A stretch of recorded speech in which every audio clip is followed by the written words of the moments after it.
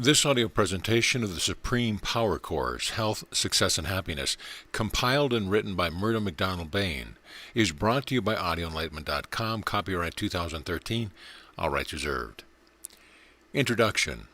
This course has been compiled and written by Murdo MacDonald Bayne, a specially trained scientist who has studied in various parts of the world the secrets of the natural law, and the secrets of the physical body, the secrets of our mental and emotional activity, and the secrets of our divine power.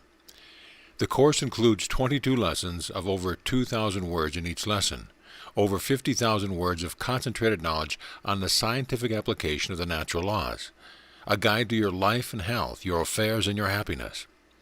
The great secrets and scientific facts of nature will be presented to you in a practical way and in a simple language. In fact, anyone can understand the method by which the greatly desired health, success, and happiness will become theirs, their very own.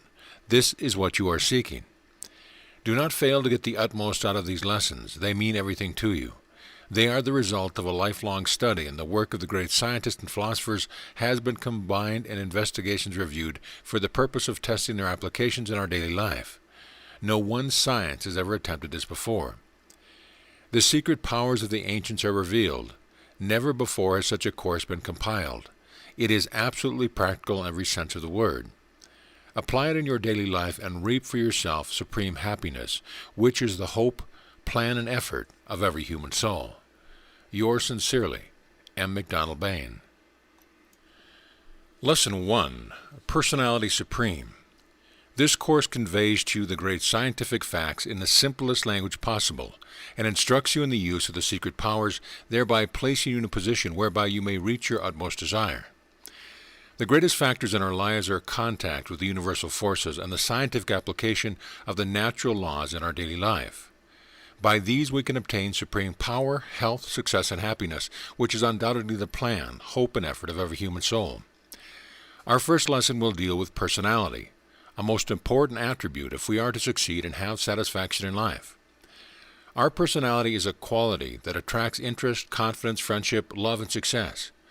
Most people wish to be loved, have power, influence, success, and popularity. It is not debasing to aspire to such great things, because thereby you increase your usefulness in this life. Great men and women have been pointed out to us as examples to follow. They were not in error in exalting human character. Great minds must always be the beacons in our lives, and the analysis of their character reveals to us the hidden secrets of the philosophy of life. The first fact that you have to consider is that you are something like a storage battery, and that you are constantly receiving and discharging currents of attraction and repulsion. You are being acted on, with your will and against your will, continually and constantly. Please realize the importance of this fact. Our next consideration is that here we have a form of mental current. Is this thought? Well, not exactly. Because it manifests itself without thought, it is added to thought. Mental currents are very like electricity. In fact, it is the same force but a different manifestation. Electricity is an unknown force, and we will call this force personal magnetism, a name given to this unknown force. We can learn, therefore, to govern and apply this force as we can govern and apply electricity. We will now observe the operation of this force through the different people around us by examining their different characteristics and attributes. Men and women are equal in every respect in regard to the development of their personality. We will now examine the magnetic personality. When we come in contact with a strong magnetic personality, the feeling that comes to us is a sense of ease and rest. The magnetic person is not nervous, is not fidgety. You can recognize a hidden power, reserve strength, but you cannot localize it. There is something you cannot define, nevertheless you feel this powerful attraction. This power which you feel is really part of yourself, which we will understand much better as we proceed with this lesson. There is a fascination with this magnetic person. His eyes hold you. They are not staring. They seem to be glued on the root of your nose when he speaks. He is intent, but not offensive. You feel that he is your friend. When he speaks, he looks intent and masterful, but extremely kind. He is not self-asserting or argumentative. He is always polite. He knows what he wants and is in no hurry to get it, because he is confident he will eventually obtain it. This is part of the secret. He has the knowledge and the power. He understands the law of cause and effect.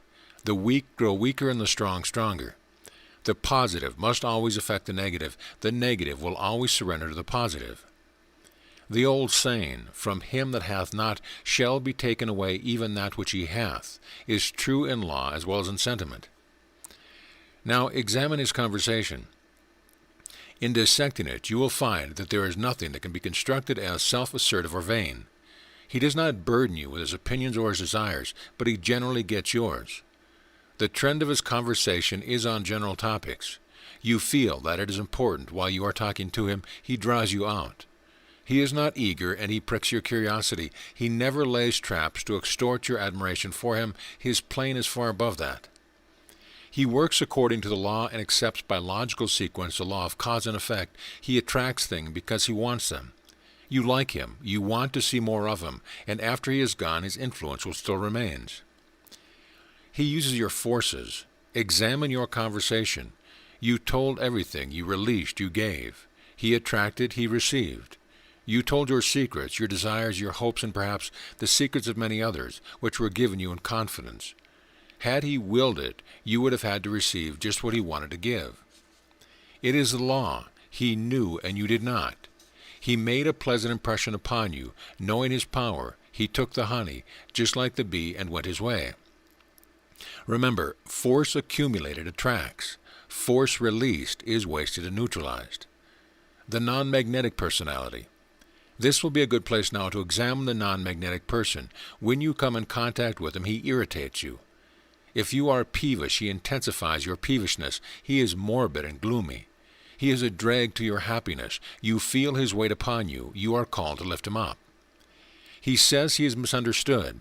He is full of grievance. He is a grumbler, a babbler. He tells his secrets and other people's too. He wants you to share his troubles. He is a dependent, a negative, and without reserve. You reach him easily by flattery. When he is gone, you feel relieved. He is drawn from you because you did not know how to safeguard yourself. Had you known, you would not only have been able to safeguard yourself, but you would have taken something even from his weakness. The reason of his lack of attraction is that he is a dependent, a negative, full of grievances, degenerating and destroying his personality. The strong man never vents his grievance, never tells his secret, neither does he bluster or threaten. He leaves that for the weak, who wish to be thought strong. He has the power to subdue his circumstance. He holds an attitude of mind which enables him to govern and control his environment. The weak person admits failure. He has no personality by his own confession. He is weak, inviting failure by his attitude of mind, and is doomed by the law of cause and effect. Therefore pay attention. Do not air your grievances. Seek not sympathy nor flattery. Do not waste your energy. Make this force your own. How to cultivate a strong and magnetic personality. First, remember a desire in any form is mental current laden with power, just the power that the magnetic person has over the other. I will now give you the keys which will unlock the door to a universe filled with power. When you desire to do anything, no matter what it may be, you will conspire within yourself regarding this thing. You will make your desire intense and hold this force within you. Create conscious energy within. Develop to a greater and higher degree this conscious energy, hold it, direct it, and make it your driving power. When you express your desires and ideas in words, written or spoken to another outside personality regarding your hopes, your schemes, etc., you release your conscious energy. You feel it go from you immediately. The internal forces of your ideas are scattered. They are released like a steam being released through a cock. To get up pressure again, you must close the cock and create more steam. You have to create more conscious energy and close the leakage in your personality. Those who tell everyone about what they intend to do, their schemes, their desires, etc., never do anything and seldom get there. It is the law. You can always get other people's ideas and opinions, even on a subject of which you are thinking. You can draw them out and get their experience, but you should never tell about your own hopes and desires. Specially create within secret desires intense desires, and make them your driving power. Aim to attain some great good or advantageous position or purpose for yourself and others. Hold it. Make it your driving power. We will now analyze our other desires and emotions, the destructive and constructive and regenerative. When you realize that from every desire and emotion you can extract this power, magnetic energy, you have discovered a gold mine within yourself. You waste force when you give away to destructive desires or emotions, but with my method of transmutation, they will become stepping stones instead of stumbling blocks. The negative or destructive desires or emotions manifest in a variety of mental currents such as impatience, anger, hate, dissipation, indulgence, cheatery, jealousy, egotism, fear, selfishness, sex abuse, appropriation, and vanity, etc. Vanity is the most weakening one of them all. When you feel one of these destructive desires or emotional currents, hold it and transmute it into a constructive or its opposite. By doing so, you change your destructive forces in your system to constructive forces in your system.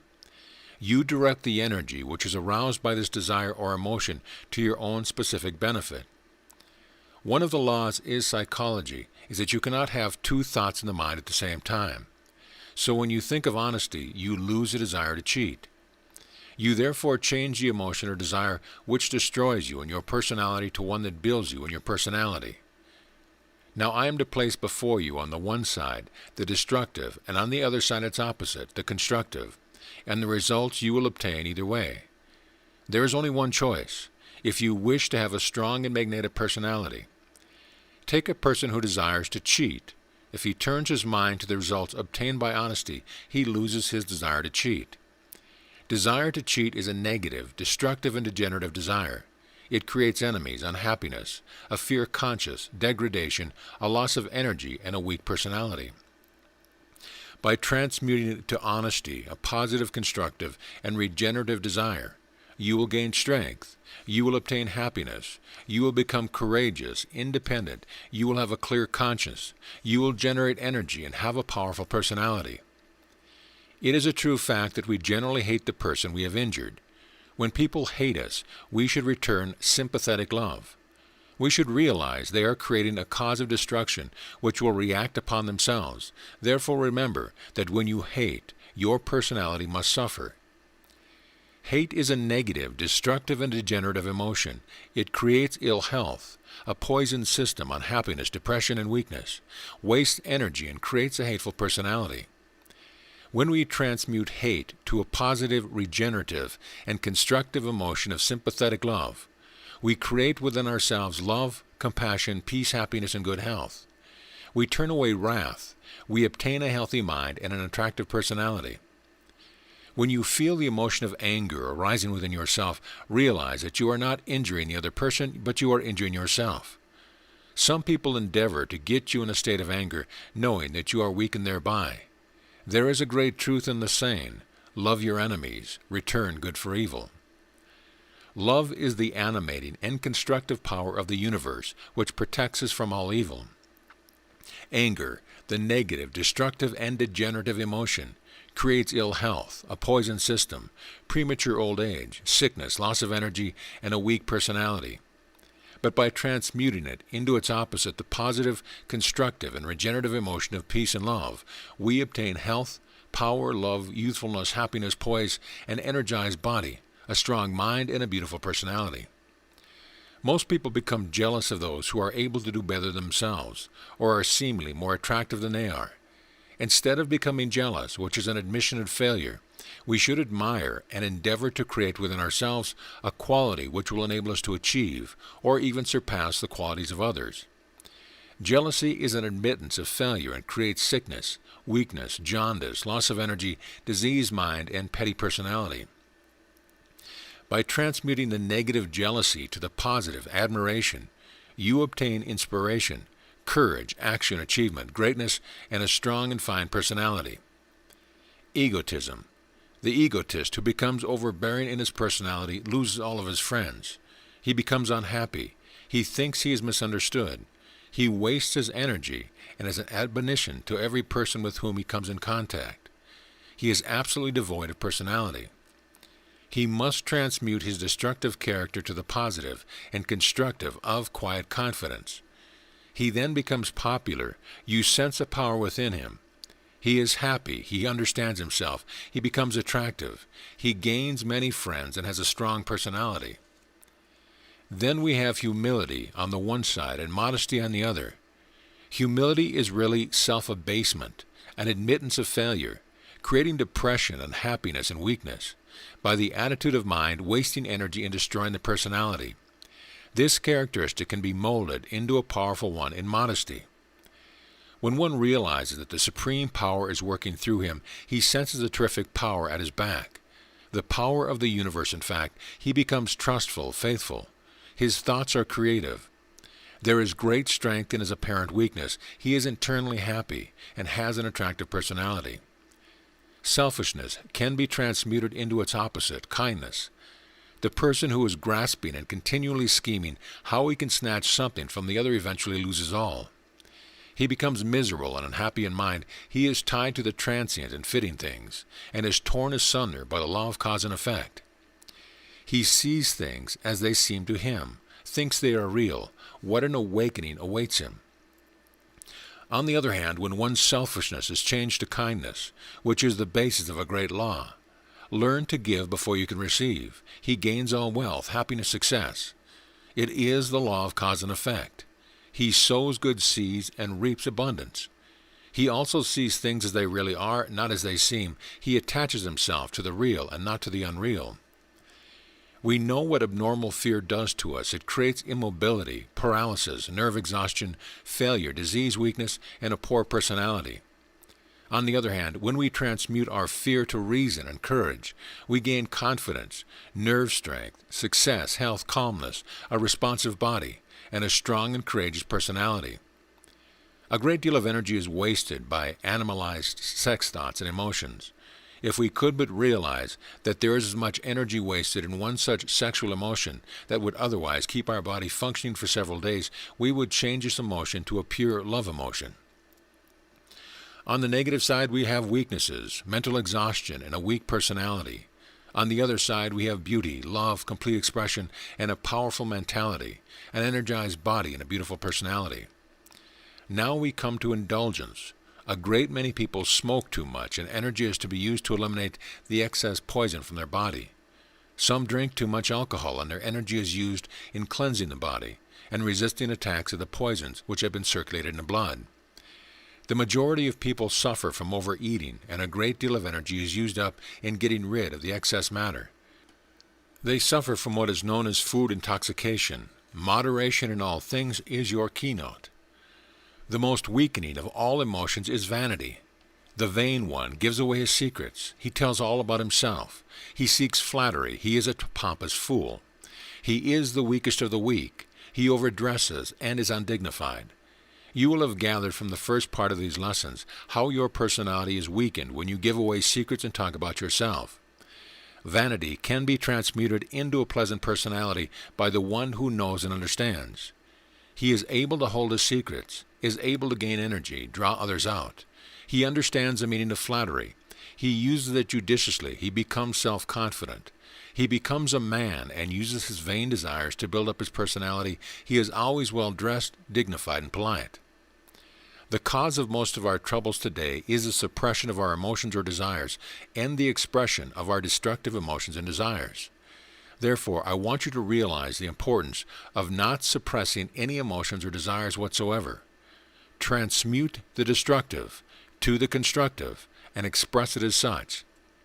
The majority of people suppress their emotions, especially the sex emotions.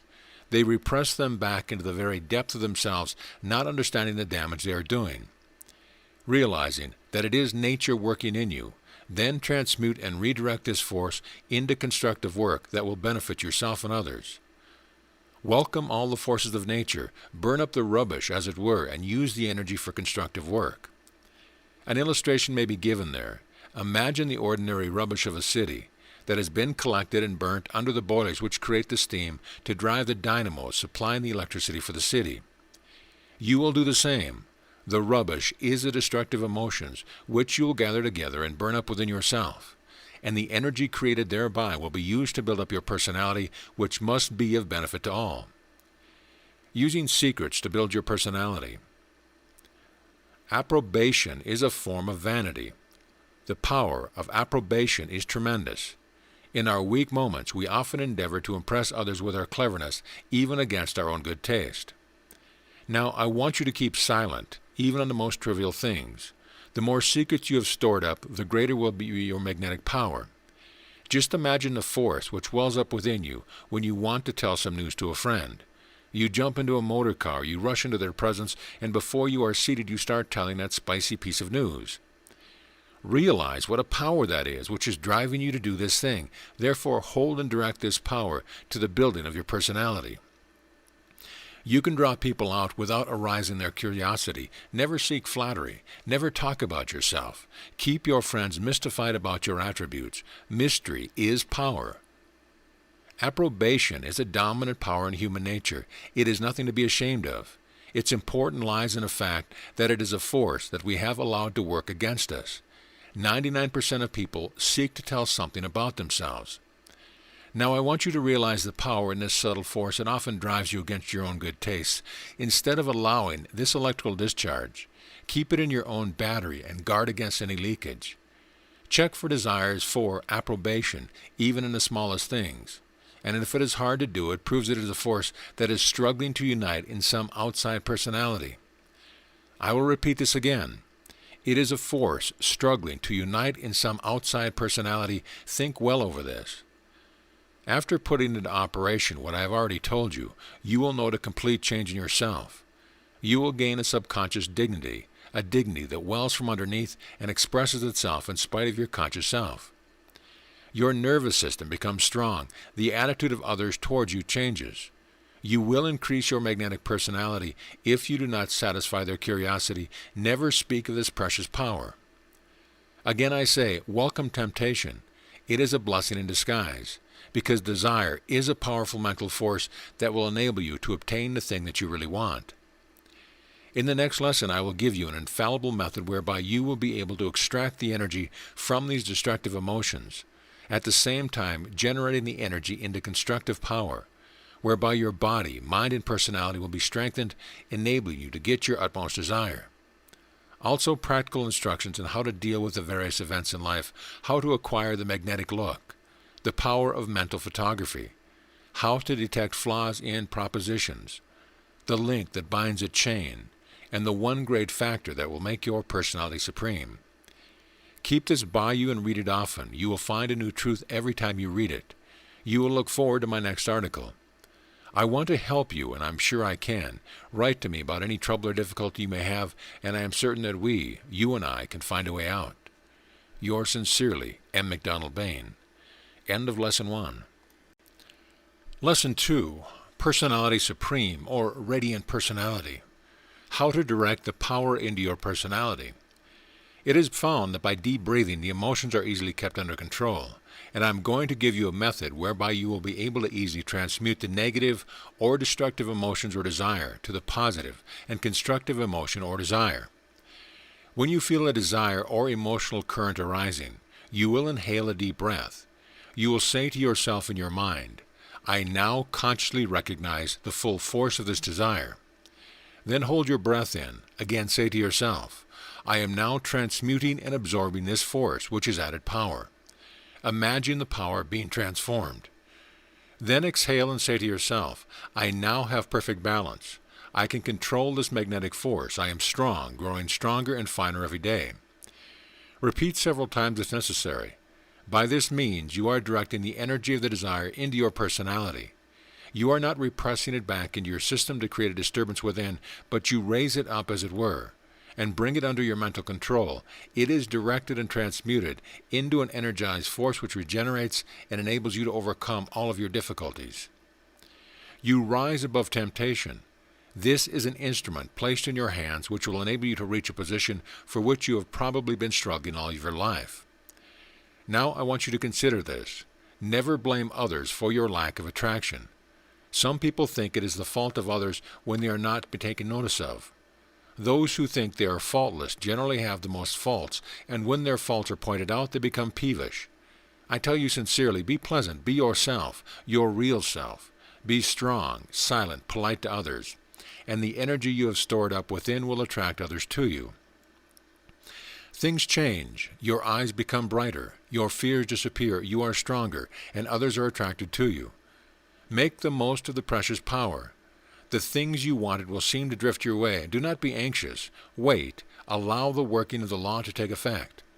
When you get these things, they will seem of little value to you, but do not get discouraged. Glory in the sense of power, because there are greater desires beyond which you will eventually reach, and when you reach one summit, you will find other peaks beyond. You will feel happy. You will be in tune with the power of which I will speak later on.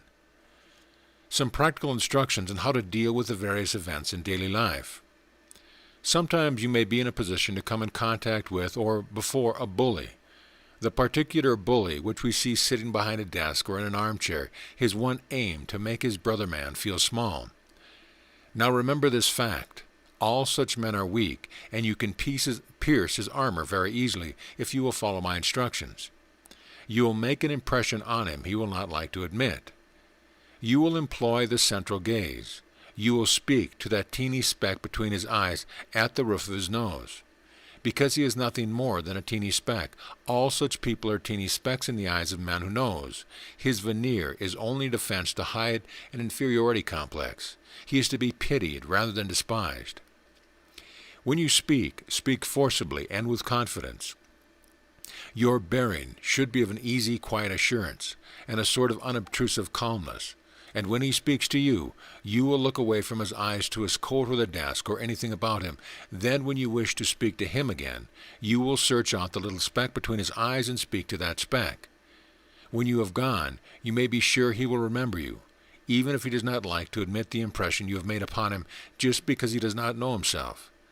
A sneaking admiration will well up within him, and you may be sure that the next time you visit him, you will find him very different.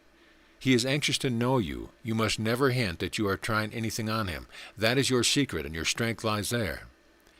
You may take the more important way, vis-a-vis, by seeing the real man hidden behind the veneer. Every one of us has the Spirit of God within, which is true, good, and perfect, and expresses itself when we are true to ourselves and know ourselves. But most people do not know themselves and are therefore false to themselves and others. Confidence and how to acquire it, the searchlight of the mind. A great many people lack confidence, and a good way to obtain this virtue is to go into a room by yourself, place a chair in the center of the room, and imagine that there is someone sitting there to whom you wish to speak. Then express yourself regarding the proposition that you are interested in to this imaginary person. Speak out with confidence and calmness. You will find that when you are expressing your opinions, ideas, and desires, you will be able to rectify them. Also, you will be able to extend and rectify your proposition, and your subconscious mind will take up the matter, analyze and rearrange the facts. A day or so afterwards, express yourself again. You will not only find complete confidence welling up within you, but you will also find that the idea you had in the beginning are changing. They are being rearranged in a logical way. And you will see plainly that if you had put your scheme into operation, you would probably have had only medium results, whereby now you understand your proposition and have perfect faith in yourself, and your confidence will carry you through to a complete success. By this method, you will be able to make your interviews with other people a success. It will make your mind alert. You will be able to detect flaws instantly, and above all, you will gain complete confidence in yourself. Here you have a method by which you can express your ideas, secrets, and hopes without expressing them to an outside personality, thereby reserving your magnetic power. At the same time, you are creating conscious energy within yourself by your ideas and desires. You thus get a better view of your desires and how to put them into operation. You are also turning your desire into driving power. The power and influence of a handshake. A very important thing in a person's life is to know how to shake another's hand. A great many people either crush one's hand to a pulp or place their hand in yours as if it were a piece of meat. Now, the correct way to shake a person's hand is to hold the hand firmly for a second or two. Give it a gentle shake, at the same time looking straight into their eyes and flashing the thought, "You are a friend of mine, and I am a friend of yours." Draw your hand away gently over the tips of the fingers. This gives a pleasant feeling. The power of the contact of the hand and the power of your thought will penetrate the other's mind. He will feel that he really likes you, but it is you who have put the operation this powerful reactionary force. There is much more in a handshake than one would imagine, but there is not room for a long discourse on this subject. I want you to think carefully over what I have said, put into operation this instruction, and see the result for yourself. The magnetic gaze and how to acquire it. Another important thing in a man's makeup is how he looks at another person, and how he can hold another person with his eyes. I am therefore going to give you the standing of dignity and power that you require. You will take a mirror and a place at a table. You will sit down in front of it in an armchair. Make a small mark on the root of your nose, between the eyes. Now thoroughly relax yourself and gaze at this spot at the root of your nose. Endeavor to keep your eyes open without flickering, for as long as possible without injuring them. You will be able to increase the time probably up to 10 minutes without winking. You will at the same time have relaxed your muscles and nervous system. Your health will greatly improve by this method, because relaxation is one of the most important things in health. This exercise will give you a feeling of rest. You will be able to relax yourself in the presence of others. It also affords an excellent opportunity to practice autosuggestion. You will also be able to use the central gaze unconsciously, which is most important. The benefits you will derive from carrying out this instruction, as I have explained, will manifest itself in many ways. Mental photography is one of the most powerful unseen forces in the world, and by the method I am going to explain to you, you will be able to overcome many of the difficulties in your own affairs and also in the affairs of others connected with you. Suppose, for example, that you have a certain deal to complete with another person, and it is your desire to make it a success. You will take a piece of cardboard or slate and write upon it in a short sentence such as, "Mr. Jones will be favorable to my proposal." You will sit down in a chair quietly, place the cardboard or slate before you. You will bring into your mind a picture of this Mr. Jones with the idea that you are sending the message to him. By this method, your mind is concentrated. The thought takes a definite form, and you will find to your great surprise, provided that your desire does not in any way adversely affect another person, your success is almost assured. I want you to understand that the unseen forces are greater than the seen. Each and every one of us is like the radio, receiving and discharging messages continuously, and if our message are sufficiently powerful and concentrated, they will be received by the radio set of the person concerned. A great truth is hidden here, and we will further investigate the power of dynamic thought later on. At this moment, I want to warn you that you must never use this power in a wrong way, because you will suffer thereby 100-fold. You can use it for the benefit of yourself and for other people, providing, as I have already said, that it does not affect others adversely. Please pay attention to what I have said. To violate this law would bring you untold misery. You can use it in a general way, such as business will improve, my family affairs will improve, etc. The simplicity of this great truth may make you imagine that it is not worthwhile, but I just ask you to put it into operation and see the results for yourself. You know many a truth that has proved successfully has been neglected because of its simplicity. Remember, the simple things are always the great things. The link that binds a chain. Now, after putting into operation instructions given you in this lesson, you will watch for ideas which will percolate through your mind. These ideas are the direct result of the psychic activities unconsciously put into operation by the scientific application of the natural laws. These ideas are the connecting link between the psychic and the material, and work is the fulfillment. Work is the link that will bind the chain which will enable you to achieve your ambition. Your will developed. You will have developed your willpower unconsciously, and you can still further develop it consciously by doing the little things which you have previously left undone.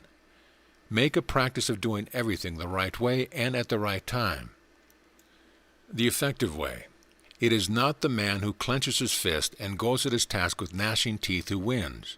It is the man who goes at his task deliberately, meeting failure with a smile, going at it again, believing in his ultimate success, never admitting failure. Plan success and think success. Why devote your attention to your troubles and waste your energy? Devote your energy to the opposite of your troubles. Turn your back on your negative conditions. Face the direction of success. A man generally goes the way he faces. If your negative conditions are severe, you will hear them and will know them, even if you turn your back on them. But let them be your driving power, not your stumbling block. Do not bemoan the fact that your efforts up to this present have been destroyed. Devote your energy to creative work. Remember that if you are weak or in ill health, you do not want release from weakness or ill health, you want health and strength. If you have fear, you do not want release from fear, you want courage. Therefore, transmute to the opposite, and you will gain the positive, constructive and regenerative, and lose the negative, destructive and degenerative at the same time. React always in a constructive way to every event in life. I will repeat that once more. React always in a constructive way to every event in life. Get the habit. Get the habit. The king and his kingdom. Everything depends upon the way you live and the attitude of mind you have, whether you succeed or whether you failure, whether you are healthy or unhealthy. The most important fact of all is that you are a center of consciousness in a great universal mind, and your reward is according to the degree in which you put yourself in tune with this great universal power. It manifests through your organs. It is the controller of life itself. I want you to analyze yourself like this. This is my hand, my arm, my body, my mind. These are my thoughts. I use my brain as an instrument, my body as an instrument. You will find that you are a center of consciousness, working through mind, energy, and matter. Your physical body has surrounding it an ethereal body extending beyond your physical body, which gets finer and finer until it emerges into the great ethereal matter of the universe, which is the basis of all matter. I want you to realize that your body is made up of atoms of matter. These atoms build into the cells of your body, and in each individual cell you have intelligence, and an intelligence which man cannot duplicate. This intelligence is working through the whole of your body. Realize then that everywhere within you, through you and without you, is the great divine intelligence, and that you are a center of consciousness in this intelligence. The great universal laws are in operation. And when you put yourself in tune with these universal laws, you have success, you have happiness, you have good health. These laws are all constructive laws. Therefore, you must put yourself in tune with these constructive laws of the universe. O student, recognize the power within yourself. You are a center of consciousness in a supreme being. And when you understand yourself, you will be put in contact with the great supreme power of the universe. He will work through you and through your operations in a constructive way, just the same as he works through your body in a constructive way. So recognize the power within you and the power without you, and develop yourself in that infinite mind, recognizing that all within is yours. You will draw to you the things you want. You will have everything in abundance. It is the law. It has been taught by the great masters. The truth of the saying, "Seek ye first the kingdom of God, and all things shall be added unto you," should now be plain to you. Recognize then that the kingdom is within. This is what the Master meant.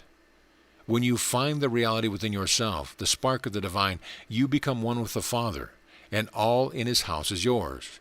It is based on the great universal law of cause and effect.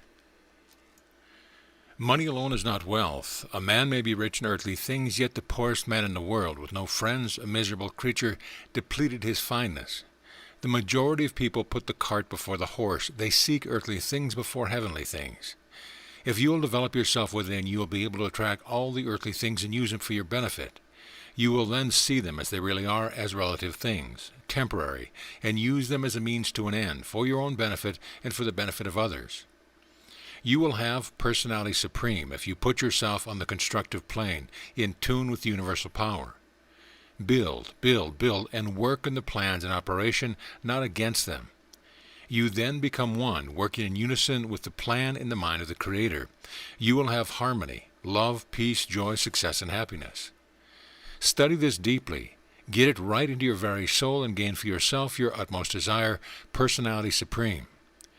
Our next lesson will show how the mind affects the health, the cause and cure of neurotic troubles, a trip through the invisible universe, showing how we function in all planes, scientific investigation with sensitized photography, the interpenetration and blending of the subtle powers within and through us, how we create defensive mechanisms within ourselves is thoroughly explained, the key to our repressions and how to eliminate their effects, how physical conditions are created by the mind. the only sure method of elimination, the analysis of fear, a primitive power of defense which actuates the body of the animals, and how it affects the human being today, what our repressed memories are and how they come to the surface, why we must do to eliminate them, how to extract the essence from our life experience and apply it constructively. Keep this by you and read it often, and you will find new truth every time you read it. You will look forward to my next article. I want to help you, and I am sure I can. Talk about the course to the friends, but do not let these lessons out of your hands. You may lose them. If anyone wants this knowledge, advise them to join this college or send in their name, and we will pay you for the trouble. Yours sincerely, and MacDonald Bayne. Some questions of this lesson that you should ponder. What happens when you direct the power of a desire into your personality? What method would you use to examine your proposition? Also, how would you create confidence in yourself for a particular interview? Explain mental photography and its uses. Why should you act in a constructive way to every event in life? And why is money alone not wealth? End of lesson. Lesson 3, Mind and Health. The cause and cure of neurotic troubles. The question is often asked, does the mind affect the health? The majority of people know that it does, but have no definite idea why, and my duty to you in this part of the course is to explain in simple language, so that you can thoroughly understand the scientific facts underlying this problem. Neurotic troubles are generally called imaginary illnesses. It will be a surprise for you to know that these troubles are not imaginary, they are real. It is an illness in the nervous system where our imagination has its home. It is caused by a destructive element created by the repression or expression of destructive emotions and negative thoughts. To thoroughly understand why and how this condition exists, it is necessary to examine ourselves, and by understanding, we will be able to overcome our difficulties. Our first aim is to find out how we react to our environment, what really are our thoughts, our emotions, and what are their reactions. As I am condensing a large amount of scientific truth, it will be necessary for you to read these lessons carefully. You will find something new each time you read them. Let's take a trip inside the invisible universe. There are 3 great principles in operation throughout the whole universe. These principles are mind, energy, and matter, and they manifest in and through our physical bodies, as well as in every conceivable object in existence.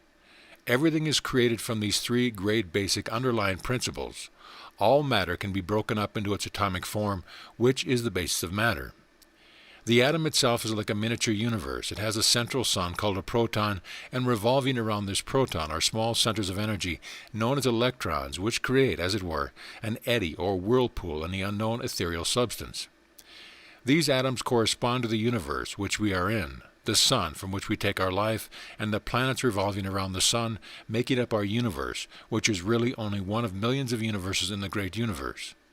The infinitely great and infinitely small, all within and emanating from the mind of the Creator.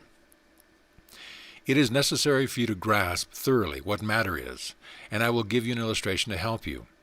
If we take a block of ice and apply energy or heat to this block of ice, it turns to water. More energy is added to this water and it turns into steam and evaporates into oblivion, dissolving itself back to its original atomic form of oxygen and hydrogen. Now we can liquefy this air by a well-known scientific process. This air becomes water again. We can then freeze the water to ice, but the basis of the matter remains the same always. We can neither add to nor can we destroy matter. We can only change its condition. Take the tree for instances. The trees take from the ground and the air around them the matter that is necessary to build the cells which can become the giant oak and other trees. We see from the foregoing that the atom is the vortex of force. The energy in the atom is the electrons revolving around the proton which create the eddy or whirlpool. It is an action that is created by the central sun or proton, which really is the logos or mind of the atom, from which its intelligence and energy comes. It is just the same as our universe. The sun is the logos, or center from which we take our energy and life, the earth and the other planets being only parts of the sun, vitalized by the sun. Just as the planets maintain their orbits around the sun, so do the electrons maintain their orbits around the protons, so we see that in the atom we have mind, energy, and matter. Matter which is visible to the physical eye is nothing more or less than the coagulation of these atoms brought together by laws of attraction laid down by the great Creator. That explains to you briefly the three principles of mind, energy, and matter in their basic or original form of manifestation. We therefore have intelligence everywhere, energy everywhere, all vibrating, penetrating one another, creating matter. Mind and energy pulsating at different rates of vibration create the different grades of matter. Matter that is visible to the physical eye vibrates from 450 million to 750 million vibrations per second. But there are vibrations above and below this scale that are not visible to the physical eye. You, the real you, are a center of consciousness in spirit pulsating through mind, energy, and matter. Controlling the greatest organization, you are an electrode, as it were, drawing to you the various particles of matter, building innumerable cells. These cells have an intelligence within themselves, building up the structure of your body. You can now realize the great intelligence, the energy and the matter from which your body is built. You are a center functioning on all these planes, mind, energy, and matter, with a central powerhouse having a terrific organization of telephone wires and channels, carrying messages and food to each cell in your body. In every cell in your body is a small dendron, which is the life wire, the nerve that carries the intelligent, vital energy, and a small capillary in which the blood corpuscles carry the food to this conscious mass of cells, continually replenishing themselves and building the body intelligently. So you see you have a physical body, which is a living mass of matter composed of conscious combinations from the atoms, small cells, and individual organs to the complete structure of your body. Your body is not solid, but in constant motion.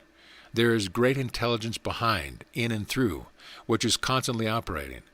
We are unable to discover what this mighty intelligence is. We can only see its effects, and we must learn to work in harmony with it. When we work against this intelligence or break the laws either ignorantly or knowingly, we suffer. Remember that you suffer just as much from the ignorant violation of the law as you do from the conscious violation of the laws. You will understand this better as we progress.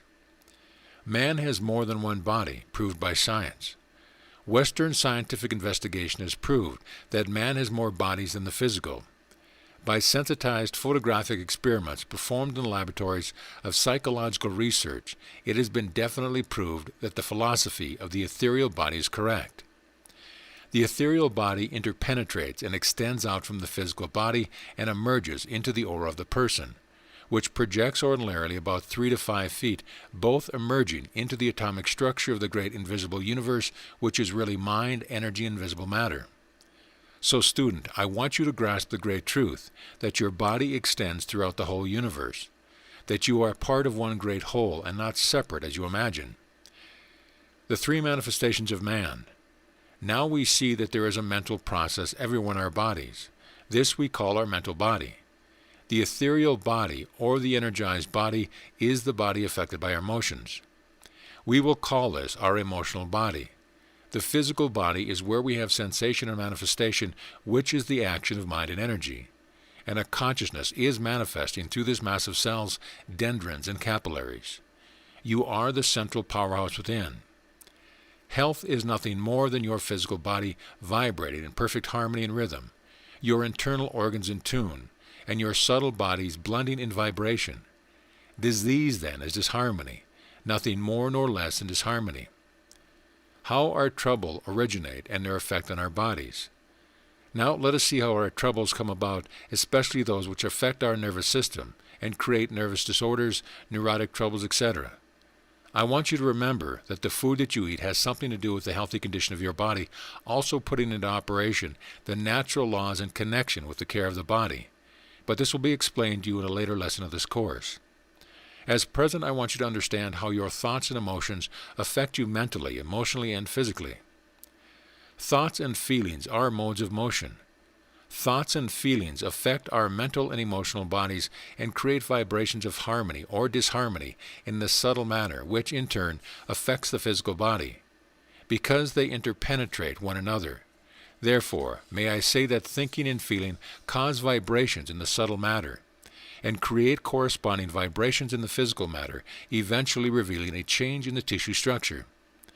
Further scientific experiments have been carried out whereby it has been proved that disease can be detected before it reveals itself in the tissue structure. It can be detected in the vibratory stage, which is the detecting of disharmonious vortices of force in the ethereal and physical body. We can go further and say that it is possible that this inharmonious vibration has its origin in our mental body, or we can call it a negative mind vibration or negative thoughts. Our senses reveal a universe with everything in vibration, and the only thing that matters to us is the response to these vibrations.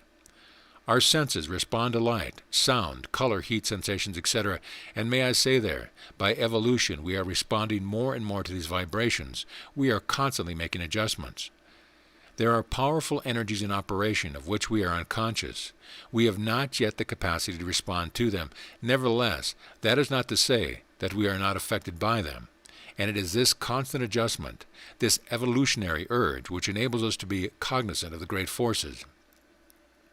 So we find that physical consciousness responds to sensation. Sensation is blended with emotion, and emotion is permeated with thought. We can now understand that our thoughts create emotion, and our emotions create sensation. An illustration of this may be appropriate here. It is common to many people that immediately one talks of fleas or insects, some become emotional and feel a sensation upon their bodies, as if they really had fleas or parasites crawling upon them. In many other ways, people are just the same. They have a sensation in a knee, for instance. They become emotional about it, and that emotion is permeated with the thought that they are suffering from some neurotic trouble. Fear then enters and adds coal to the fire, and the repetition of this operation very soon causes the condition to reveal itself upon the tissue structure. This proves that thought, emotion, and sensation permeate each other. Their reactions are self-explanatory because they are interpenetrating. We will now take into consideration the destructive elements and will divide some into three sections. Firstly, by our negative thinking, we create a destructive element in our mental body, and our emotional or ethereal body is affected by the destructive emotion of fear, anger, worry, hate, etc. And in our physical body we have the sensation and the manifestation. These three interpenetrate each other, and up and down the scale, reacting on each other, we have thought, emotion, and sensation, emotion, and thought. Abnormal fear causes immobility, paralysis, and many other troubles. This fear really is the basis of all our worries, and continued worry causes toxemia and sets up an irritation in the cellular tissue, which reveals itself in the form of some dis-ease. Anger creates sickness. The glands secrete a poison which is taken into the bloodstream, and consequently the body is affected thereby. Jealousy, hate, and all the destructive emotions set into action the destructive elements which destroy our health. It is not necessary for me to enumerate the many troubles caused by these destructive emotions and negative thoughts because you are aware of them yourself. The most prevalent diseases today are caused by fear, anger, and worry. Thought and feeling reveal a change in the tissue structure. Sir Samuel Barker says anger brings out fever in Africa. Sir George Paget says, in many cases I have reason to believe cancer has its origin in prolonged anxiety. The great Dr. Snow said the great majority of cancer cases, especially of the breast and uterine, are probably due to mental anxiety. This leads us to assume, then, that an irritation is caused in the tissue by constant worry, etc., and builds a basis for the origination of the cancer cell, the gathering together the poisons of the body in the form of a malignant growth. Thought and feeling vibrate in subtle matter and create corresponding vibrations in physical matter, revealing a change in the tissue structure. Therefore, we can say that thoughts and emotions are responsive vibrations having a definite reaction. Not only have our thoughts and feelings and our physical sensations their vibratory reactions, but drugs and herbs also have their vibratory reaction. It is really the living essence of the drug and herb that counts. Although I am not in sympathy with dousing the body with poisonous drugs, nevertheless they have their definite purpose. It is the vibratory action of the drug or herb acting upon the vibratory action of the disease which temporarily counteracts it, as it were, creating a reactionary condition only, helping the mind principle underlying the tissue structure to effect a cure. Chemical analysis of drugs and herbs is merely superficial. When Material Medica undertake the investigation of the vibratory action of drugs and herbs and the vibratory rates of disease, then only will medicine make some progress in the eliminating of the overwhelming amount of disease in the world today, which is mainly caused by wrong treatment, because those who have the health of the people in their hands will not recognize natural principles. In this course, it is not my intention to go into a long discussion of the evils or virtues of drugs or medicine. I merely want to place before you certain facts, so that you'll be able to understand yourself, so that you'll be able to overcome your destructive and negative conditions. Is the ethereal body the cause of nervous depletion? The ethereal body is mainly affected by the rays of the sun, by light, ultraviolet ray, color, radium, etc., which create a positive action in this subtle matter.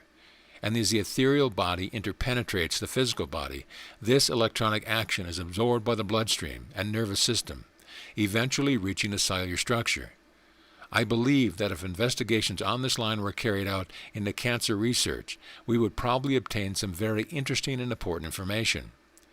It is when the ethereal body is weak that our nervous system becomes affected. It is the destructive emotions that deplete the ethereal body. We can now see how we lose our nervous tone. You must always realize that things work from within outwards. We are really the creator of our own unfortunate conditions, and the sooner we realize this and act in a constructive way, the sooner we will be able to control and create within ourselves the opposite to these destructive conditions, which are breaking down instead of building up the whole human fabric. It is the study of how we live healthy lives that is required today more than the study of disease.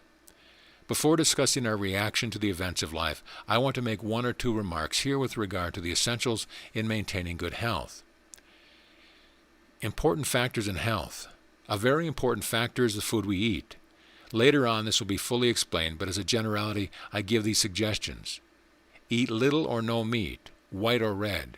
It has certain poisons which create further poisons in our system. If you must eat meat, grill it. Eat plenty of vegetables and fruit, wholemeal bread and cereals, butter, fats, etc. In cooking your vegetables, do not boil them, but steam them. Most people boil their vegetables and pour the goodness down the sink, then stuff themselves with the rubbish, which is nothing more or less than dead matter after the vitalized elements have been extracted by the boiling. Also, your food should be thoroughly masticated before being swallowed. Water is another very important factor in maintaining health. One should drink at least 5 pints of water daily. The want of water is generally the cause of constipation. The glands become depleted of their juices. The digestive organs are affected. Impurities arise in the blood. Water is the conductor in our nervous system, which carries the energy to the various parts of the body. Now you will realize that without taking the necessary supply of water, your body is bound to suffer. Deep breathing is also necessary in maintaining health. You should breathe deeply. Breathe fresh, clean air. Throw your arms out sidewise and fill your lungs several times daily. The oxygen you absorb burns up the poisons in your system. You will hear more about this later on. Relaxation is another necessary factor in relieving nervous disorders. You should completely relax your body and mind at least 2 or 3 times a day, giving yourself up completely to the universe as it were. Your health can only be restored while you are in a relaxed condition. That is why you go to sleep at night, to replenish the waste which has been created during the day. But all this will be explained in a later lesson. In the next lesson, I will show you how spontaneous suggestion takes place, how physical conditions are created by the mind, what our primitive features are, how physical pain is sometimes substituted for an indecision. Does man fear with his organs? Banishing our fears, how painful memories affect our health. Releasing impressions that affect our lives, the essence of our experience. Do we express the wish rather than the fact? Frank recognition of ourselves. Our ideas must change according to the evolution, the power behind, in and through us. Keep this by you and read it often. You will find a new truth every time you read it. You look forward to my next article. I want to help you, and I am sure I can. Questions related to this chapter? Explain briefly the principles of matter. Explain briefly the ethereal body. Why do mental and emotional vibrations affect the tissue structure? What does abnormal fear do to us? What is it that depletes the ethereal body? Why is it more important to study how to live healthily than to study disease? End of lesson. Lesson 4, Mind and Health, our reaction to the events in life. Now we will examine our reactions to the events in life. We will see what our emotions can do to us and how fear in human beings resembles the stimulation created by fear in the animal. We will now consider the mechanism called fear, which is the basis of all our worries. Abnormal fear plays a part in most lives, and a knowledge of how to eliminate it is of inestimable value. Animals act on instinct. Action follows perception, and a sort of mechanical reaction takes place. Man's perception is not immediately transferred into action. There is an interval for choice between perception and action when our imagination runs rampant. It is in this interval between perception and action that fear enters. Spontaneous suggestion takes effect. Ideas are set up in the subconscious mind unknown to our consciousness. We have not brought our reason into action, and a great deal of our mental makeup is the result of these spontaneous suggestions of which we are unaware. They create a destructive element which reacts on our nervous system. The nervous system must always be the first to be affected. It is not really a diseased condition that is set up. It is more like a disturbance in the conduction, a blockage as it were, but the cells of the body must eventually be affected. In most cases, it is the mind and functioning organism that are affected by these disruptive forces of which we are not consciously aware. Physical conditions created by the mind. Disease has three aspects: mental, emotional, and physical. Sometimes it is 90% mental and emotional and 10% physical. When we remove the mental and emotional effect, the physical disappears instantaneously. This is one of the reasons for instantaneous cures. Pain can be damped down by paying no attention to it. For example, take a soldier wounded in battle. He is very often unaware of his wound until the excitement of the battle is quieted down. We also have proof of this in the Christian martyrs when they were tortured to death. Their belief in their cause was sufficient to prevent the registering of pain. On the other hand, we have the condition of fatigue or insomnia, where sensation is transferred to pain. People beg for sympathy on the grounds of the physical rather than the mental pain, and here the magician waves his wand and transfers our mental pains to physical pains, pains created that can be talked about. I knew of a woman who had a big family. The family had been growing up and departed to different parts of the country, engaging in their own particular sphere of life. Mother felt very lonely. She had a severe mental pain coupled with strong emotional desire to have her children around her again. Her subconscious mind came to her rescue and created a condition so that her desire could be fulfilled. She became paralyzed. Her children rushed back home and were around her again. She became happy once more. She felt the joy of being ill. Here is a physical condition created by the mind, knowing the mental pain was not sufficient to gain for her what she had desired. Paralysis was substituted. She remained ill for some considerable time, despite all efforts to cure her. I was called in at last, and after a brief conversation, I was able to show her the cause of her paralysis. 1 or 2 treatments were sufficient to restore her to normal health, a lesson she learned which she never forgot. It was the making of that woman. She always now reacts in a constructive way no matter what happens, and is living happily today, having enjoyed her experiences. Physical pain is sometimes substituted for an indecision. It is a mechanism set up within the person to keep a balance between the two conflicts.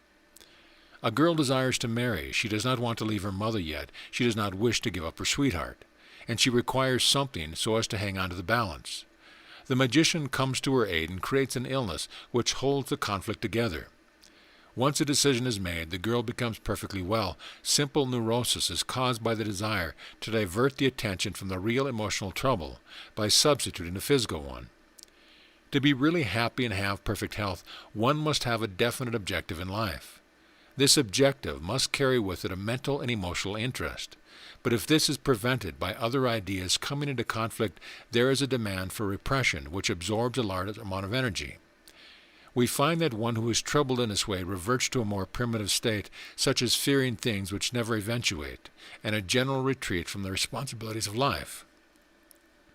Our primitive features. Life in the early stages was carried on by a sort of chemical reaction. An awareness of the environment was required, and a perceptive structure was developed on the surface. The nerve cells started in the skin. During the process of evolution, this was gradually altered. The nervous system became more protected, and today we have the nervous system of the human being right in the center of our body. But we find that the sympathetic nervous system, which superintends many of the functions of the body, still retains some of its primitive features. Its response is immediate. It is immediately brought into action by fear, pain, rage, excitement. The sympathetic stimulation was originally designed to activate the body of the animal, to increase its power of defense, to resist its prey. Secretion of the chemical substance injected into the blood by the glands is carried along the bloodstream, creating a powerful protective agency, stimulating the various organs. Does man fear with his organs? When civilized man fears, his organs are stimulated as though it were a battle with claws and teeth. Nature has a powerful response to fear, whatever it causes, and that is that it affects the physical body. Man does not fear by intelligence, but by emotion. Reason does not come until later, not until the damage is done.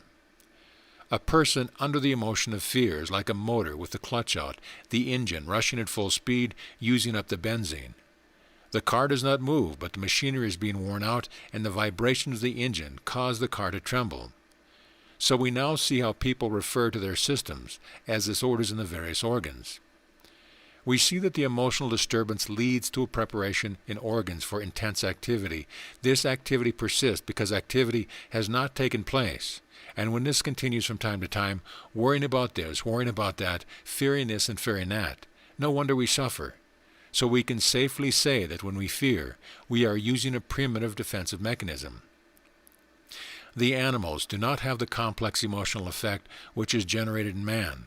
Their sympathetic nervous system is not so highly evolved. Fear is an emotion of great strength, and when we reach a certain stage of development we feel it most, although we are not sufficiently developed to control it. Fear is the result of our primitive experience, and was used in the early stages of our evolution. So when we fear, we are reverting back to the primitive stage. We will learn a little further on how to control and eliminate this destructive emotion. A warning here is necessary. If you are a parent, do not instill fear into your children under any pretense whatsoever. Do not tell them of boogeymen, stories, etc. If you must tell stories, tell them those which will instill courage and ambition into their hearts. Alertness in the presence of danger is normal in the animal, but it is apt to be transferred into unreasoning fear in man.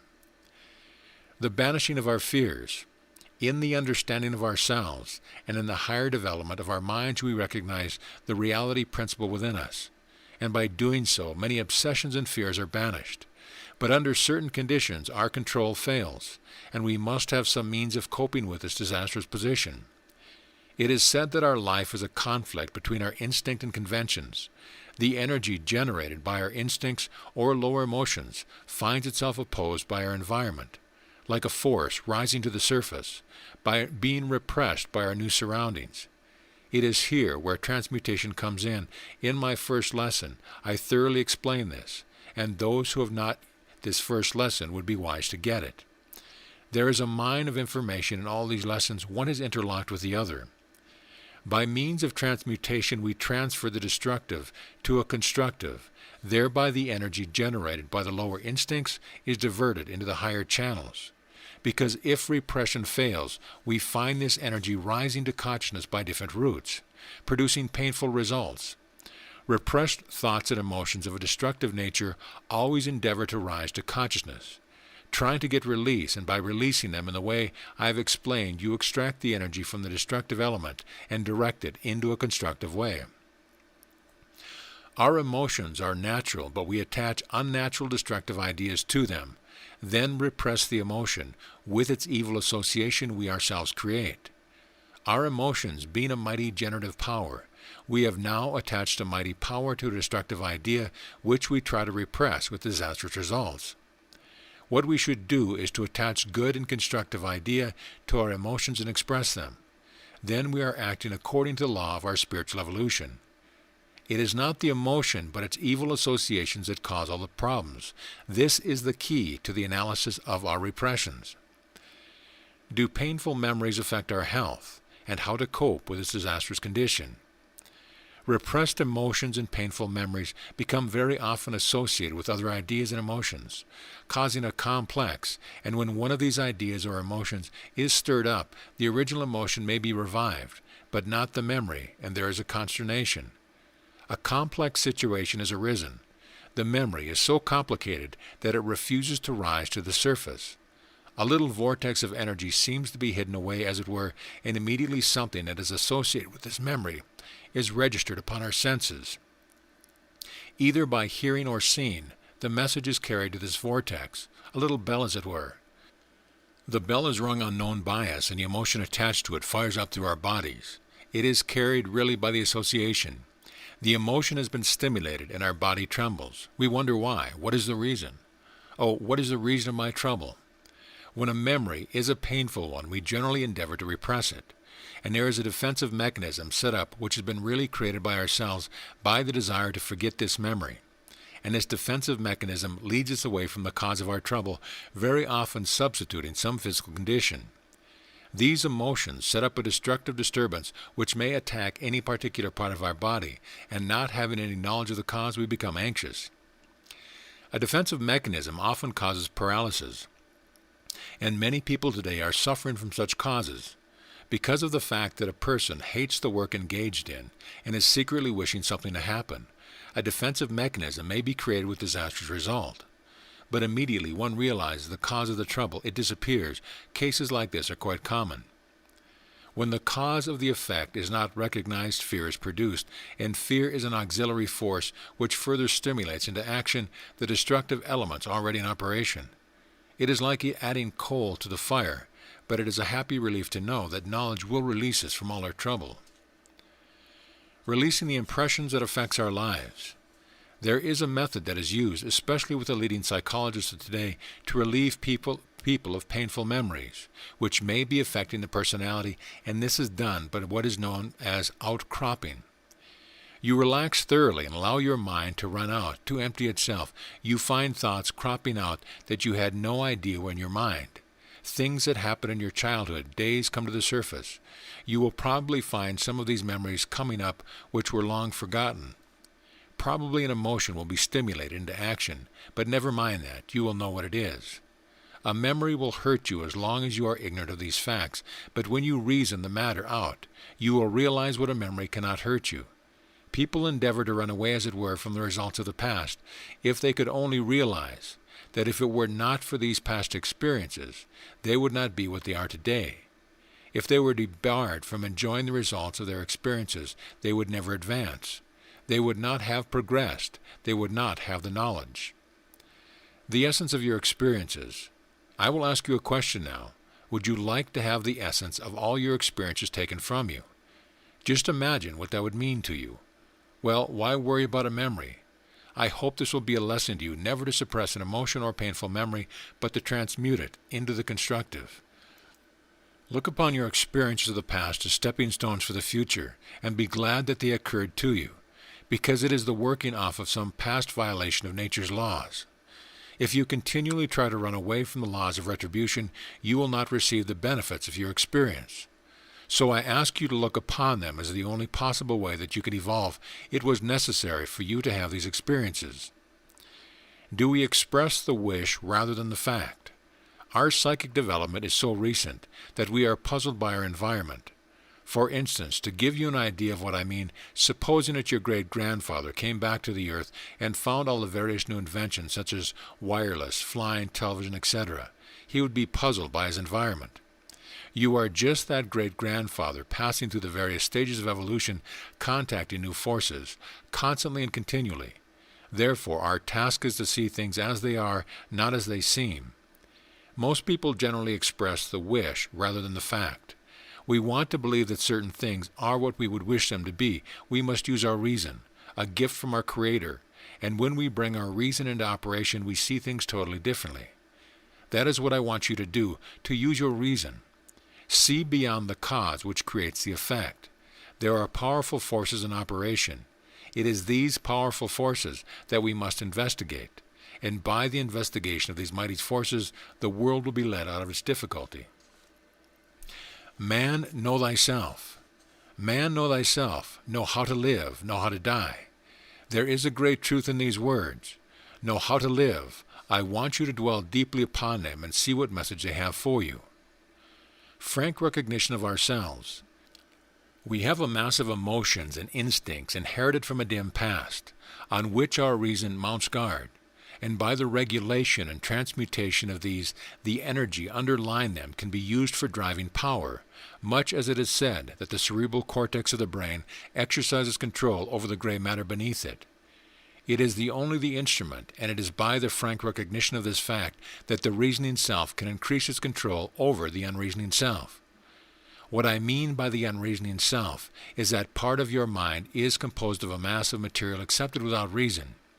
It is a part of our subconscious mind which is influencing our daily life, our fears, our instincts, suppressed memories, and negative desires, which have been placed there by ourselves and others and have been brought to the surface and reasoned with. Our ideas must change according to our evolution. We must give up our preconceived ideas, even if it is often painful, but the result will be the acceptance and a glorious release from our obsession and fears. We will see them as the boogie, the skeleton in the cupboard. With a thorough understanding, we will be able to face them boldly. There will be less sheltering behind our disabilities created by our imagination. As long as we lie to ourselves, we are bound to suffer. We must reason and not be afraid, recognizing all things that come to us are for our good. The destructive elements we will transmute into the constructive. In my first article, I told you how the emotions affect the health and how to transmute the destructive ones. Knowing the cause, we can remove it, and the effect is removed at the same time. Remember that the unseen forces are always in operation. We must use them in the constructive way. And by our using them in a constructive way continually, the result will be the final elimination of all our troubles. When you can put yourself in tune with the great laws of the Supreme Being, which are wise laws laid down for you to follow, to enable you to climb the great stairs of progress, and when you recognize your position in the universe, you will have a power which will banish all fears. You will react unconsciously to every event in life in a constructive way. Evolution demands that your inner bodies be developed to bring you in touch with these super energies.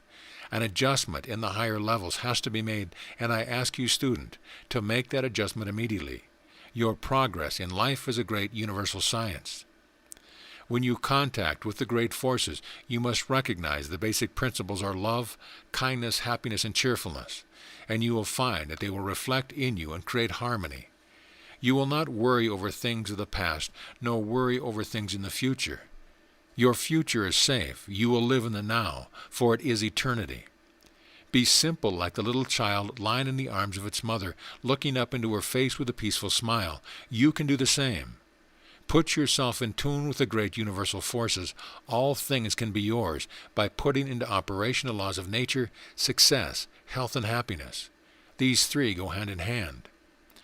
The power behind, in, and through us. We see that the physical body is affected by the emotional energies, and the emotional body is affected by our mental energies. But our mental body is affected by the supreme energies, which have power to level out all vortices and disturbances, and eliminate your troubles in all the lower planes, such as your mental, emotional, and physical bodies. The secret lies in absorbing the forces of the universe and using them in a constructive way for the benefit of yourself and others. You are a soul in distress. You want release, and the only way you can have release is to carry out the law. Your body is not an individuality, neither is your mind. They are instruments of the soul. You are a mighty center within, having contact with the great and mighty forces, therefore work from within outwards. All things do, in fact, tune in with your own wireless set and gain your heritage of health, success, and happiness. In our next lesson, we will study the temple of the spirit, a great wisdom, what is disease, the power of vital force, the digestive organs and their functions, the cause of dyspepsia, digestion and absorption, the blood and its work in the body. Keep this by you and read it often. You will find a new truth every time you read it. I want to help you, and I'm sure I can. Questions. What is the difference between animal and man when perception takes place? Can pain be inhibited or a sensation be transferred to pain? What is the result of a repressed painful memory, and how can we escape from its effects? What might a strong emotional desire do, and what brings us in touch with super energies? End of lesson. Lesson 5, the Temple of the Spirit. In my previous articles, we found our positions in the universe. You will now realize that the real man is not your body, that you are an immortal I. The body is but a suit of clothes which a spirit puts on and casts off when finished with. Therefore, I want you to know that body for what it is, and not to be deceived with the belief that it is the real man. The body is the instrument in which the spirit manifests and works. It is really the temple of the spirit, and being the temple of the spirit, it requires care and development, because an unhealthy body prevents the proper function of your mind. It becomes a poor instrument for the spirit to use. Your body should be under perfect control and should respond immediately to the master mind. Carry out the instructions that are to follow. Throw your mind into the work and develop not only your muscles but every organ and cell in your body, and it will respond to the tune of the universe. A great wisdom. Very few people ever consider the great intelligence manifesting in this human machine. It indicates great wisdom, and this wisdom is operating through your body continually. If you fall in with the working of nature, you will continue to have health and strength, but if you run contrary to law, disease will result. You have seen the power at work that knits your broken bones together and heals your wounds. Very few people realize this great wisdom until it is pointed out to them, and then they begin to marvel. That is what I want you to do now, to marvel and to work in harmony with the universal intelligence which is operating in and through your body. And study carefully its laws, so that your body will be healthy, suitable for the soul's existence in this material world. We are provided with senses so that the soul will get the necessary impressions, our eyes to see, our ears to hear, our nerves whereby we feel. We have other senses which are kept in reserve and which will come to our aid when we are further developed. I mentioned in my previous articles the great forces affecting us of which we are not cognizant, but with which we will one day be. Your soul is also supplied with an instrument, the brain, conducting a nervous system, which we may term the telephone organization, connecting every cell in your body. The brain receives messages from different parts, warning of dangers and calling for help. How many times has your body called for help, but what response have you given it? None.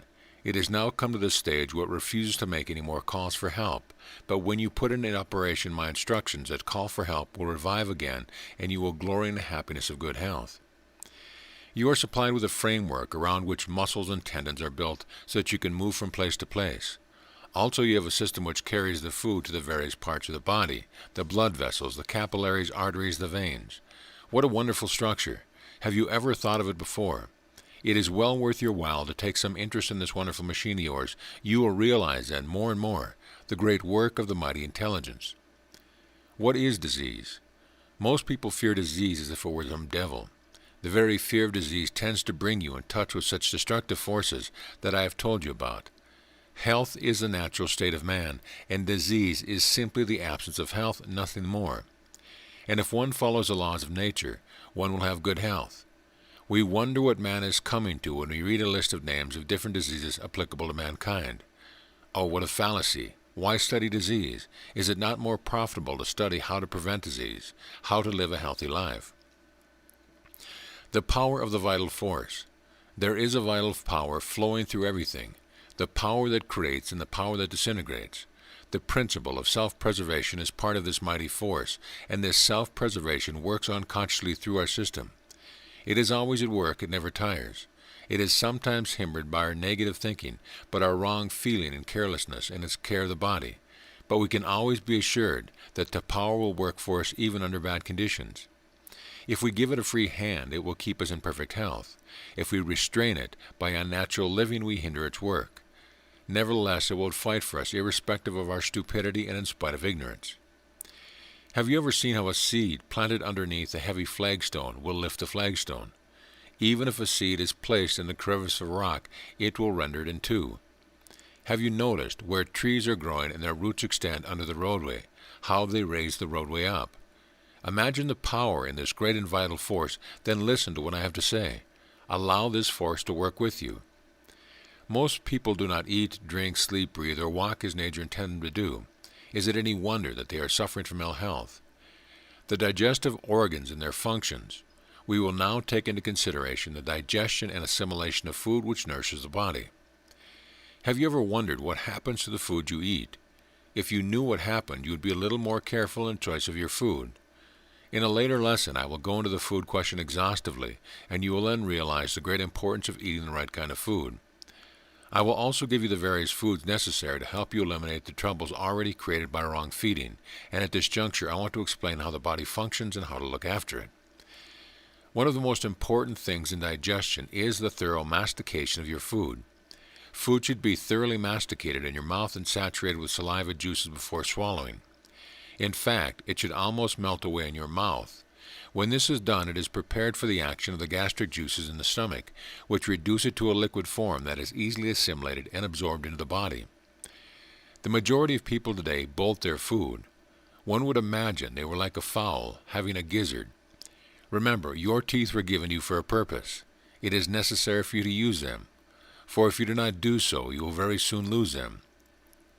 When you masticate your food thoroughly, the saliva glands shoot into the mouth a powerful digestive juice, which moistens and saturates the food, acting upon the starchy substances, changing them into dextrin and then into glucose, a form of sugar which renders them easily digestible when they enter the stomach. When food enters the stomach, the gastric glands, situated in the walls of the stomach, pour forth powerful gastric ingredients of an organic nature, which, when mixing with the food, break it up, preparing it for absorption and assimilation into the body. The stomach is a pear-shaped organ, having a capacity of about 2 quarts. When the food enters the stomach, it is saturated with the gastric juices and thrown by a churning motion from side to side against the walls of the stomach, at the same time undergoing a chemical change. It is then changed into nourishing material, which is eventually turned into blood and carried to the various parts of your body by the bloodstream. The inside of the stomach is covered with a lining of mucous membrane, which is filled with minute glands. From these glands is secreted this wonderful gastric juice, which acts upon the nitrogenous foods, also upon sugar or glucose, which has been manufactured by the starchy foods by saliva, which I have already mentioned. The cause of dyspepsia. The majority of people eat food that is not fit for any human stomach. It is bolted, half chewed, sometimes not even chewed. It is cooked in such a way that all nourishment is extracted and poured down the sink. Then the rubbish is offered to the stomach. No wonder the poor stomach rebels when it is treated as a receptacle for this refuse, which becomes a fermenting and putrefying mass, a cesspool in fact. When some people are told of this, they look bored as if one were pulling their leg, but nature never forgets. It always makes you pay your debts. This putrefying mass, arising from the abnormal habits of eating, creates a chronic condition which manifests itself in a disease commonly called dyspepsia, or similar troubles, and when the next meal reaches the stomach, the fermentation continues. And then you have an ulcerated stomach, and you wonder why. Poor stomach. The glands become clogged and the mucous membrane becomes grimy and soft. The whole digestive apparatus breaks down. Not only that, but the enormous amount of acid arising from the fermentation is absorbed into the system, gradually poisoning every cell in your body.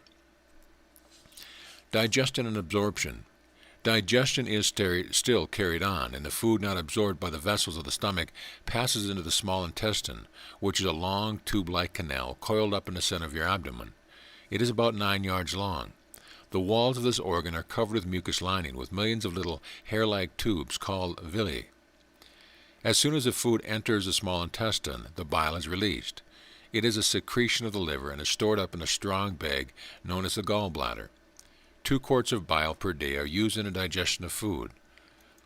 It assists the pancreas juice, which are secreted from the pancreas glands situated almost immediately opposite the liver, entering the small intestine at the same place. This juice prepares the fatted foods for absorption and prevents decomposition and putrefaction as it passes through the small intestine.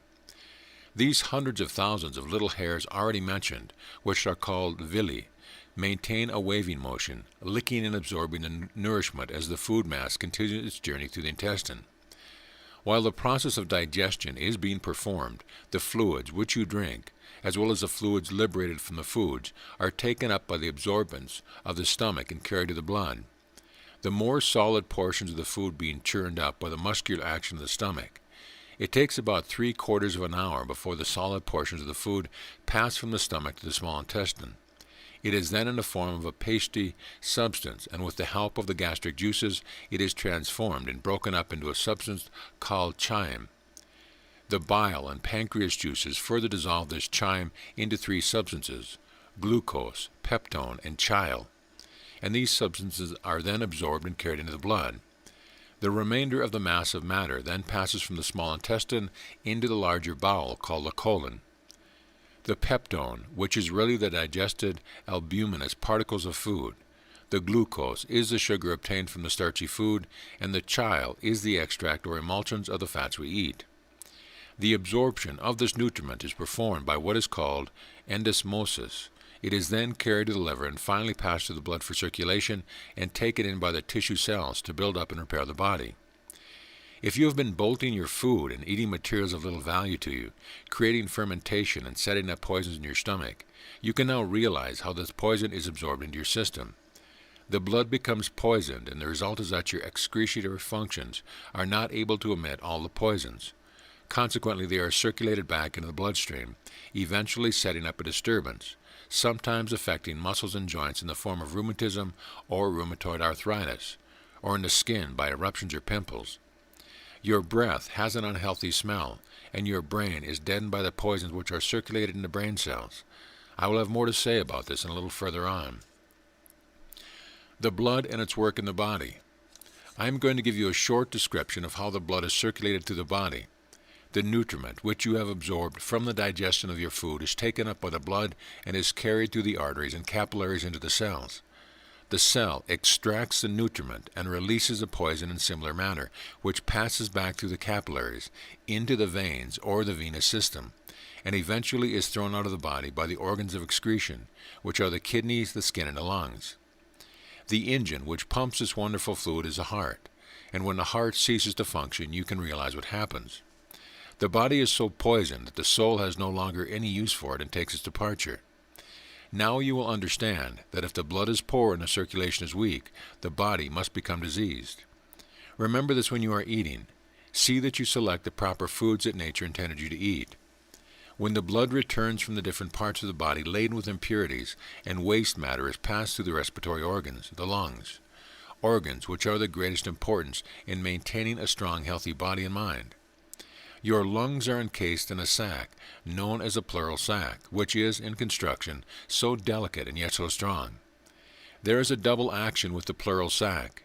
It is a sort of twin sac, as it were. One wall adheres to the lung, and the other wall adheres to the wall of the chest. A fluid is secreted between the two inner surfaces, which allows the walls to glide upon each other in the act of breathing, and when you have inflammation of the pleura, it is commonly called pleurisy.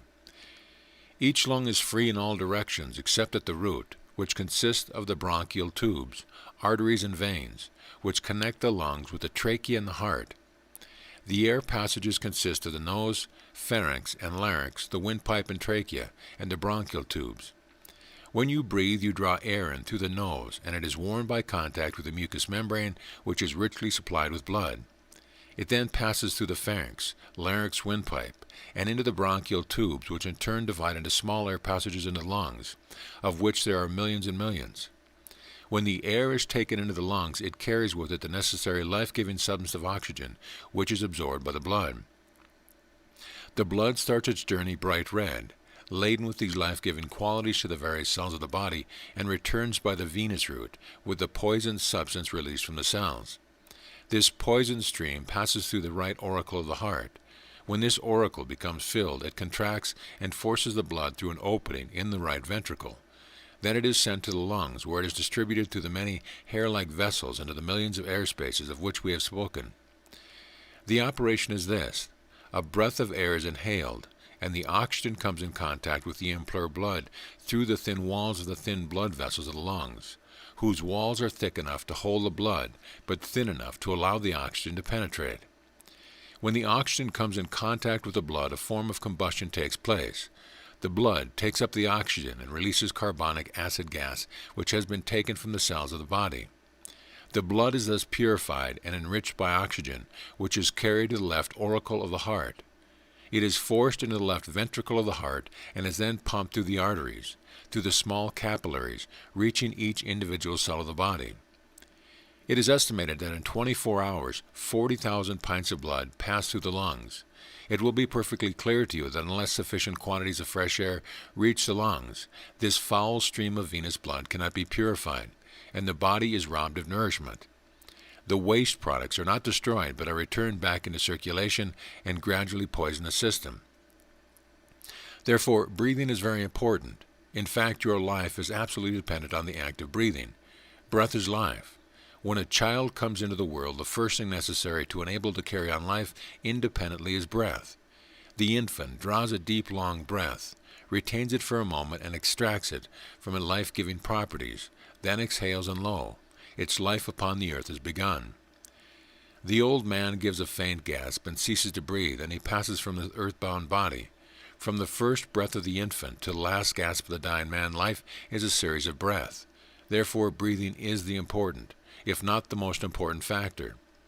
Man can exist without eating or drinking for some time, but he cannot live without breathing.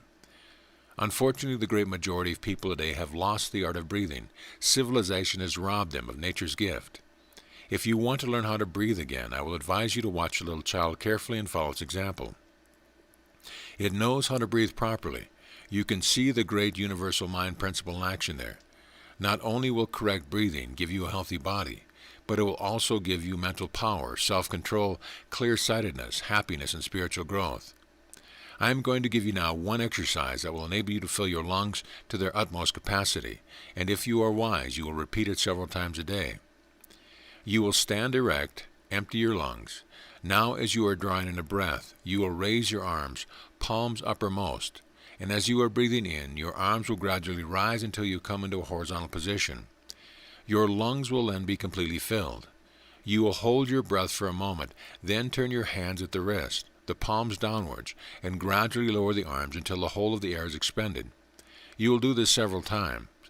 Not only will this exercise oxygenate your blood and clear your body, but it will stimulate your organs into activity. It lifts the diaphragm slightly, massaging the various organs. As a test, try breathing without lifting your arms, filling your chest to the uttermost. Then lift your arms as I told you, and you will find that you will be able to inhale still more and with perfect ease. In a later lesson, I will give several breathing exercises explaining more fully the wonderful power that can be obtained by breathing. A great deal of money has been paid by people to learn breathing, but I have found that the complicated exercises given in some of these courses are generally of little value. And I am sure that the information you will derive from any lesson on this important subject will more than compensate you, yes, 100 times over for the price you have paid for the complete course. You will look upon proper breathing as a method whereby you can digest your food thoroughly. Your blood will be purified. You can eliminate disease. Your nervous system can be strengthened. Your brain can be made more active. Your soul can be evolved. And you can obtain happiness and success. What more does a man want? Follow my instructions, and I am sure you will get your heart's desire. In the next lesson, we will study nourishment first and last, natural hunger versus acquired appetite, the great secret of absorbing energy from the food we eat, the life-giving fluid and how we should use it, and how we can eliminate most disease. Some questions to contemplate. Why is the body the temple of the spirit? What is disease? Explain the power of the vital force. Why should you masticate your food? What happens when you bolt your food? And what does air do in the body, and why must it be pure? End of lesson. Lesson 6, the Temple of the Spirit. Nourishment first and last. Now let me say something about nourishment. Nourishment is the only thing that should count when considering the food you eat. It is your duty towards your body that it should be thoroughly nourished with a supply of new, fresh material to replace the worn-out and discarded material. Overeating is not nourishment. Sometimes overeating is the cause of disease. People eat so much that their digestive organs are unable to digest, and they have an undigested mass of putrefaction in the stomach which cannot be absorbed by the body. It clogs up the various glands of the stomach and requires a great deal of energy to expel the excess amount of matter. Consequently, the digestive organs give up in disgust. Your nourishment is obtained from the proper mastication of your food. Eat the plainest foods possible. Encourage your taste to simple taste, and keep away from all rich pastry materials and expensive triumphs of the various wonderful cookshops. They are only palate ticklers, and there is little or no nutriment in any of these kind of foods.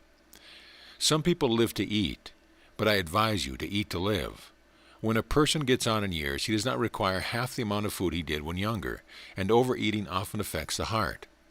I have been called into many heart cases, and after examination I find that although heart specialists have treated for heart disease, my simple method of decreasing the diet and eating simple foods has relieved the supposed heart disease.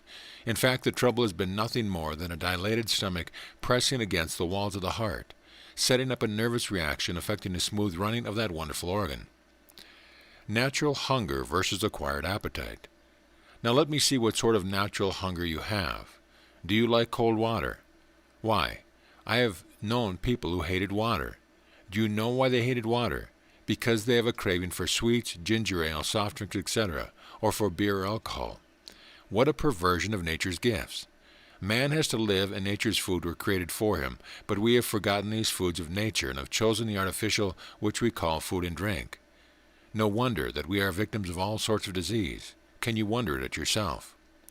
For your benefit, give up all these acquired appetites for tobacco, liquor, chewing gum, etc., and all other drugs and foods which are not fit for mankind. Even the dog will not touch them. He knows better. You spoil the child of its natural hunger. You replace it by an acquired appetite when giving it such things as sweets, etc. Why not give it fruit in nature's food instead of all the conglomeration of modern civilization? Allow it to retain its natural taste. Your child will thank you when he grows up. Natural hunger and natural thirst express themselves through the nerves of the mouth and throat. The thought or mention of food causes a sensation in the mouth which causes the saliva glands to inject saliva into the mouth. The stomach does not come into evidence whatsoever in such circumstance, but with a false appetite habit, there is a faintness, an emptiness, a gnawing sensation in the region of the stomach. All the characteristics of real hunger have vanished. Therefore, cultivate a natural hunger and return to the first principles of life, and you will be a boy or girl again. I am sure you can remember the day when you felt real hunger coming home from school. That is the kind of feeling you want to have today. The majority of people are overfed and undernourished. So if you really want perfect health, pay attention to this hunger gift of nature, not to the appetite habit which you have created. The great gift and secret of absorbing energy from the food we eat. In my previous article I explained you what matter was and showed that there was energy in every atom. In the cells of food there is concentrated energy, and when we break the cells up by proper mastication, this force is released and absorbed in the nervous system. If you can consciously extract this force from your food while eating, it has a great effect. In fact, it is the nerve force of your body. The food you eat and the air you breathe and the water you drink are saturated with this great energy, and by proper mastication you get your reward. The proper drinking of water is really the sipping of the liquid slowly, and proper breathing is breathing in tune with the universe. See article on breathing in Lesson 7. And the proper eating is to masticate your food till it almost melts away in your mouth.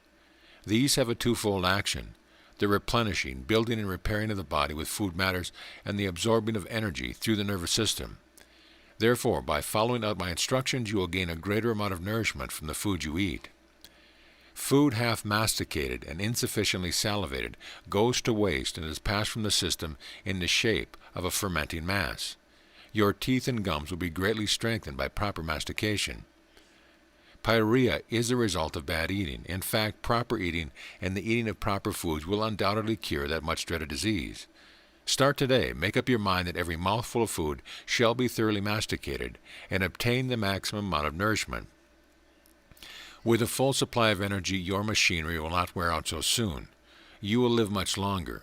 You will have comparative youth in your old age. Your skin and flesh will be strong and firm. Your eyes will be bright and your brain clear. In fact, I could go on indefinitely enumerating the results you will obtain from following out my instructions. Also, do not forget the mental attitude every time you are eating. Masticate your food and extract the full amount of energy and nourishment. The life-giving fluid and how we should use it. I have stressed on several occasions the importance of drinking water. Now I am going to say something on this subject. You will probably say to yourself, "Why should I drink water? I don't feel thirsty." Well, if I may say to you, the cause of your not feeling thirsty is the fact that you have put off nature's demand for so long that nature demands no more. You have refused to hear nature's call. It is astounding to see so many people who drink scarcely any fluids whatsoever, and some even think it is not good for them. Why, don't you know that 75% of your body is made up of fluids? You can remember when you were a boy or girl how lovely it was to drink water out of a running brook, and how you always desired water and drank it with relish. Those were your natural days. A large percentage of the sick people are sick because their bodies lack the necessary fluids. Just as the plant dies from the want of water, so are many people doing the same thing, slowly dying for the want of fluids. You would not think of depriving a plant of water, nor would you deprive your most faithful animal of water, yet you deprive yourself of the pure, life-giving fluid. You suffer the consequence and wonder why.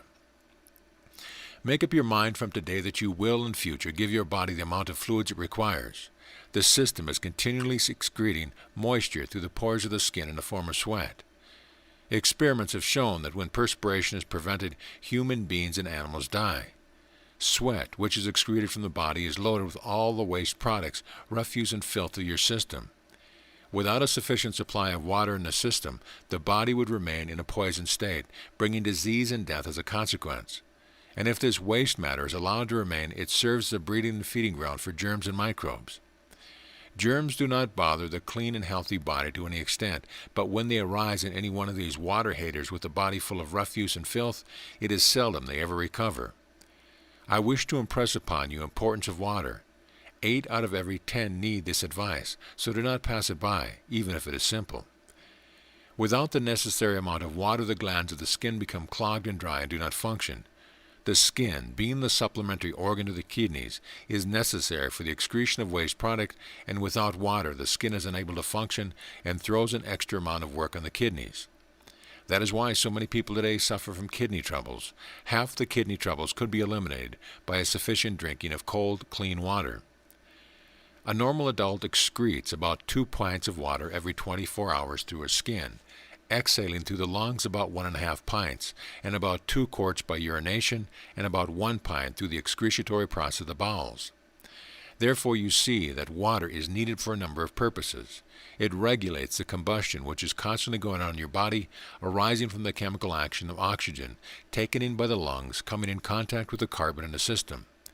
This combustion goes on in the millions of cells, producing the natural heat of the body, and the water regulates its combustion and gets it under control. Water is also used in your body as a common carrier. It is the basis of your blood which flows through your arteries and veins, carrying the food to the various parts of your body. Without fluids, the quantities of blood must decrease, and consequently your body must suffer. It is also necessary for the carrying off of the poisonous matter of your body. It is necessary for the digestion of the food. Your glands have to be replenished with fresh juices. Your nervous system requires a conductor which carries the messages to the different parts of the body. Without fluid, nature's work cannot be carried on. You know that if the body cannot get sufficient fluids in the ordinary way, nature finds a way of obtaining fluids the best way she can. And sometimes it is necessary for her to extract the moisture from the feces, the rotten mass of matter lying in the colon awaiting excretion. Just imagine the fluids extracted from the matter being circulated through your system to your glands again, secreted again for the digestion of your food, and again circulated through your blood. You now know how people are saturated with filth, disease, and germs who do not drink the necessary amount of water. 9/10 of the cause of chronic constipation arise from the want of water.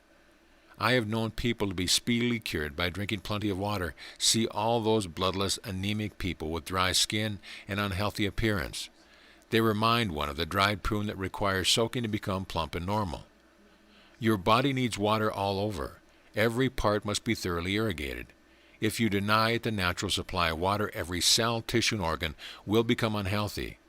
You should drink at least 2 quarts of water a day. Do not be afraid of water. It is the unadulterated fluid created for your benefit. Sip early in the morning 2 cups of hot, not too hot water, that it will clean your bowels out. And during the day, several glasses of water. Sip slowly.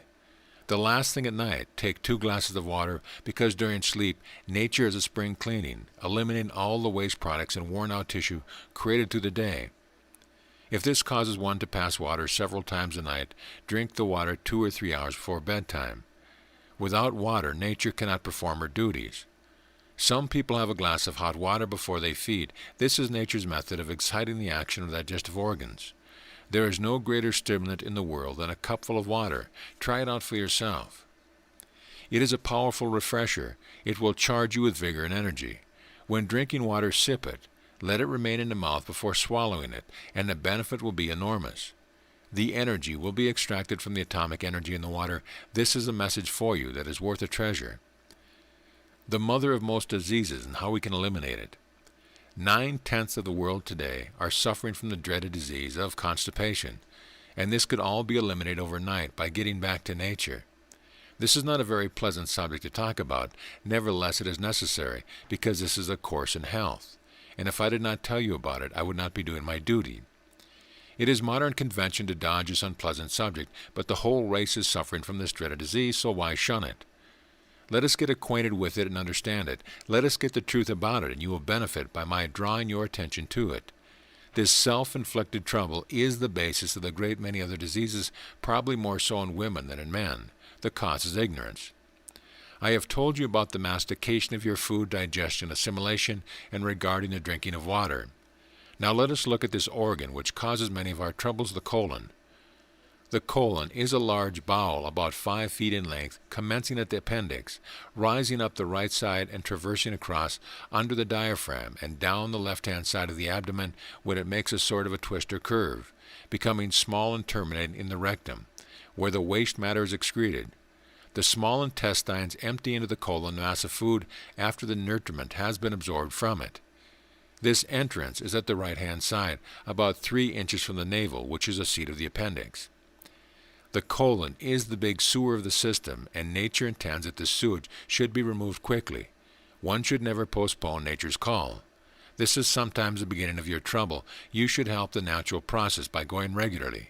Make a habit of going at a certain time. Now, if the colon has not a sufficient supply of fluids, and the fecal matter is not sufficiently moistened and softened, it is difficult for this matter to pass through the colon. In some cases of chronic constipation, following irrigation, it has been found that masses of matter have been extracted in a solid condition, almost like lumps of coal, which really have been embedded in the corrugation of the colon for months and months. Now I want to tell you plainly that the colon should be perfectly clean, because when the corrugations are filled with fecal matter, it is difficult for nature to create the necessary movements for excretion. The proper way to cure chronic constipation is not to be continually taking drugs, because this only aggravates the trouble. The corrugations are not cleaned. Consequently, the poisonous mass still remains in the colon, and germs are being absorbed in the system, half poisoning the blood. Although nature works at top speed, she is still unable to cope with this disastrous condition. Take heed of my instruction if you suffer from chronic constipation. Take a pint of warm water, as warm as your hand can bear. Add 1 teaspoonful of glycerin and 1 of bicarbonate of soda, and inject this into the bowel with an enema syringe. Hold this in the colon as long as you can before letting it pass out. At night is the best time to practice this. On the following night, take a quart of water and use it in the same way. Then 2 nights after that, take 3 pints of water.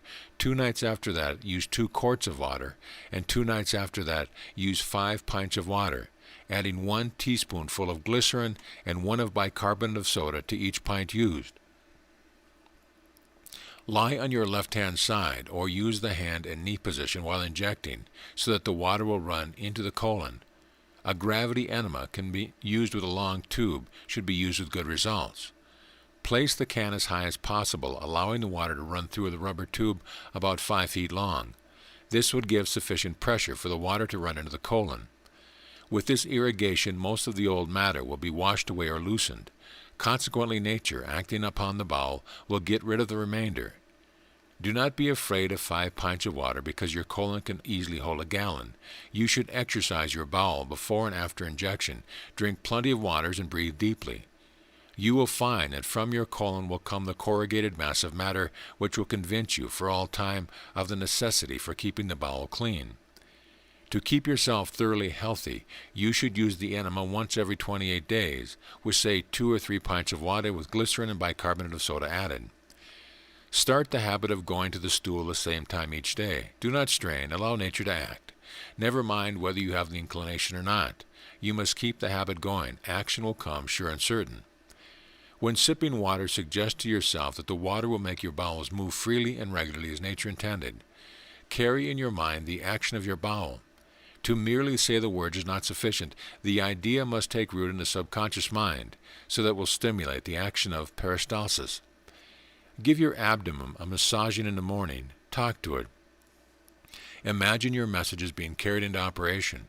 If this part of the course alone has been a means to bringing you health, giving you beautiful skin, relieving you of foul breath, sluggish liver, bloated skin, and a poisoned body, it has been well worth the time and money you have spent on it.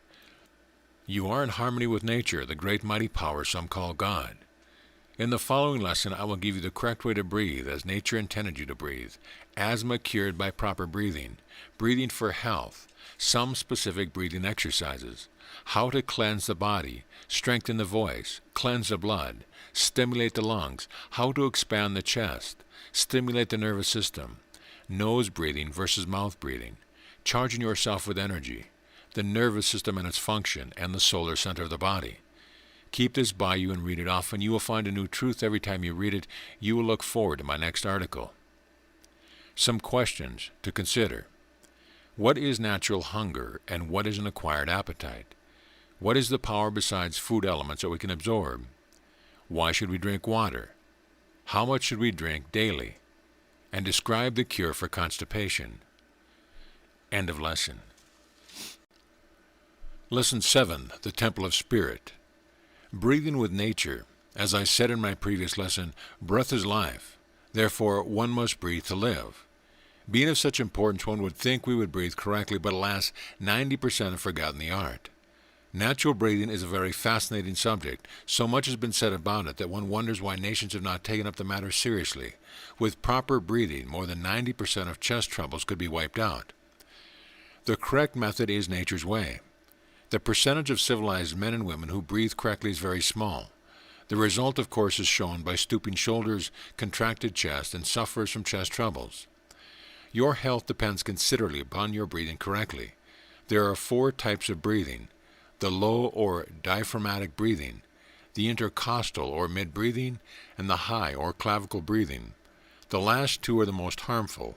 Then there is what is called complete natural breathing. It combines the 3 former ones in one, and this is the proper way to breathe. As I said before, watch the little child breathing and follow its example. This is good advice. When breathing properly, the air is drawn through the nose and the abdomen is slightly extended. Then the intercostal or middle of the chest is gradually filled.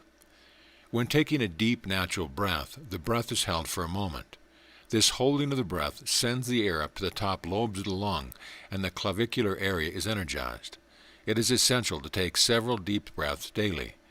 Hold the breath and shoot it up to the top of the lung. This will stimulate the seldom exercised portion of the lungs, the lobes, where the majority of tubercular troubles have their origin. It is not difficult to regain proper natural breathing. Nature always tends to assert herself when given the opportunity. Lie on your back or sit in a straight-back chair. Relax. Then breathe easily and slowly through your nose, at the same time gently allowing the abdomen to extend naturally. Then the intercostal or middle chest extends automatically. The action is performed in one complete wave. The diaphragmatic action creates a vacuum and the air rushes in. Proper breathing action always commences at the abdomen and sweeps upward. Any other action puts the breathing action out of tune with nature, creating contraction and other troubles as a result. Watch the child and animal breathing, and then you will see the smooth, easy process of nature unspoiled. Breathe easily and slowly, following this simple explanation, and very soon you will be in tune again with nature. When breathing deeply, hold the breath a few moments. The abdomen is then automatically drawn in and shoots the air up to the top of the lungs. Always exhale through the nose. Beware of methods which violate the natural process. I have come in contact with many people in my travels who have been taught unnatural breathing methods by those who should know better. Thinking that they have found something new and wonderful, they put it into action with disastrous results. Remember, your key is, keep close to nature. Make nature your guide. Man's intellect will never duplicate it. Never forget this fact. Asthma is cured by proper breathing. We find most people who suffer from asthma are either intercostal or clavicular breathers. The cause is a contraction of the bronchial tubes caused by the contracted form of breathing, which is carried subconsciously to the nervous system, controlling the action of the lungs. Picture in your own mind the correct way of breathing and examine to yourself to see if you are breathing in a contracted way. If you are, correct it at once. Natural breathing is a cure for asthma. I have known people who have suffered from asthma all their lives, and in a short time, natural breathing has completely cured them. You know that asthma is more of a nervous than an organic nature. The entire respiratory organism will respond to the method of natural breathing. The maximum amount is derived from the minimum amount of energy expended. You will find that your chest cavity will increase, and the function becomes easier and more natural. I want you to understand that breathing is not a forced or abnormal thing. On the contrary, it is one of nature's greatest principles. I want you to practice the natural breathing because only by practice will your mind lose the habits created by civilization and take on the habit that nature intended. Breathing for health. Without proper breathing, you know that your blood will become impure as previously explained, and your stomach and your organs of nutrition will suffer. The food you eat requires to be oxygenated before it can be digested and assimilated. Therefore, the more oxygen you can get into your system, the healthier you will become. And the best way you can obtain oxygen in its free state is by breathing.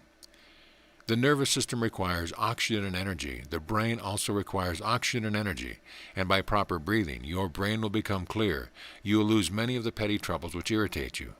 Not only will a natural breathing do what I have said, but it will also massage your organs, such as liver, stomach, glands, etc., and will stimulate their natural action. Now for some breathing exercises. How to cleanse the body. Stand erect. Inhale a complete natural breath. Now hold the breath. Clench your fist. Contract the muscles of your arms and legs. Let go and exhale slowly. This has the effect of sending the blood from the extremities of the legs and arms to the chest cavity, and the exhaling will get rid of a great deal of waste matter. You will find after doing this 2 or 3 times a cool, sweet feeling all over the body. This is the result of cleansing your system. A voice production breath. Inhale a complete natural breath, hold for a moment, then exhale by whistling as hard as you can. This tends to strengthen the muscles of your throat. The pressure of the air passing through the small opening in your lips causes the muscles of your throat and mouth to be exercised. Speakers and singers will find this of great value. The following is a good voice producer. Inhale a deep natural breath very steadily and as slowly as possible. Retain the breath for a few seconds, open the mouth wide, and empty the lungs completely, pressing in the abdomen with your hands. After doing this, whistle, then speak or sing and mark the difference. Speak with the lips, similar to the action used in whistling, allowing the sound to vibrate up the nasal cavity. You will then find a vibrant, resonant, clear, and beautiful tone. To cleanse the blood, take a deep, natural breath at the same time raising your arms up to a horizontal position. Then drop your arms by your side loosely, hold your breath as long as you possibly can, and then exhale vigorously through the open mouth. The blood is cleansed by holding the air in the lungs for a considerable time, which gives an opportunity for the blood to be fully oxygenated and give up its waste matter. The vigorous expelling of the air through the mouth has the effect of cleansing the lungs themselves. Stimulating the lungs into action. For those who are in the first stages of tuberculosis, this exercise is excellent. Stand erect, breathe in slowly, and as you are breathing in, gently tap the chest with the fingers, from the bottom of the lungs upward, finishing at the top of the clavicular area. Use both hands. When the lungs are filled, retain the breath and tap the chest up and down several times. This tends to bring into activity those cells which have been dormant for some considerable time. Of course, one must be careful not to overdo this exercise, and I would not advise it for advanced case in tuberculosis. But in the early stages, I have known several cases that have been completely cured by this exercise. It has the action of stimulating every cell in the lungs to activity. How to expand the chest. Stand erect. Take a deep, natural breath. Retain the air. Raise your arms in front of you, fists clenched together in front. Then throw your arms backward, sideways, as far as possible. Do this several times, but do not overdo this exercise. You will find by doing this, your chest will expand an inch or two in a very short time. How to stimulate the nervous system. Stand erect. Inhale a deep, natural breath. Retain air. And with your arms by your side, perfectly relaxed, and gradually contract the fingers until your fists are clenched. Then contract the muscles of your arms. followed by your shoulders, down your chest to your back muscles, down your legs to your feet. Then gradually relax your fingers, arms, chest, back, and exhale. You will find your nervous system will be vitalized. Nose breathing versus mouth breathing. People ask, why should we breathe through the nose and not through the mouth? Well, if I may be permitted to talk to you a few moments on the possibilities of nose breathing and the troubles which are caused by mouth breathing, you will make up your mind from now onward that you will breathe through your nose. 9 out of 10 people today are ignorant regarding this subject. We find many in all stages of life, people who should know better, breathing through their mouth and allowing their children to follow their horrible and disgusting example. Children who are allowed to breathe in this manner grow up with an impaired system and a weakened constitution. Watch the animals and see if they breathe through their mouth. In fact, when you were a baby, you breathed through your nose. But if you do not now breathe through your nose, you have probably followed the example of your parents, or you are not told of the dangers to which you are exposing yourself. Many cases of chest colds are caused by mouth breathing, and these are very often contracted during the night. We breathe with our mouth open in front of an open window, allowing all the cold air to pass into the lungs without being heated and cleaned by the filter supplied by nature. You have a protective apparatus of dust catcher in the nostrils, which catches the dust and foreign matter in the air. Not only that, but the air is warmed by the mucous membrane, which is richly supplied with blood and taken into the lungs at the proper temperature. When you breathe through the mouth, all the dirt and grit enters the lungs. Also, the air passes into the lungs at a low temperature, which is often the origin of chest troubles. When the air is expelled through the nostrils, the carbon dioxide kills any bacteria, and it takes with it the impurities, which have been gathered from the air during the inhaling.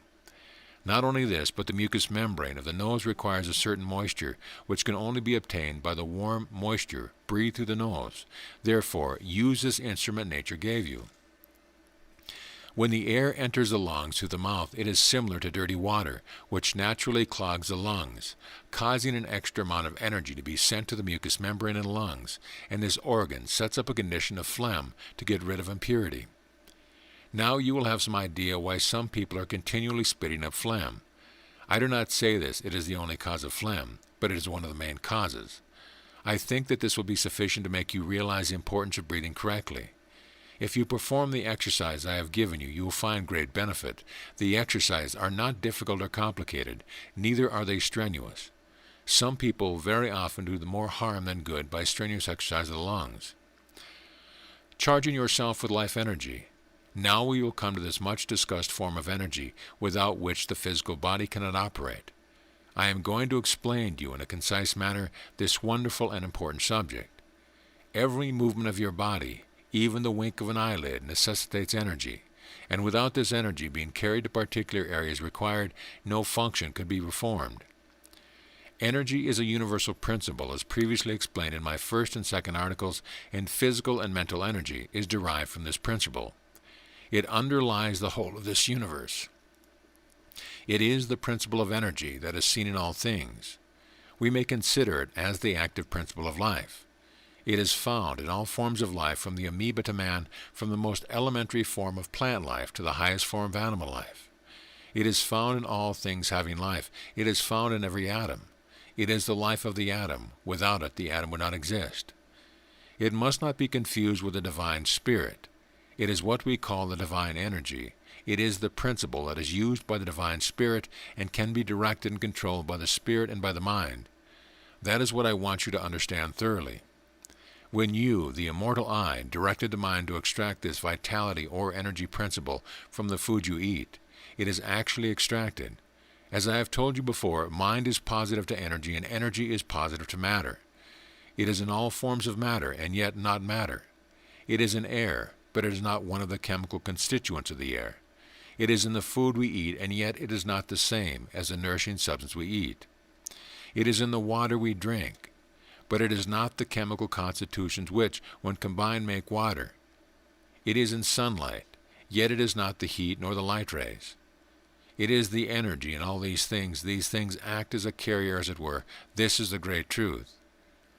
When your mind is directed consciously on the extraction of this energy, you absorb a greater supply which is stored away in your nerve centers, just as electricity may be stored away in batteries.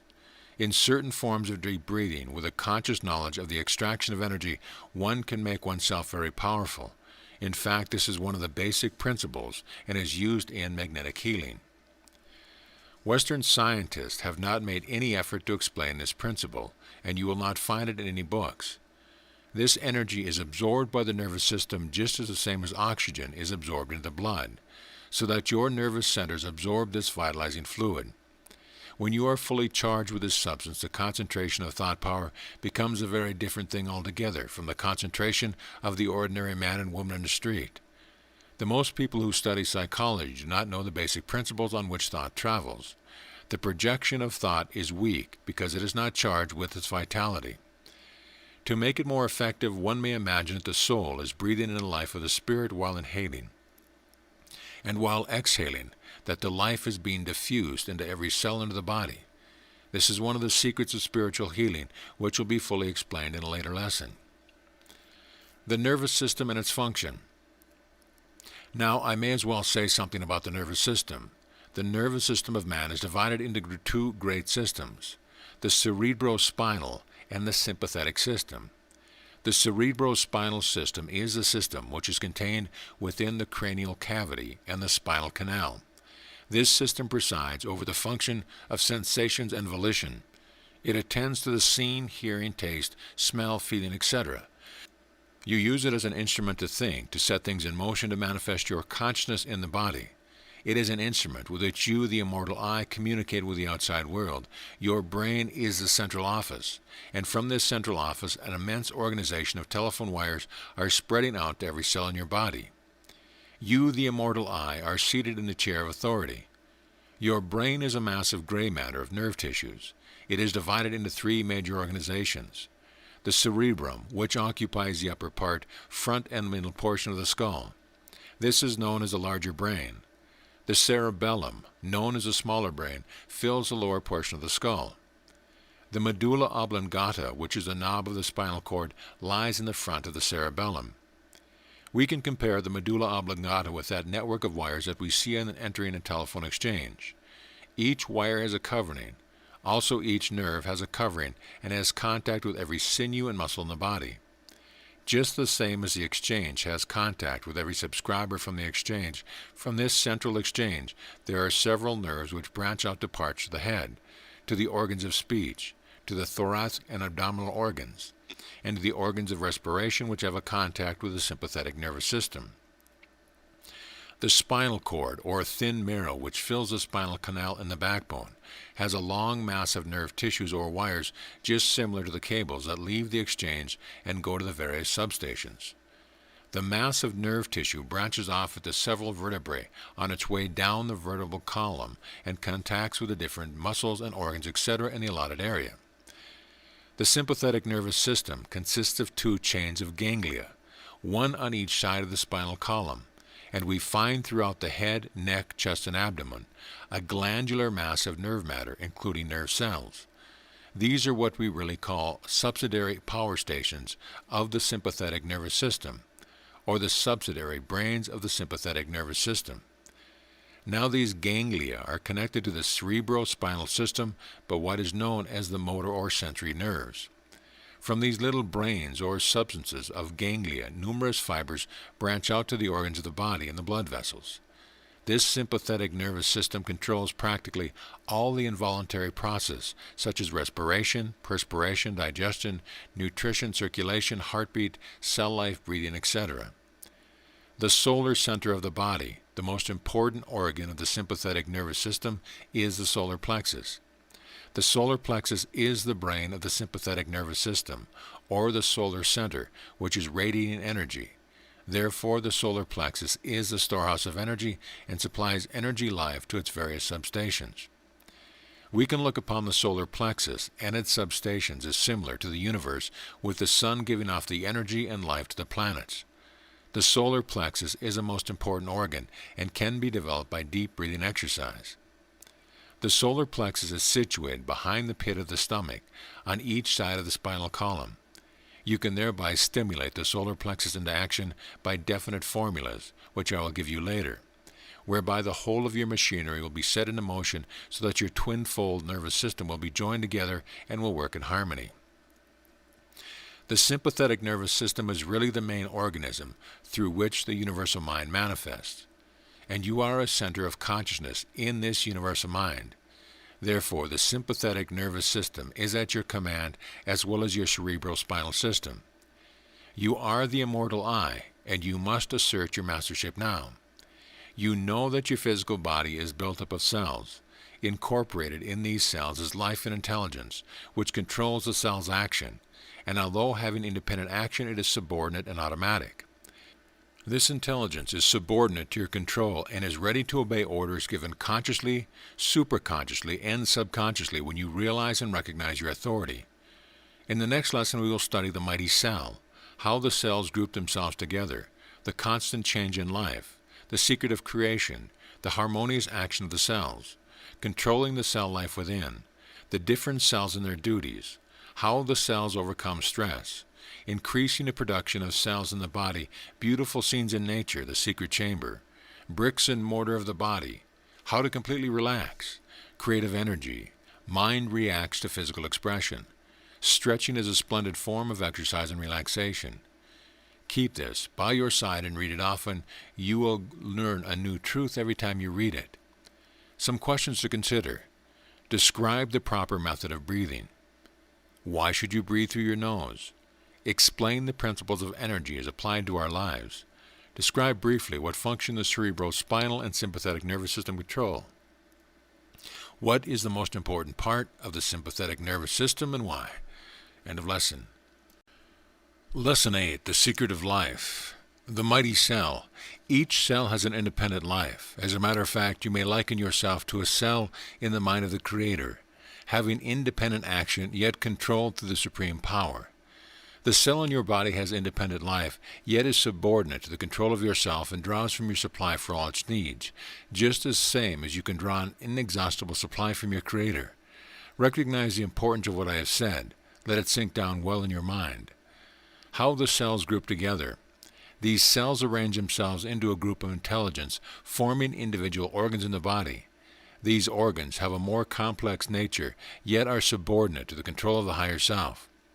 When the soul departs from the body, the cells tend to separate and scatter, and of course go to make up new combinations.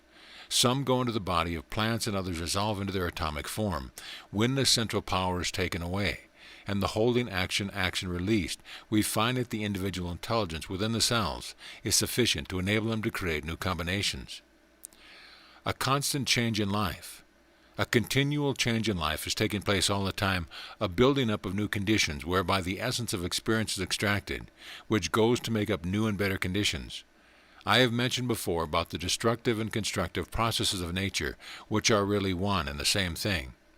But it is fatal to us if we engage in the destructive while we should be engaged in the constructive. The secret of creation. You see, the law is that when the Creator creates anything, He thinks it into existence.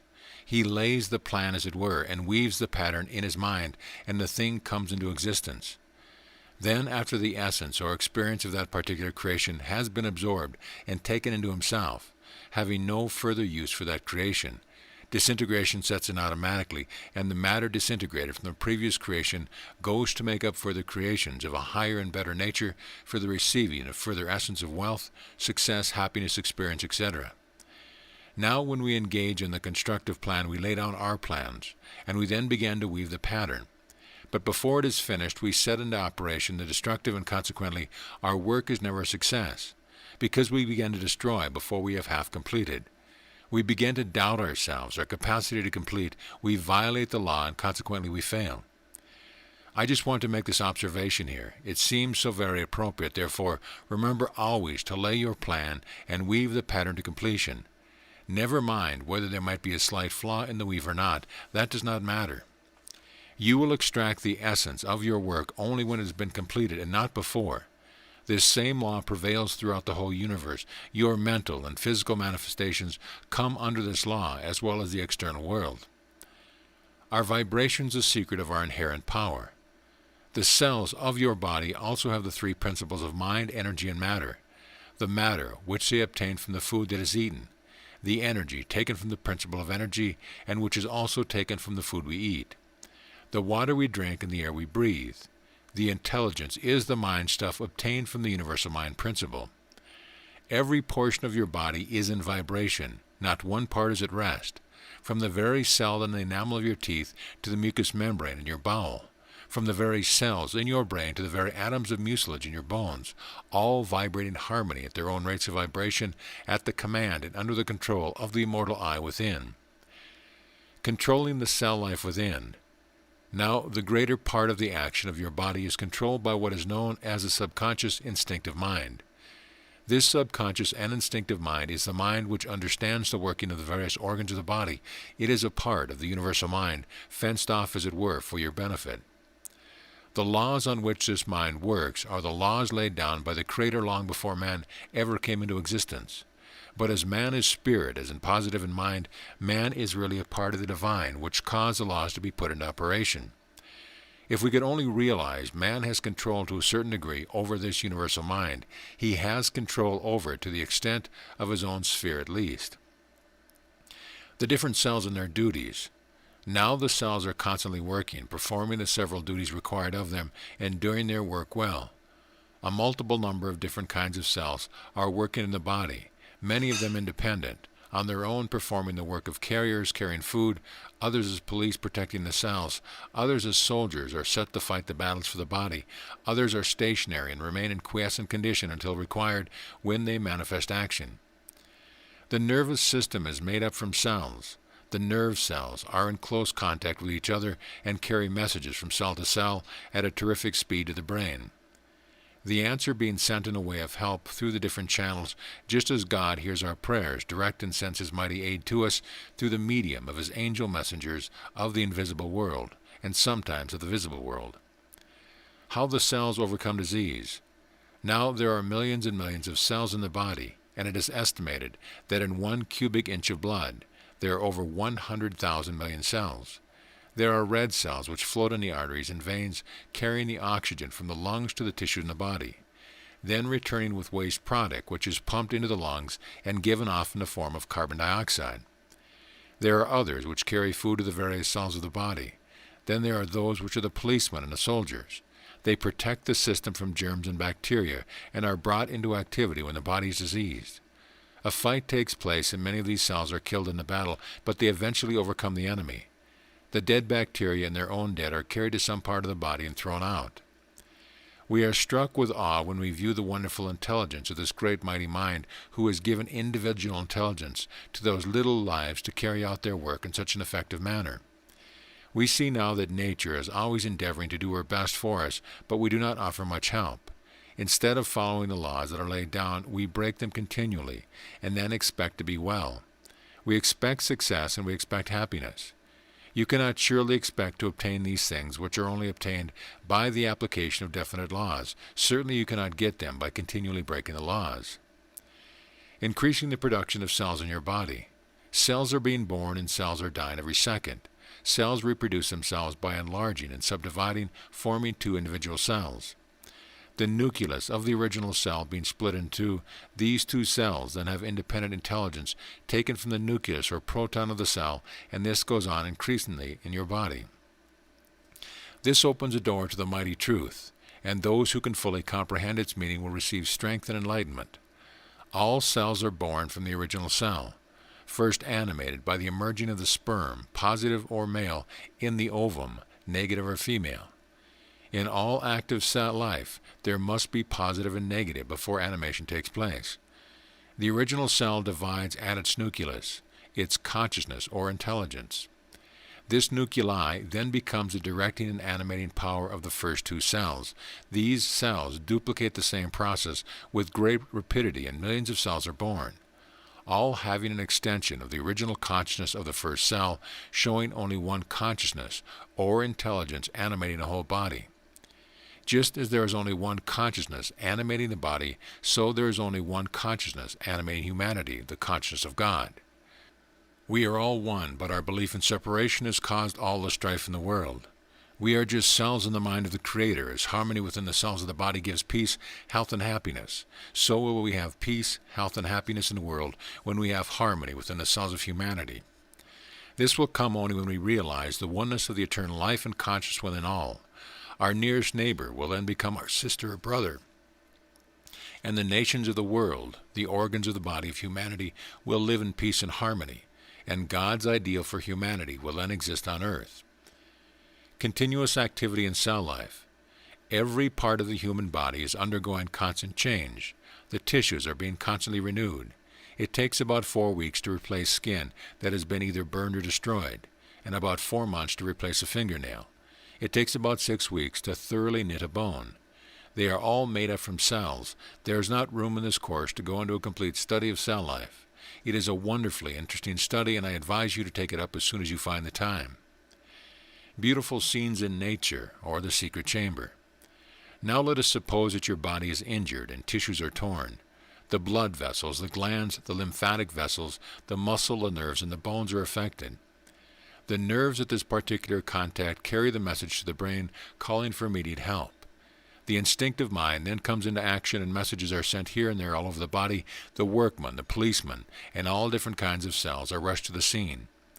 The blood is pouring forth from the injured part and strives to wash away most of the foreign matter, and the blood, coming in contact with the outside air, coagulates and forms a substance similar to glue covering the wound. Then we see the intelligence at work. Tissues are being built up, blood vessels are rebuilt, the nerves are reconnected, bringing millions and millions of new cells into activity. New cells are now being built by the millions and are sent by the bloodstream to the wound, and the terrible gash or torn surface of the body is turned into a beautiful, orderly scene in nature. This brings us face to face with a mighty intelligence which prevails throughout all nature. Nature sometimes draws the curtain aside and lets us have a peep into the secret chamber. But we are poor, ignorant fools who do not heed her invitation. We pass on, wasting our time by indulging in silly and useless pursuits. Now that we have seen the action of the cells at work, I want to remind you that it is absolutely necessary for the 3 principles of mind, energy, and matter to be in unison before a cell can perform its duty. Mind creates the energy that is acting through matter. As in the small cell, so in the great universe. The same laws prevail everywhere. Do not forget this fact. Bricks and mortar of the body. The cells are used as building bricks and the food is the mortar. Without the proper material, the cells cannot build. So pay attention to the way you live, to what you eat, what you drink, and to how you think, because your negative thoughts interfere with the instinctive mind and hinder the progress of your work. If the food you eat is of inferior quality, the body will then be built of an inferior material. It works both ways. You must put in before you can take out. Have faith in your instinctive mind. Give it encouragement. Ask the universal mind to help you. Allow it to flow through you. Suggest to yourself that you will be strong and healthy. Believe, have faith, and your instinctive mind will respond immediately. How to get complete relaxation. Nature teaches us how to rest in perfection, and the infant is a past master.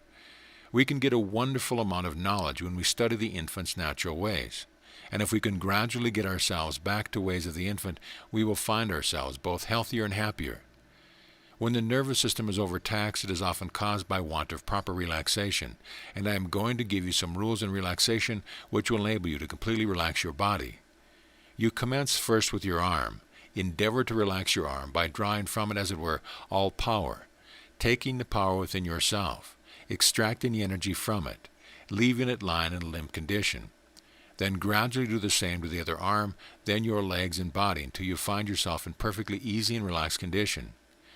When you get to this stage, breathe easily and deeply. You will then be charging yourself with energy. Every action, conscious or unconscious, uses up a certain amount of energy, and the best way you can absorb energy is in relaxed condition. Relaxation is quite a different thing from loafing and laziness. The one is master of a science which makes people more active and energetic, the other is waste. It is necessary to carry out this relaxation once or twice per day, in the office, when you have a moment to spare. Completely relax yourself, lie on the couch and relax thoroughly. You will find to your great surprise energy springing up within you. After you've relaxed, start running your mind over your body, running energy to the different parts. As you are the central power, you have control over energy.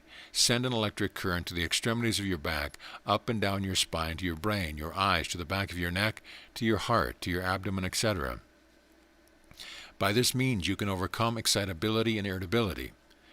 Most people have a habit of constantly keeping themselves on edge, their nerves in action, their muscles tense, caused by an uncontrolled mental state. Now, by this method, you gradually get yourself under control without any effort whatsoever. It comes natural to you then to be well poised and in complete command of yourself. You will be the master, not the slave. Make it a habit of bringing your body under control. Some people make an effort to get themselves under control, thereby creating a reverse action. It is easy to get yourself under control by this simple method. When traveling in a train or bus, relax yourself. Do not keep yourself on edge all the time. Your muscles tense or your fists clench. You are wasting energy. Some people have a habit of continually tapping with their hands and feet. This is all wasted energy. When you carry out my instructions by consciously relaxing all your muscles, and then by consciously sending energy or a message to the extremities, you are automatically and unconsciously getting yourself under control without any effort. It is a natural sequence which follows this exercise. Conserving energy. A man understanding relaxation and the conservation of energy always accomplishes the best work. He has a power in reserve and he directs his power to his objective. It is not wasted or thrown away. The person not understanding the law uses up probably 50% more energy than is needed and does not do his good work because he does not understand the laws of relaxation and the laws of directing energy. You can always recognize this kind of person immediately you come in contact with him. He makes exaggerated movements. He talks about himself. He scandalizes other people. He wastes his energy on things of no importance. He has in himself well in hand, neither mentally or physically. How to relax and be alert. The cat tribe will give you a lesson on relaxation. Watch the cat before it pounces on the mouse. How beautifully every muscle is relaxed. And when response is needed, it comes instantaneously. When a person is taught, response does not come instantaneously because there is a continual waste of energy which prevents alertness. Try this out for yourself. Lie perfectly relaxed on a chair, then immediately bring yourself into action, springing forward. You will find without any effort you can come into action. Sit down in a taut condition and endeavor to bring yourself into action and see the difference. The action is sluggish. There is not that defined alertness. The reason, of course, is that instead of conserving your energy for the purpose of movement, you have been dissipated by the contraction of your muscles. Consequently, you have not the energy for quick action. Let this be a lesson to you and use it in your daily life, both physically and mentally. Mind reacts to physical expression. Here are a few exercises for you to follow out. If you ever become annoyed at any time, relax your body and gradually bring a smile to your face.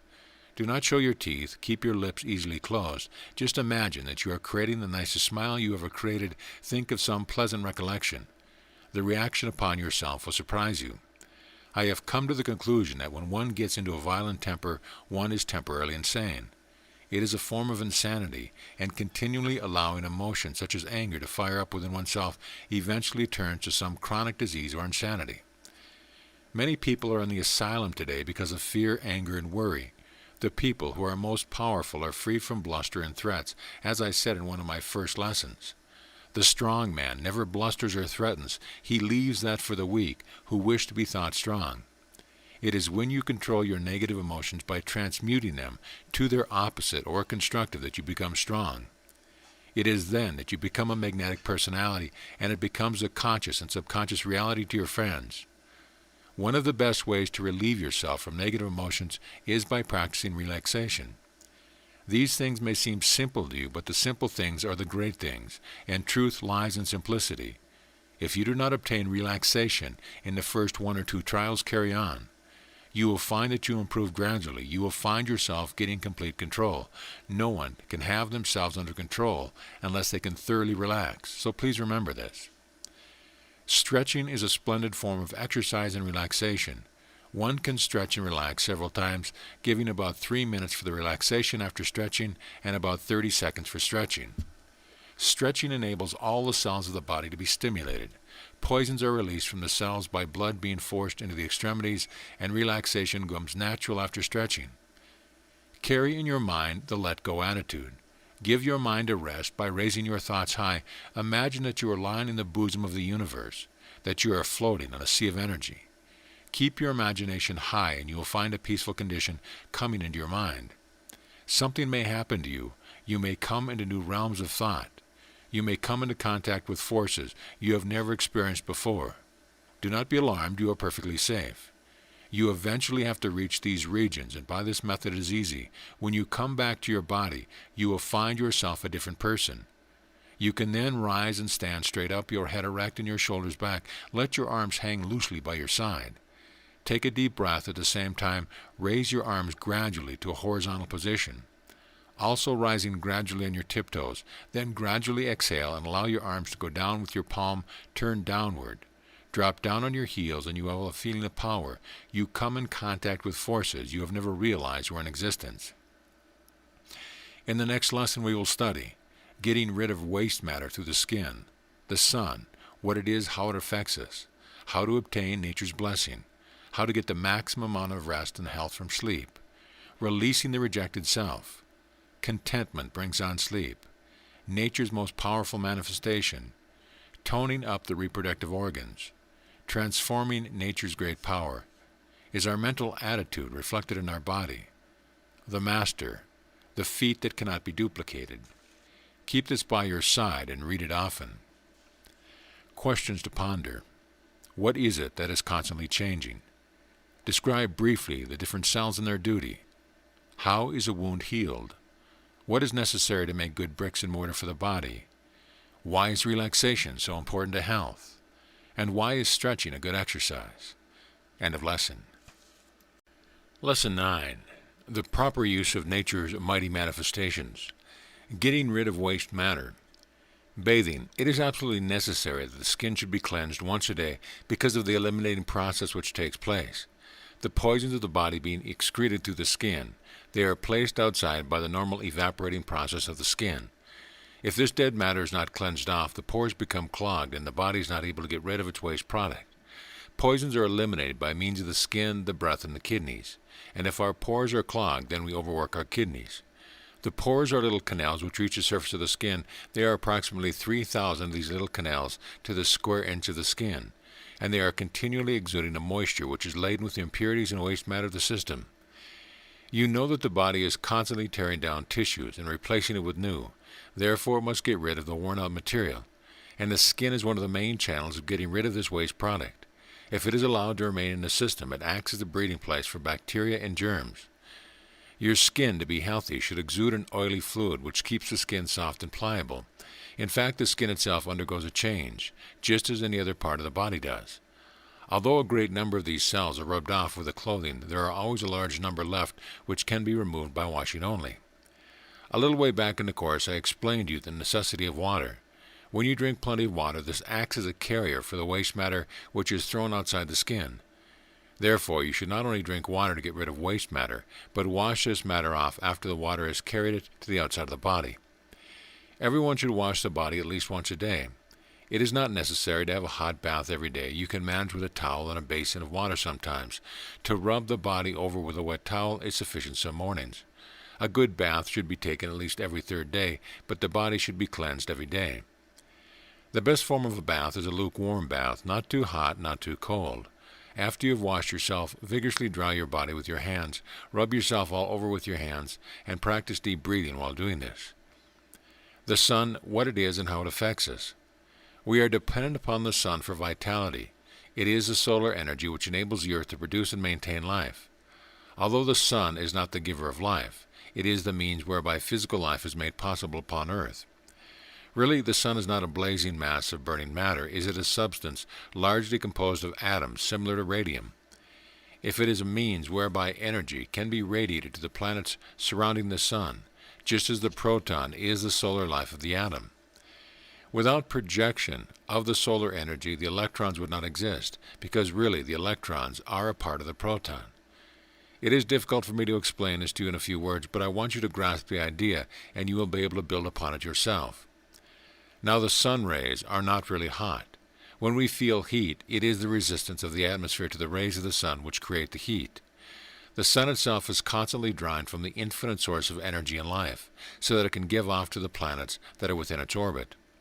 This proves to you, as I have previously explained, that the air is full of this principle of energy, and we can extract it by a definite formula, some of which I have already given. Therefore, I ask you, do not be afraid of the sun. Do not darken your rooms with blinds. Allow the sun to shine in every nook and corner of your room. It will brighten it up, and you as well. Stop the practice of running away from the sun. Get out into it. Open your windows and let the fresh air and sunshine enter your house. Get out into the pastures, and you will contact the magnetic flow passing from the sun through you to the earth. What I am telling you now has been proved 1,000 times over, and yet is so simple that people pass it by. Early morning is the best time to obtain the sun rays. You will notice how beautiful and fresh the flowers look in the early morning, and how dull they become in the evening. That is nature. These are the laws of the universe. To know these laws is beyond inestimable value. The sun and the air are wonderful tonics. They are free to you, thereby partake of them freely. How to obtain nature's blessings. When you go out in the morning, lift your head and throw your shoulders back. Take a good deep breath of air. Give out your thanks to nature, and you will draw on all the more. You will feel a benefit when you thank nature, because by the act of thanking you absorb more of nature's wealth. Thank nature as often as you can, but do it in the right way. Feel the power of nature when you thank her. There is a deep truth in this, and I want you to find it out. It will give you strength, happiness, and good health.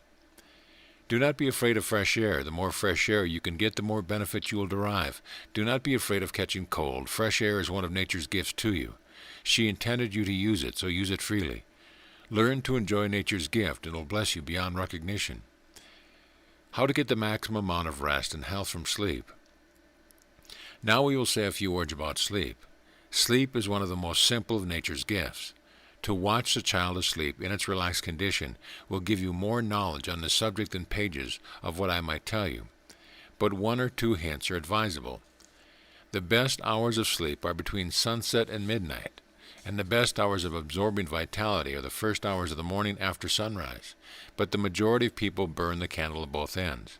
They stay out late at night and get up late in the morning. With civilization, however, we must do the best we can under the circumstance.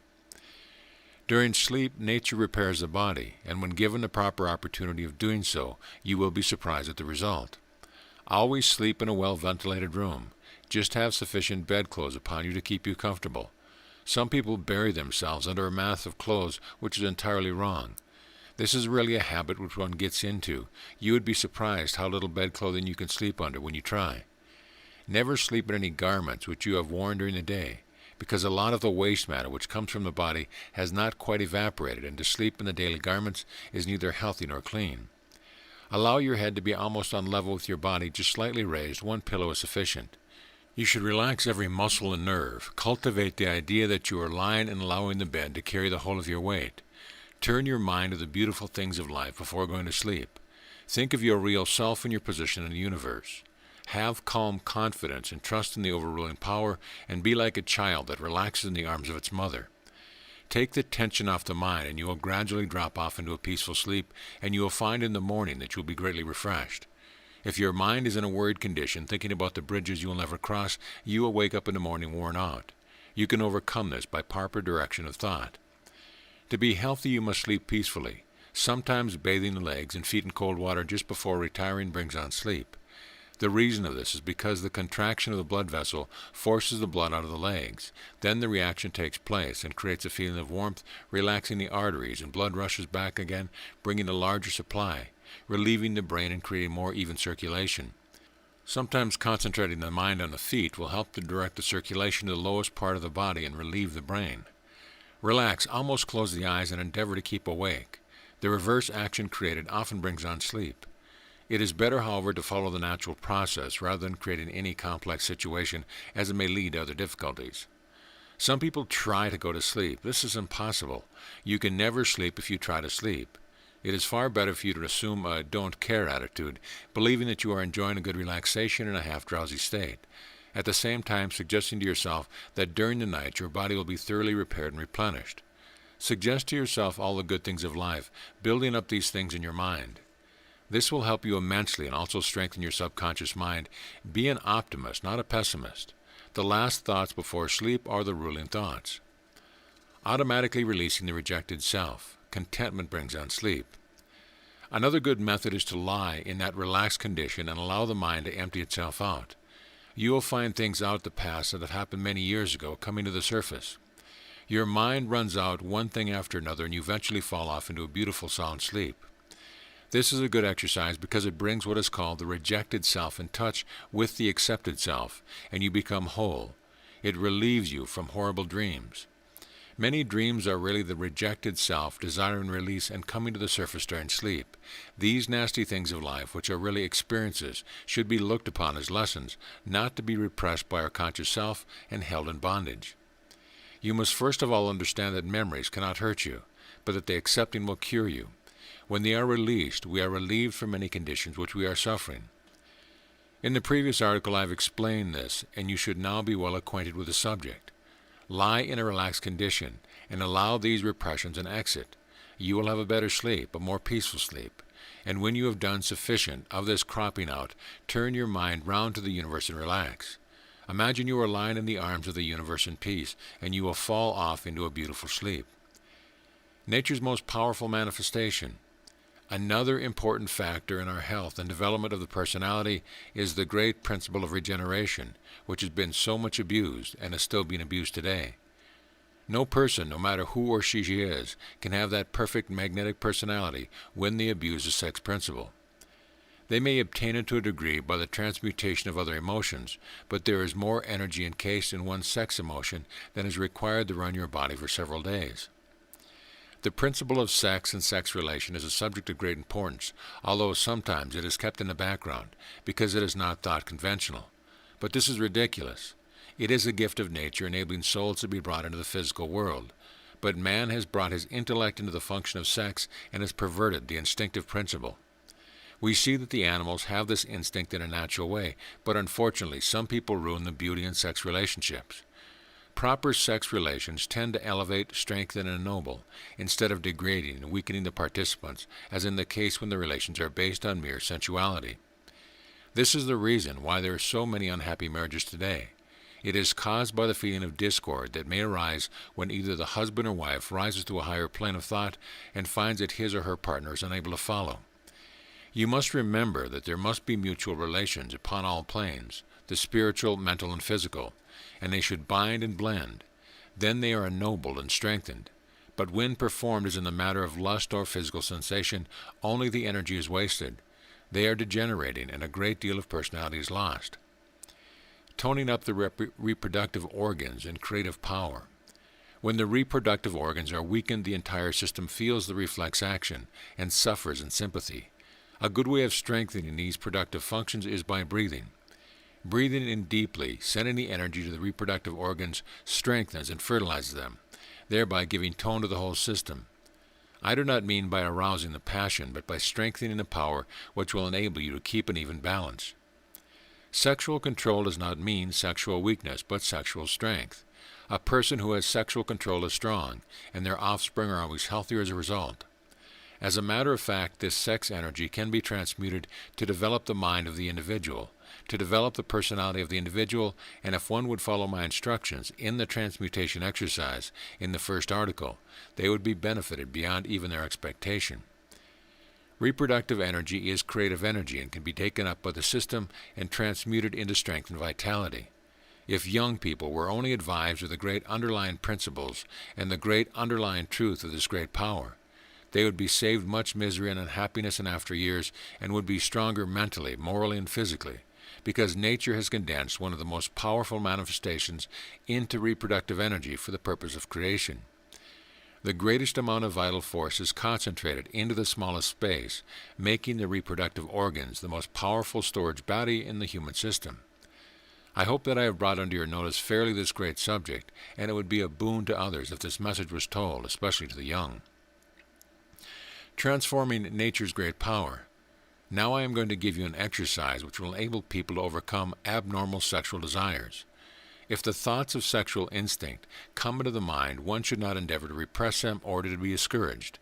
They are the natural gift of life.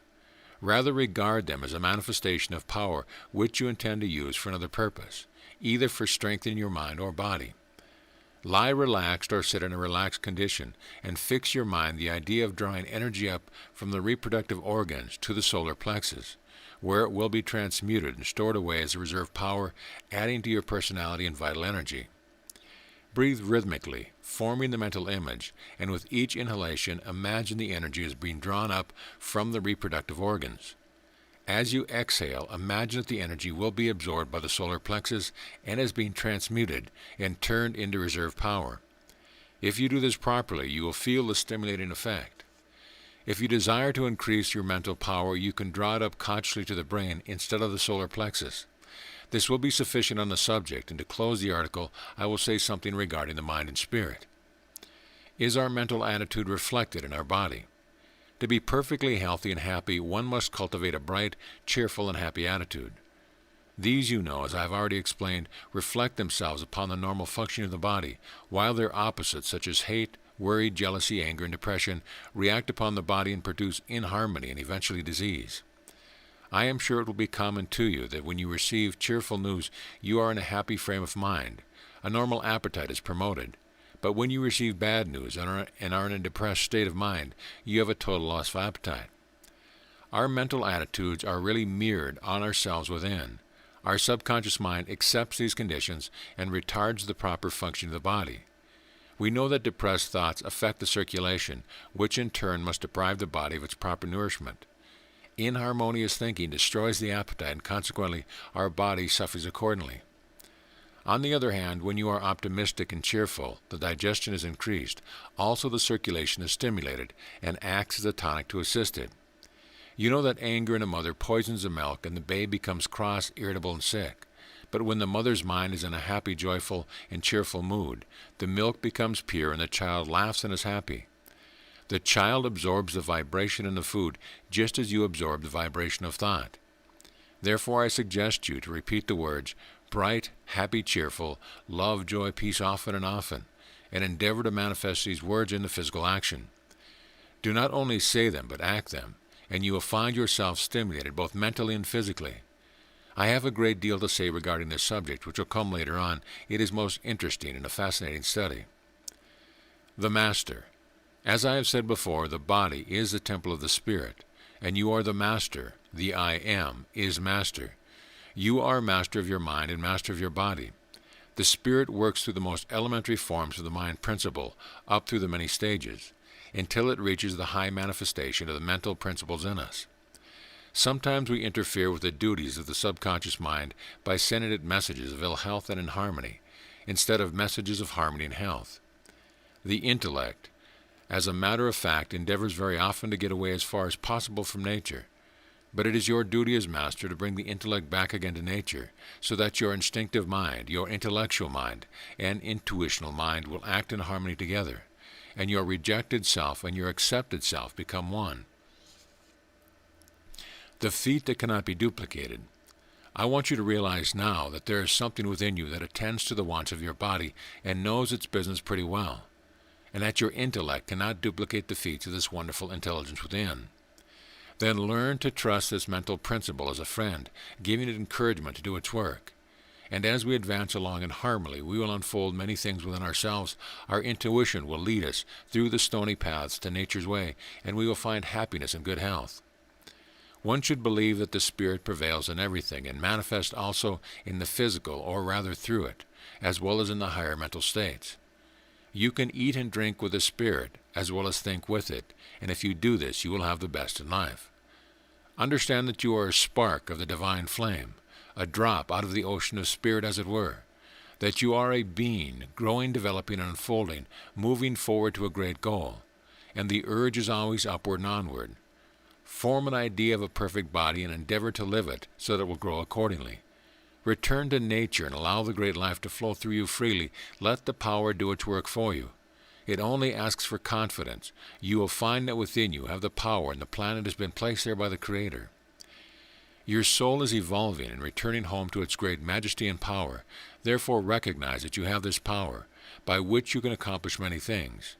By placing your will in contact with the will of the Creator, your will and His will become one, and great is your reward. If you can read through these lines, I am sure you will find great strength. I know at least that if you follow out these instructions, you'll have a healthy, strong, and virile body. The next lesson will be exercises for all grades and types of people, a complete physical culture system, which will do more good than all the high-priced courses of instruction, either personal or by mail. They are up-to-date, simple, and effective. Try them and be strong. Some questions to ponder. Why should one bathe daily? How can you obtain nature's blessings? What is nature's most powerful manifestation? How would you transform nature's great power? And why should we allow our subconscious mind to work without being hindered by our conscious negative thoughts? End of lesson. Lesson 10. Exercises for all grades and types of people. Now for a few physical exercises. For those who are working in offices and do not get sufficient outdoor life, it is necessary that they should perform a few exercises which are neither difficult nor strenuous. Sometimes strenuous exercise do more harm than good, and when doing these exercises it is necessary to use the mind. Get the knack of sending a message to the desired part being exercised. This will do away with the resistance brought about by a doubting mental attitude, and the energy will be immediately circulated through the parts in operation and will stimulate not only the muscles in action, but the cellular tissue. These exercises are very simple, but the simplicity should not debar you from carrying them out. The fact is that difficult exercises are devised for the purpose of extorting money from people, believing that the complicated exercises are of great value. But this is not true. The simple, easy exercises are the best and the most beneficial. I am now giving you some exercises that are carried out in one of the brotherhoods of the East. Not only a lifelong study has been made, but an age-long study and development of the body, and you will find these exercises of extreme value. Each exercise must be begun by your standing in a natural manner, that is, with your feet slightly apart, head erect, eyes front, shoulders back, chest expanded, abdomen drawn in, arms at the side. Exercise 1. Extend your arms straight out in front of you on the level of the shoulder with palms of the hand touching each other. Swing back the hands until the arms stand out straight sideways from the shoulders, or even a little further back if they will go there easily without forcing.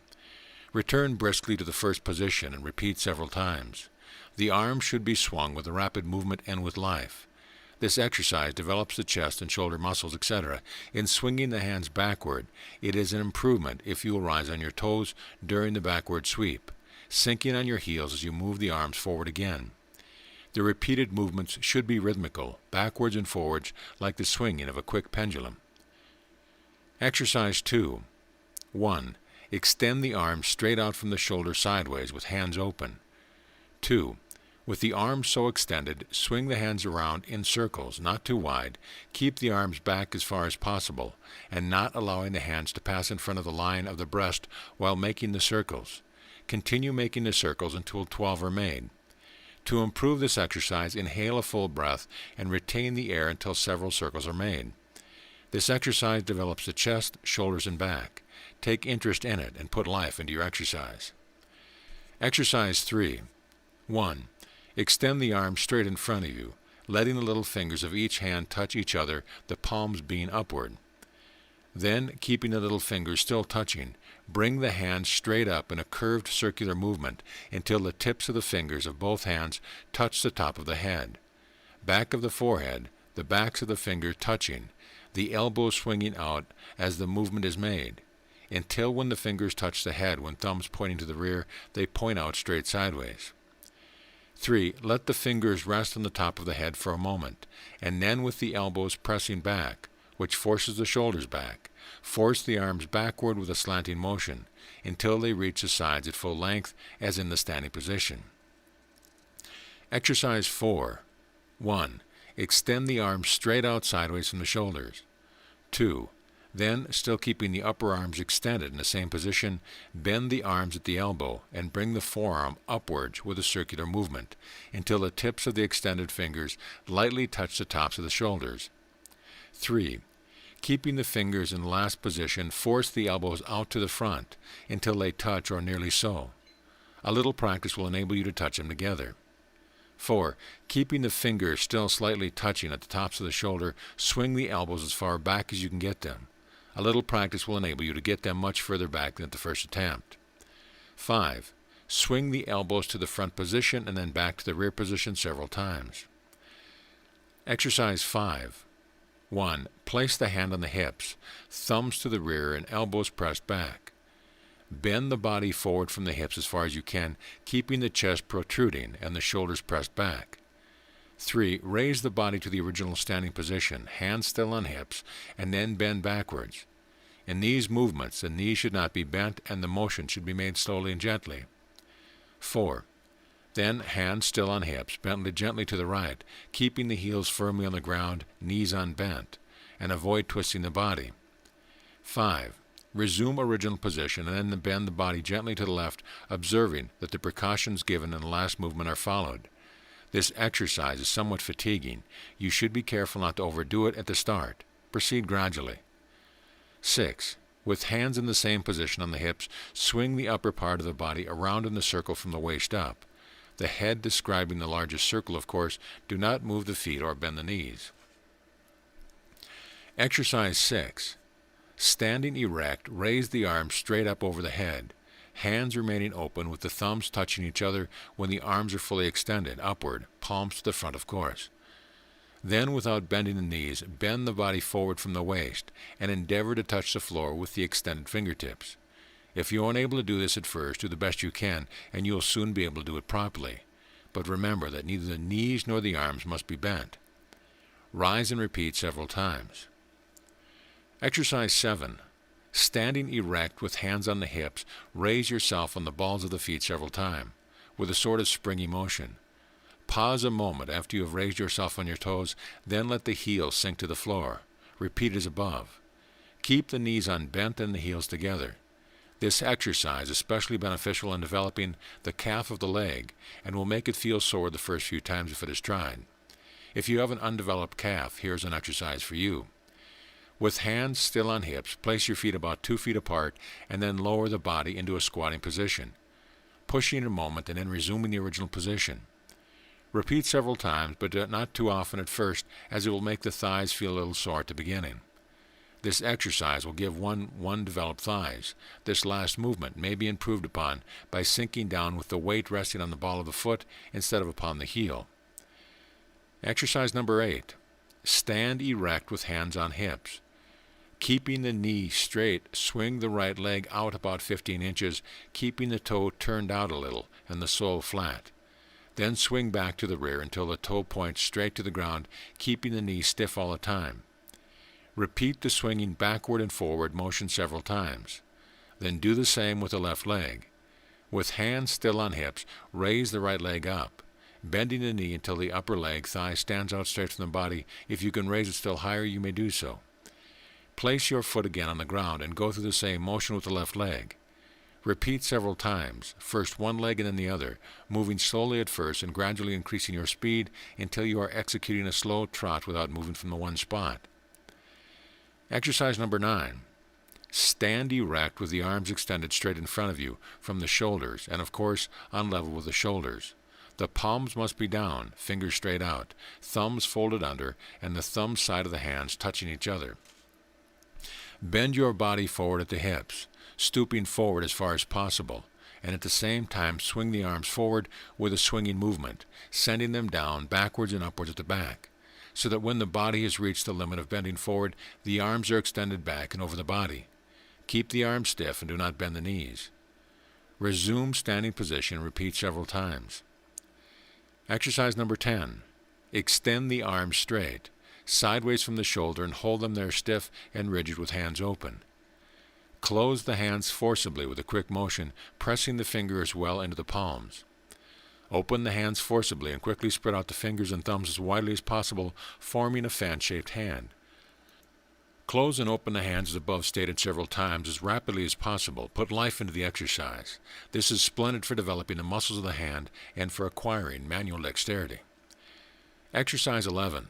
Lie upon your stomach, extending your arms above your head and then bowed upward, and your legs stretched out full length and raised backward and upward. The correct position may be carried in the mind by imagining a watch crystal or a saucer resting on a table on its middle with both ends turning upward. 2. Lower and raise the arms and legs several times. Then turn over on your back and lie extended at full length with arms extended straight out, over the head with the back of the fingers touching the ground. Then raise up both legs from the waist until they stand straight in the air like the mast of a ship, your upper body and arms remaining in the last position named. Lower your legs and raise them several times. Resume position number 3, lying flat on the back at full length with arms extended straight out upward over your head and backs of fingers touching the ground. Gradually rise the body to a sitting position with arms projecting straight out in front of the shoulders. Then go back gradually to the lying position and repeat the rising and lowering process several times. Turn over on the face and stomach again and assume the following position. Keeping the body rigid from head to foot, raise your body until its weight rests upon your palms, the arms being stretched out straight in front of you, at one end and upon your toes on the other end. Then gradually bend arms at the elbow, allowing your chest to sink to the floor. Then raise up your chest and upper body by straightening out your arms, the entire weight falling upon the arms with the toes as a pivot. This last is a difficult motion and should not be overdone at first. Exercise to reduce a large abdomen. This exercise is for those troubled with too large of an abdomen, which trouble is caused by too much fat gathering there. The abdomen may be materially reduced by reasonable indulgence in this exercise, but always remember moderation in all things, and do not overdo matters or be in too much of a hurry. Here is the exercise. 1. Exhale the breath. Breathe out all the air in the lungs without straining yourself too much. And then draw the abdomen in and up as far as you can, holding for a moment, then let it resume its natural position. Repeat several times, moving it in and out. It is surprising how much control one may gain over these stubborn muscles with a little practice. This exercise will not only reduce the fatty layers over the abdomen, but will also strengthen the stomach muscles. 2. Give the abdomen a good, but not rough, kneading and rubbing. A setting up exercise. This exercise is intended to give one a graceful and natural manner of standing and walking, and to cure one of the habit of slouching and shambling along. If faithfully practiced, it will cause you to manifest an erect, graceful carriage.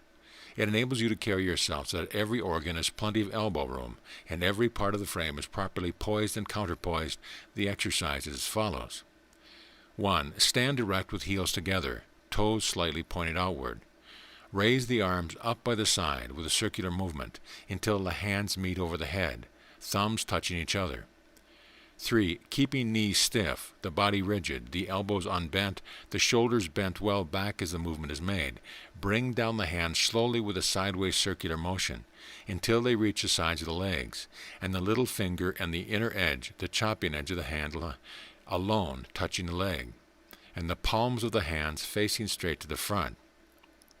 You get the right position by touching the little finger of each hand to the seam of your trousers. Repeat several times slowly. With the hands in the last position having been placed there by the motion stated, it is very difficult for the shoulders to warp forward. The chest is projected a little, the head is erect. Neck is straight, the back is straight and hollowed a little. The natural position and the knees are straight. In short, you have a fine erect carriage. Now keep it. It will help you to stand in this position, and then, keeping the little finger along the trouser seam, walk around the room. Now relax your shoulders and arms, allowing your arms to fall in the usual walking position. You will find you are properly set up, all the organs in the right position. This exercise gives you a perfectly balanced feeling. A little practice of this kind will work wonders with you, and you'll be surprised at the improvement which you have wrought upon yourself. But it takes practice and perseverance, and so does everything else worth having. This little system of exercise is simple and unpretentious, but wonderfully effective. It brings every part of the body into play, and if faithfully followed, will indeed make you over physically. Practice faithfully and take an interest in the work. Put your mind into it. Remember always what you are doing exercise for. Carry the thought of strength and development, and you will get much better results. Do not exercise soon after a meal or immediately before one. Do not overdo things. Start with a few repetitions of any exercise at first, and then gradually increase until you have reached a fair number of repetitions. Remain at each exercise till you are proficient, going through the preceding exercises once, and when you are proficient in all of them, do the whole series once or twice a day. Do not attempt to do too much at first. Progress easily. This little physical culture system will do as much for you as will many high-priced courses of instruction, either personal or by mail. They have stood the test of time and are still up to date. They are as simple as they are effective. Try them and be strong. Our next lesson will be on the power to heal and how to apply it, the greatest service to humanity, a life's experience and investigation. The gift of healing is really a spiritual endowment. The power always existed, in the mind of the Creator, invoking the intelligence of the Supreme Being. Where the force is transformed and projected, how to absorb power, acquiring the healing power, channel of projection, instilling confidence into the patient, cultivating of the sweet breath, your manner in question. Keep this lesson by your side. You will find a new truth every time you read it. You will look forward to my next article. Some questions. What results have you obtained through the exercises? And what should you keep in mind when doing your exercises? End of lesson. Lesson 11. The power to heal and how to use it. The greatest service given to humanity is curing the afflictions of the mind and body. It has been proved over and over again that diseases which have resisted all artificial means, and this includes medical treatment, respond instantly to the power of the life energy which permeates the whole universe. By applying scientifically this great universal healing power, most afflictions, including so-called incurable and chronic disease, can be effectively and permanently cured. Imagine the agony which strikes into the heart of those poor suffering souls when sentenced for the remainder of their lives by those words, "We can do nothing more for you," uttered by their doctors who know little or nothing of this mighty healing power. There is still hope for those poor souls if they would but realize that the divine spark within can make union with the great divine power, and that by the scientific application of the natural laws a transformation will take place. They will say, "Lo, a miracle has been performed."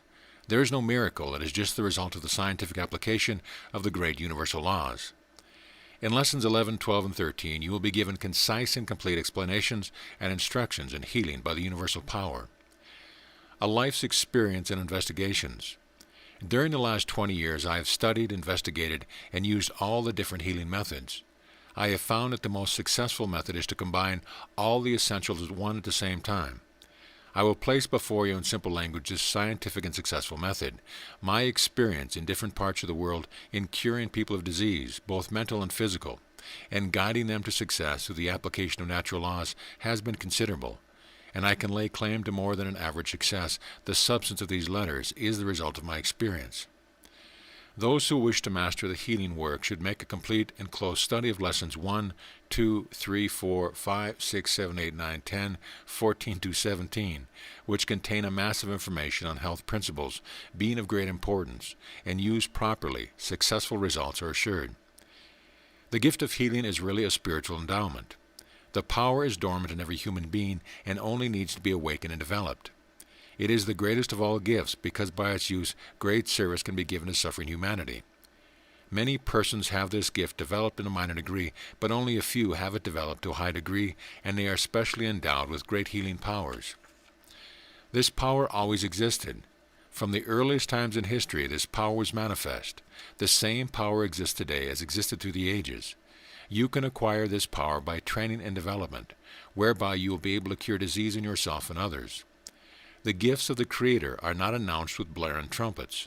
The great forces of nature are silent forces, and those who wish to embrace His power as a means of doing good will find it ever ready to spring into life.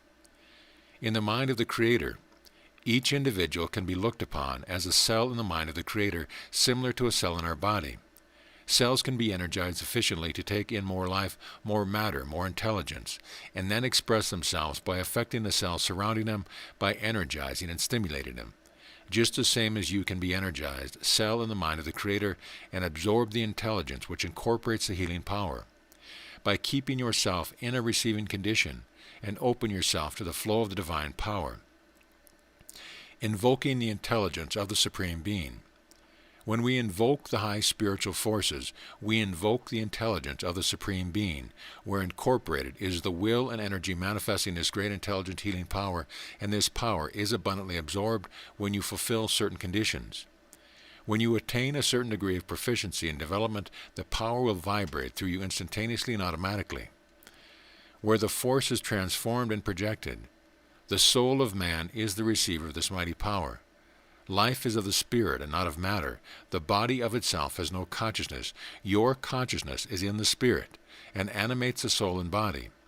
Just as a generator transformed the universal principle of energy into electricity, which manifests in the form of light and power, so is the life energy in us transformed into vital force to stimulate and perform the proper functioning on our physical organism. And as a wireless waves are projected, so can we project this power into others so that they can be healed. How to absorb power? Breath is life. If you look up in the Old Testament, you will find that God breathed into man the breath of life, and he became a living soul. This is true. This universal magnetic flow is truly the life of the Creator on which you live. It is the life by which your spiritual and mental faculties manifest as well as your physical body. It is the eternal life and gives you the key to the life after apparent death, when you leave the physical form. Allow this truth to unfold in your mind, and you will get a clearer view of your eternal life. With your supreme consciousness of the I within, you can now realize that you are conscious in life always, whether it be in the spiritual, mental, astral, or physical plane. It is largely through the atmosphere that this great magnetic substance is derived, which substance the healer draws into himself by means of his lungs, and after it has been transformed in his system, he gives it forth again in the form of magnetic energy or healing power. There is still a more perfect method where the power is poured into the healer by the higher intelligence of the invisible spiritual world, but this is too advanced for the ordinary beginner, as a great deal of study and development is required before one can recognize and realize this fact sufficiently to make or be aware of this mighty contact. The more spiritual the healer becomes, the greater is his power. The animating invisible power. I have already explained that in the air is existent a subtle power besides oxygen, hydrogen, and nitrogen. This power is the energy which enables the atom to exist, which enables the planets to revolve, which enables everything to grow. This we may call also the will of God. We may also call it the life energy.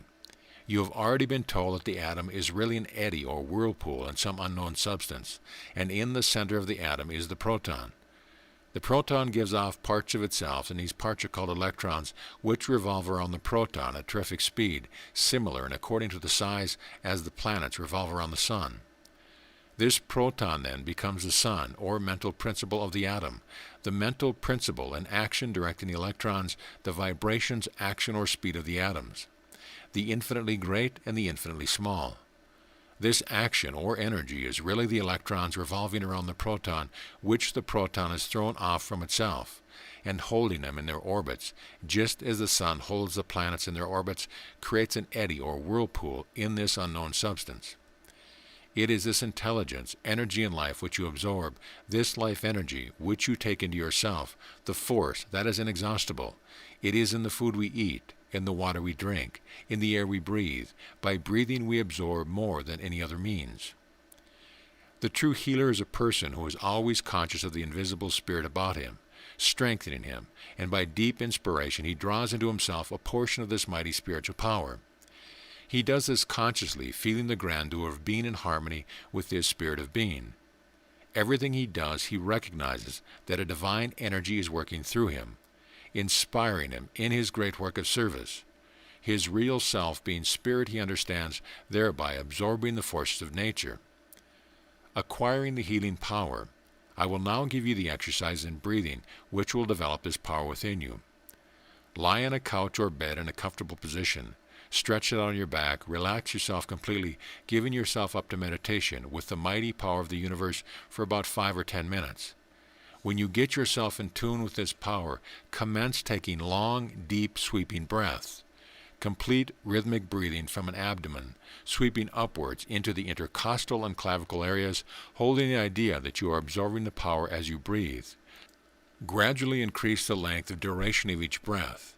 Everyone's heart beats at a different rate, and this is true time for each individual. You may commence as follows. Inhale a breath, taking 6 heartbeats. Hold 3 heartbeats. Exhale, taking 6 heartbeats. Suspend 3 heartbeats. Then increase to 8 heartbeats. Hold 4 heartbeats. Exhale 8 heartbeats, and suspend 4 heartbeats, and so on. See the following table. You can time the heartbeats by your finger on your pulse till you can automatically judge a time. Your mind concentrated on absorbing the power. First 3 days, inhale for 8 heartbeats. Hold for 4 heartbeats. exhale for 8 heartbeats, and suspend for 4 heartbeats. The next 6 days, inhale for 12 heartbeats, hold for 6 heartbeats, exhale 12, and suspend for 6. The next 12 days, inhale for 16 heartbeats, hold for 8, exhale for 16, and suspend for 8.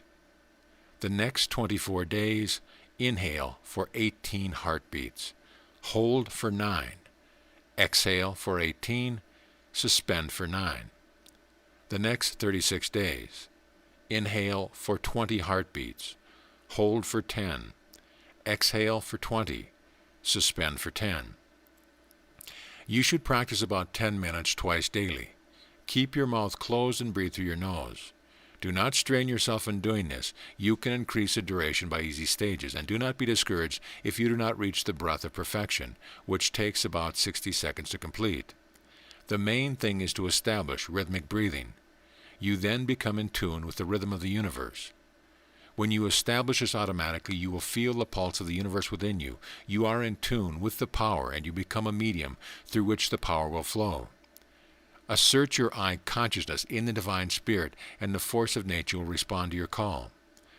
An excellent method is to imagine that the soul, not the body, is breathing in spiritual life as you inhale, and when you exhale, imagine this power being diffused throughout the whole being. There are also certain centers which can be developed by concentrating as if you were breathing through them. Breathe 3 times through each center as follows. Number 1. The whole being, at the same time saying, divine life fills me. Number 2, the forehead, divine light fills me. Number 3, top of the head, divine inspiration fills me. Number 4, the back of the head, divine life fills me. Number 5, the solar plexus, divine power fills me. Number 6, the small of the back, divine strength fills me. Number 7, the navel, divine love fills me. Number 8, the genital organs and up and down the spine, divine vitality fills me. Number 9, the heart. My heart is one with the divine. I am in tune with the infinite. These are secrets that were conscientiously guarded by the ancients. They have a mighty developing power and should not be regarded lightly. Rules the healer should observe and apply: the channels of projection. There are 4 avenues through which the power can pass from the healer to the patient: the hands, the eyes, the breath, and the mind. Practice projecting the power through these channels, always remembering that the power is under the direction of the eye or the spirit within, through its instrument, the mind. The hands. Before beginning treatment, always wash the hands thoroughly. Dry them carefully and rub the palms briskly together until heat is generated. Raise your hands above your head in a loose fashion, then allow them to hang down by your side loosely, willing that the power should pass through the tips of your finger. You will probably feel a tingling sensation. Then rub your hands together. If your hands become moist during the exercise, so much the better. The power passes from the hands more easily when they are slightly damp. Instilling confidence in the patient. You must have perfect confidence in yourself, at the same time instilling this confidence into the patient, assuring him that you are going to eliminate his pain and trouble. Assume that calm assurance of power. Do not allow the slightest doubt to interfere with you and your patient. You must act in a positive manner. The more positive you are, the more power you will generate. If you can create a sensation of vibration in your patient, he will have more faith. It is up to you to create this vibration. Never argue with your patient. Maintain that strong, confident, assurant power. The thought-transmitting gaze and how to use it.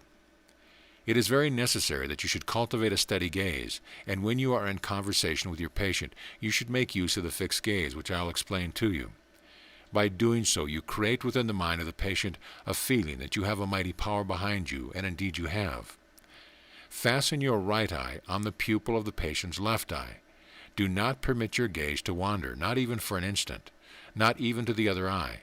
The force you have within you is more easily transmitted through the left eye than through the other avenue. By focusing of your power to one spot, it is concentrated, and with your powerful determination to heal, you overcome the resistance, which is sometimes shown by some patients who are slightly doubtful of your ability to cure them. Never mind how your patient's gaze might wander.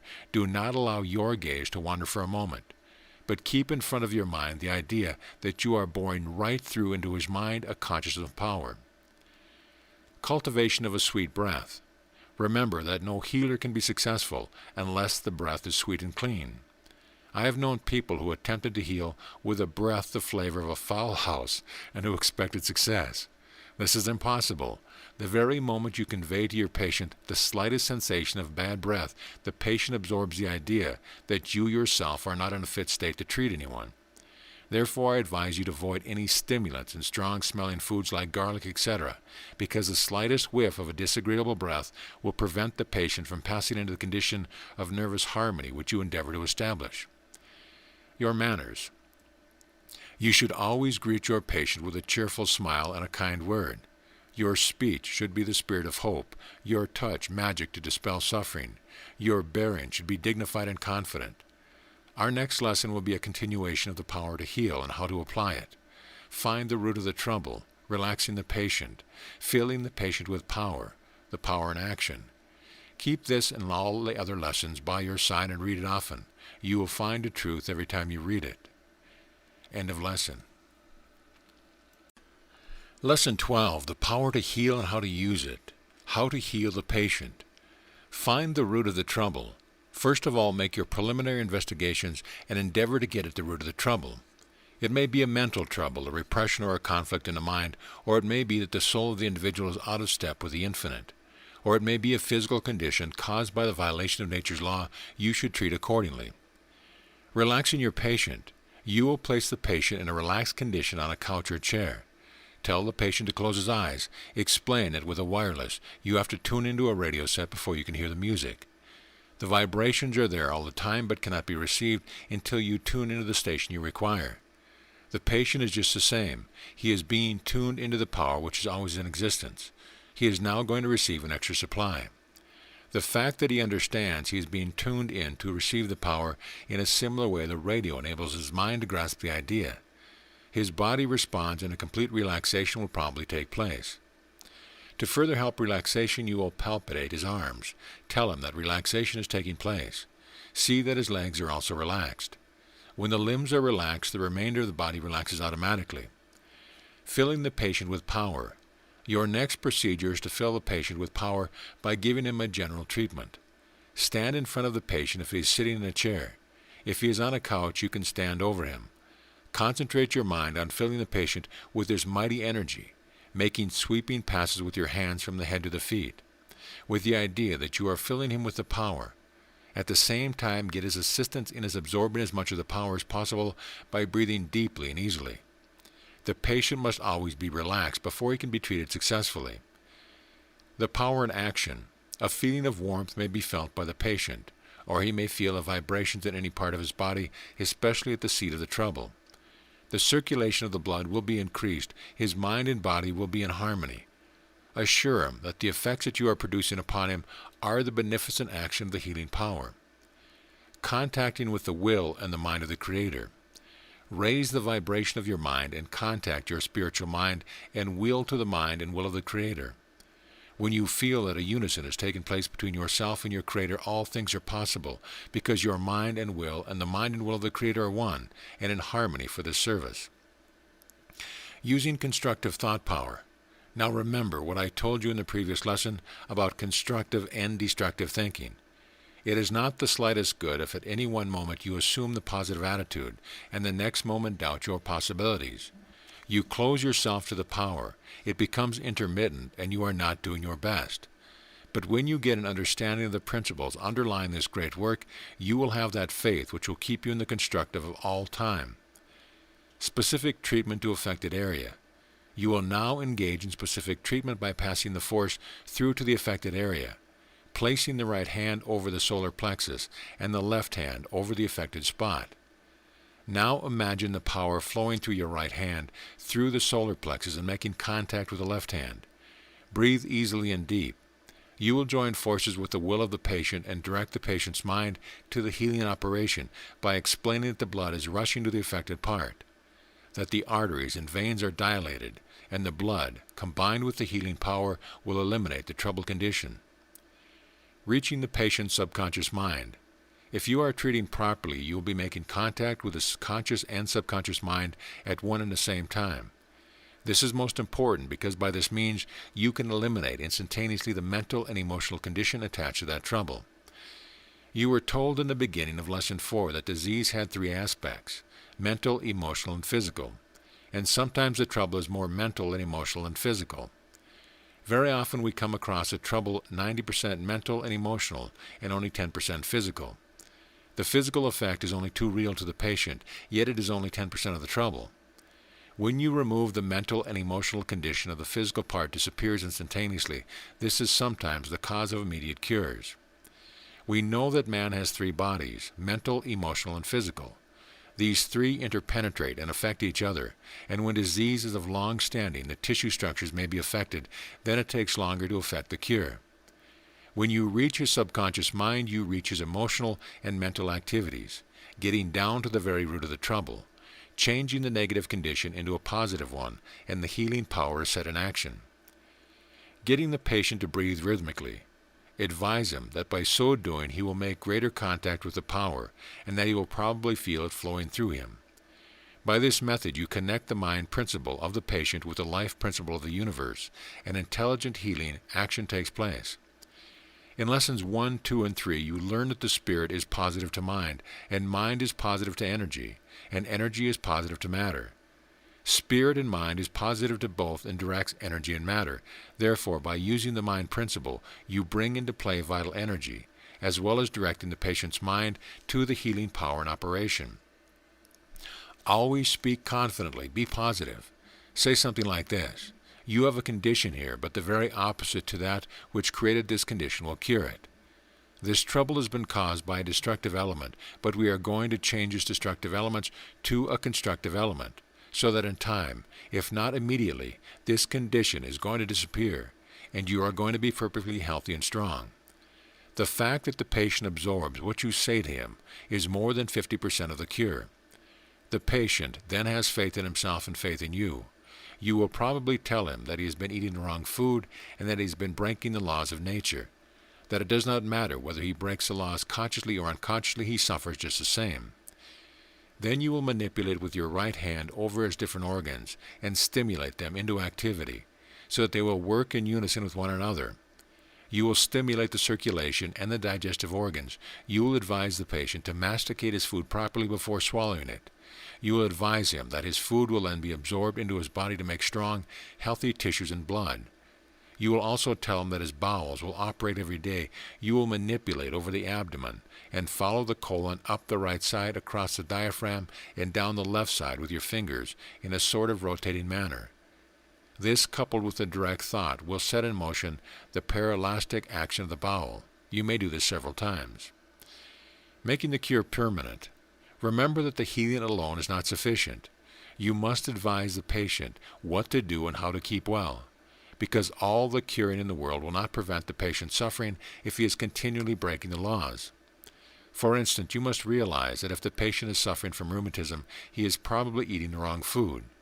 He is also probably not having proper regular motions every day, and toxins are being absorbed into the bloodstream, affecting the muscles and joints. Before you commence treatment, you must ask the patient various questions. Endeavor to get at the root of the trouble. You must place the patient on the high road to health by explaining the law. You know that constipation is the mother of many of the diseases from which we are suffering today, and my lectures on the body should enable you to advise the patient what to do.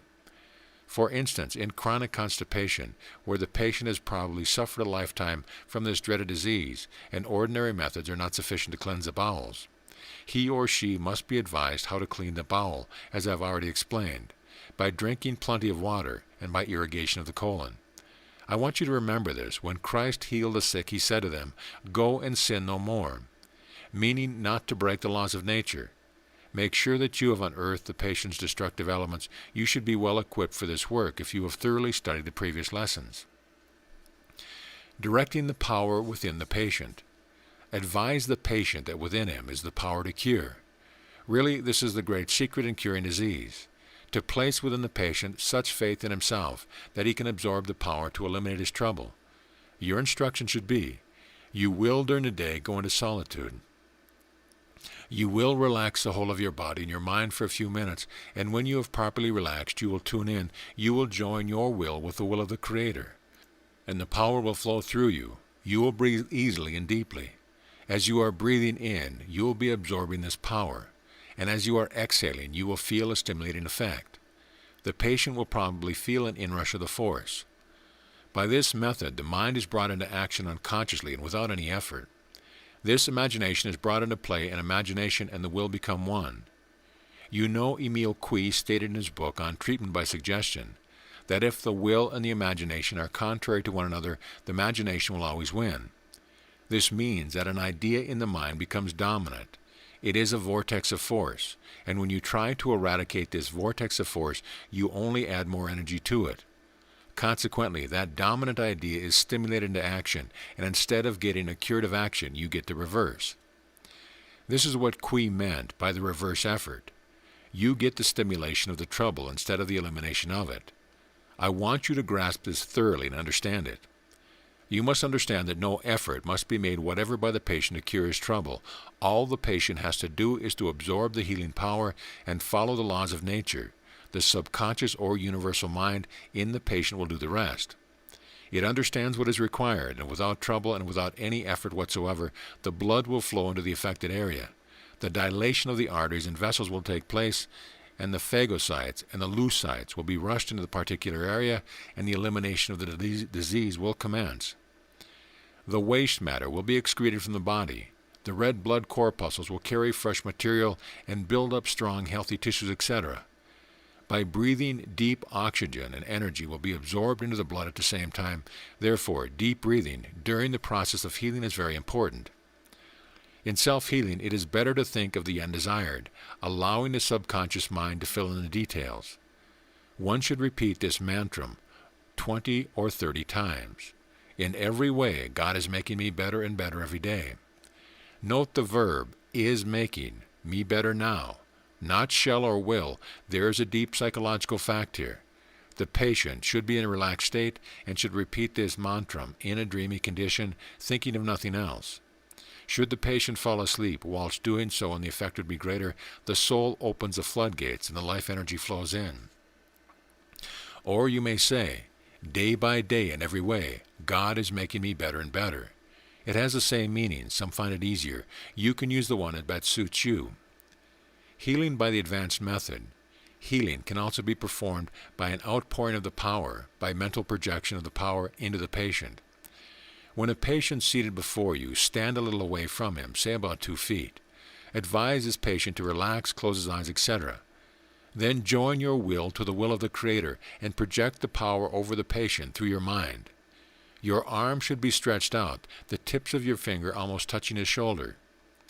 In the first article I explained to you that we are all one, we are not separate, and that our ethereal bodies emerge into the great ethereal matter of the universe. Really, our bodies extend everywhere, and our minds are an extension of the mind principle. Therefore, your ethereal body and the ethereal body of the patient are mingled together. Also, your minds are in tune with the universal mind, and by directing the power, you energize his ethereal body and his mental body corresponding according to your own power and development. Superconscious concentration. Remember that you will not be able to do this for some time. It requires a good deal of development before you are able to perform it with any degree of success. It is not done by hard conscious concentration. It is performed by expectant, faithful concentration, a positive feeling within yourself that the power is entering into the patient. There are 2 kinds of concentration. There is conscious concentration and superconscious concentration. The latter is a concentration performed by the spiritual mind and is the method used in this type of healing. When you practice it sufficiently, you will get the feeling that you are really using another instrument apart from your ordinary consciousness. You will also use your will to direct extra power through your hands, and this power passes from the tips of your fingers into the patient.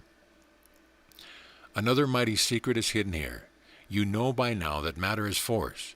It is not solid, but in constant motion, vibrating at a certain speed. Now when a person is sick, their mind and body are vibrating at a low vibration. When you raise the vibration, you eliminate disease. When ice is turned into steam, you only raise the vibration of the substance. When you turn this vapor again to ice, you lower the vibration. Should there be any impurities in the ice in the first place, they would be entirely eliminated. This is the method Christ used in healing the sick. Christ fully realized that all is in the mind of God, and his intelligence is in and through all things. In reality, all is mind, God's consciousness or will being the animating power. Christ recognized his oneness in consciousness with the Father of all. His desire then became the will of God. Faith is necessary to the healer and the sick, faith being the acceptance of God's great gifts.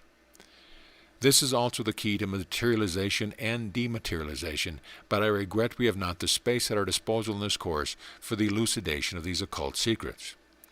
Directing the force through the sympathetic nervous system, when making contact with the hands of the patient to establish the magnetic circuit, the right hand is usually placed on the solar plexus and the left hand on the seat of the trouble. You thereby stimulate the sympathetic nervous system, and the force passes from your right hand through the solar plexus, making contact with your left hand at the seat of the trouble. Remember that your right hand is the positive, and your left hand is the negative. By this method, the vital force makes a complete circuit. The nerve energy is stimulated, creating a healing action at the seat of the trouble. The law of giving. Nature is kind, and she gives more freely to those who give. You will find that the more patients you treat, the more power you will receive. People have often remarked, you must feel tired after treating all those patients. But the fact is this, nature will always give you more in return for what you give. You will always receive a little more than you have already given. Consequently, you will build up a powerful reserve within yourself. No selfish person can be successful with healing, because the generous impulse to set in motion the full power which fills the nerve currents will be lacking. Another thing, no person can be a successful magnetic person unless he minds his own business. Therefore, if you have that negative trait in your character, I advise you to immediately cut it out. You can never be a magnetic person. You can never have a powerful magnetic personality. Also, you will be disliked by others. One of the most depleting traits of one character is to meddle with another's business. And one of the basic laws of the universe is that unless you learn to mind your own business, you can never advance in universal science. Linking up the forces. You should always place yourself in tune with the universal power before you commence healing. Otherwise, your efforts will not bring the desired success. The patient must always be guided so that he automatically helps himself. You must have a deep sympathy for your patient. When you are working on the patient, create within yourself a strong desire that your patient's trouble will be eliminated. Invoke the power of the Master to aid you in dispersing the disease. Leading the patient into a world of harmony. By my method, the forces passes through the nervous system, and the nerves carry the intelligence to the various parts affected. You will also lead the patient into a joyful condition, your will and his will in perfect harmony. By your so doing, the patient will have faith in you. He will be obedient. Remember that the harmonious condition of the nerve currents of the body are absolutely necessary to get response, and these conditions are controlled and directed by the will. When the healing power is received by the nervous system, it is distributed to the blood and tissue.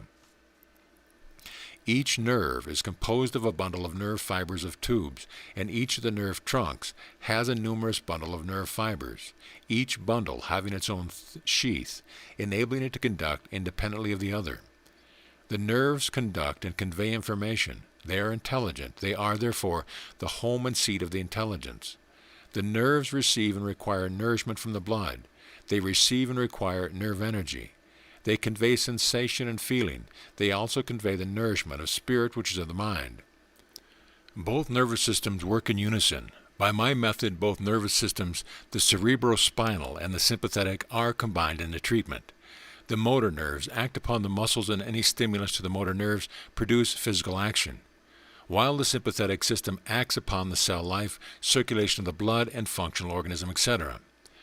The sympathetic nervous system possesses two ganglionic chains running parallel to the whole vertebraic system. The nerves have within themselves intelligence, the aid of understanding. As a matter of fact, the brain is no longer the sole interpreter of the organs. A message is first understood and sensed by the nerve center associated with that organ. The brain is informed of this matter and aids the sensation by bestowing attention upon it. When there is a pain in evidence, this pain will disappear as soon as the nerve currents have been established there. The harmonious action of the force aids the still pain and creates an electrical current of nerve energy, re-establishing the interrupted circuit. Then the brain influences the nerves controlling the blood, causing a therapeutic action to take place. Overcoming the patient's negative thoughts. The thoughts of a very sick patient are often in a negative condition. Therefore, the brain alone is not likely to do much good unless you can reach the subconscious mind. It is here that the beneficent action of the force can reestablish harmony, and by so doing allay the pain and permit the blood to be sent to the affected area. In returning, the blood is purified by the various processes of elimination through the kidneys, through the lungs, and through the skin, and the dead matter is placed outside the body. Hence we can now realize a much superior method which is now being explained. The mind of the patient is directed, and the contact of the hands introducing to the system of the patient an excess of energy brings the vital resistance of the patient up to a point where the disharmony of pain is overcome and subdued. Creating the favorable crisis. When treating, you must look for certain effects. You must look for the crisis. There is a crisis in all diseases, and a favorable crisis is attended by secretion and excretion. Internal disorders are created by the interruption of the vital current in its circuit. This interruption is removed, and a re-establishment of the circuit is made by the added nerve energy, which sets again in action the glandular process of secretion and excretion. Sometimes the body becomes bathed in perspiration, and you will know immediately this takes place when the patient is on the mend. The force which directs the blood. When you treat through the nervous system, you create an excess of nerve energy in the body. This nerve fluid is infused into the blood and exists as a force independently of the blood, and when you treat specifically with the right hand on the solar plexus and the left hand on the affected area, an excess amount of blood and this force are carried to the affected area. The blood vessels are dilated, which allows a large quantity of blood to reach the troubled part, and a healthy condition is soon established. Editor's note: the last page of original text is missing for this lesson. Questions to consider. How would you treat a patient? What method would you use to reach the subconscious mind of the patient? What is the principle underlying this great work? Where would you place your hands in a specific treatment? Which is the positive hand and which is the negative hand? And why is the healing alone not sufficient? End of lesson. Lesson 13. The power to heal and how to use it. Medical science and healing. The difference between medical science and healing by universal science. Medical science, on the one hand, directs its efforts mainly to the selection of drugs which have their action upon the system, either as sedative, anesthetic, or purgative, and attention is given to the treatment of symptoms relying upon the removal of the foreign matter. It is a confession, of course, that drugs and medicine are merely intended to assist the intelligence of the body in driving out the disease. Therefore, without intelligence, drug would prove of little value. Surely, it is only reasonable, then, to direct the attention first to the controlling power or the intelligence. It is better to act in unison and assist that intelligence than to disturb and irritate it, and this is done by universal healing. I want to point out here that the functions of the body are primarily under the control of the nervous system, and by the methods explained to you, it is easy to reach the function through the nervous system almost instantaneously. Any other method is cumbersome. In all disorders of the body, the normal process of the body are almost immediately established by the application of nervous energy and natural laws. Eliminating inflammatory deposits from the body. It sometimes happens that the inflammatory deposits become organized and remain in the tissues, resisting all efforts for their removal. Electricity is sometimes used to aid the absorbents to take up the morbid accumulation. Dry air, 300 degrees Fahrenheit, is sometimes applied. Local application of iodine and potassium of iodine, iodine of ammonium, and other drugs have been used. But frequently they cause more trouble, and the deposits which cannot be removed are considered a fixture. I have seen many such cases which have been given up as incurable, and after the first application of universal healing, the deposits have been dissolved and harmony reestablished in the system. There are many abnormal growths which baffle a physician and his drugs, but which yield readily to the application of universal healing. Take, for instance, the excessive development of the epithelium of the sebaceous follicles in the form of the common warts. Now these morbid growths are amenable to the dissolving action of the vital current. Cancer. The most dreaded of the diseases is probably caused by the transplantation of the epithelial cells to connective tissues. These cells, having within themselves propagative and creative power, cause the abnormal growth, and for this class of disorder the only remedy known is a knife. I will say that valuable lives are sacrificed because the surgeon will not perceive that where there is creative power, there is intelligence, and where there is the power to create abnormal growth, there must also be the power to check abnormal growth, and there cannot be growth without intelligence. It may seem drastic for me to say that the best cure for cancer and all abnormal growth is the application of this universal power in its inhibitive form. The intelligence which directs the nervous energy in ordinary diseases to reconstruct and build up the tissues is employed. In the case of abnormal growth, for dissolution, disintegration into the blood, which is then excreted from the system, following the application of the vital force. Relieving pain. There is no form of pain which cannot be dispelled, and there is no form of disease which you cannot relieve by the application of the universal power. Your attention should be first directed to the relief of pain by the introduction of the vital force through the nervous system, leaving the eradication of the disease to the beneficent action of the vital force working in harmony with the nervous energy of the patient. Specific instructions on how to treat the most common diseases. We will direct your attention for a little while to dealing specifically with the various diseases. You have now a thorough knowledge of how to proceed with treatment. You have already been told of the necessity for relaxation and the charging of your patient with the power before commencing specific treatment. These specific instructions are only the bare necessities. You must fill in as you have already been instructed. The most common of all is headache. Request the patient, if the face is flushed, to sit upright in a chair. Place right hand on solar plexus, left hand on the base of brain, back of head. Retain this position for 5 minutes. If the face is pallid, showing anemia, a state of local congestion, request the patient to lie on a couch with head slightly raised above the level of the body. Treatment the same. Right hand solar plexus, left hand base of the brain. After 5 minutes treatment, remove the left hand. Then tap the forehead gently with fingertips. Allow the fingers to trail gently over the scalp, around the back of the head with a circular movement, down to the first cervical division of the spine. This relaxes the scalp and relieves the pressure of the nerve terminals, which relieves the pain. Asthma. The patient should sit upright in a chair. Place right hand on solar plexus, left hand on spine, flat between the shoulder blades. After 5 minutes, remove the left hand, tap spine lightly with the fingertips from top to bottom. Always instruct your patient to relax completely and breathe from the abdomen. Finally, breathing will become very easy, and if there are any spasms, they will be relieved. Influenza or cold. Associated with general depression, pain in the body, discharge from the nose, etc., right hand solar plexus, left hand, root of the nose on the forehead, 5 minutes.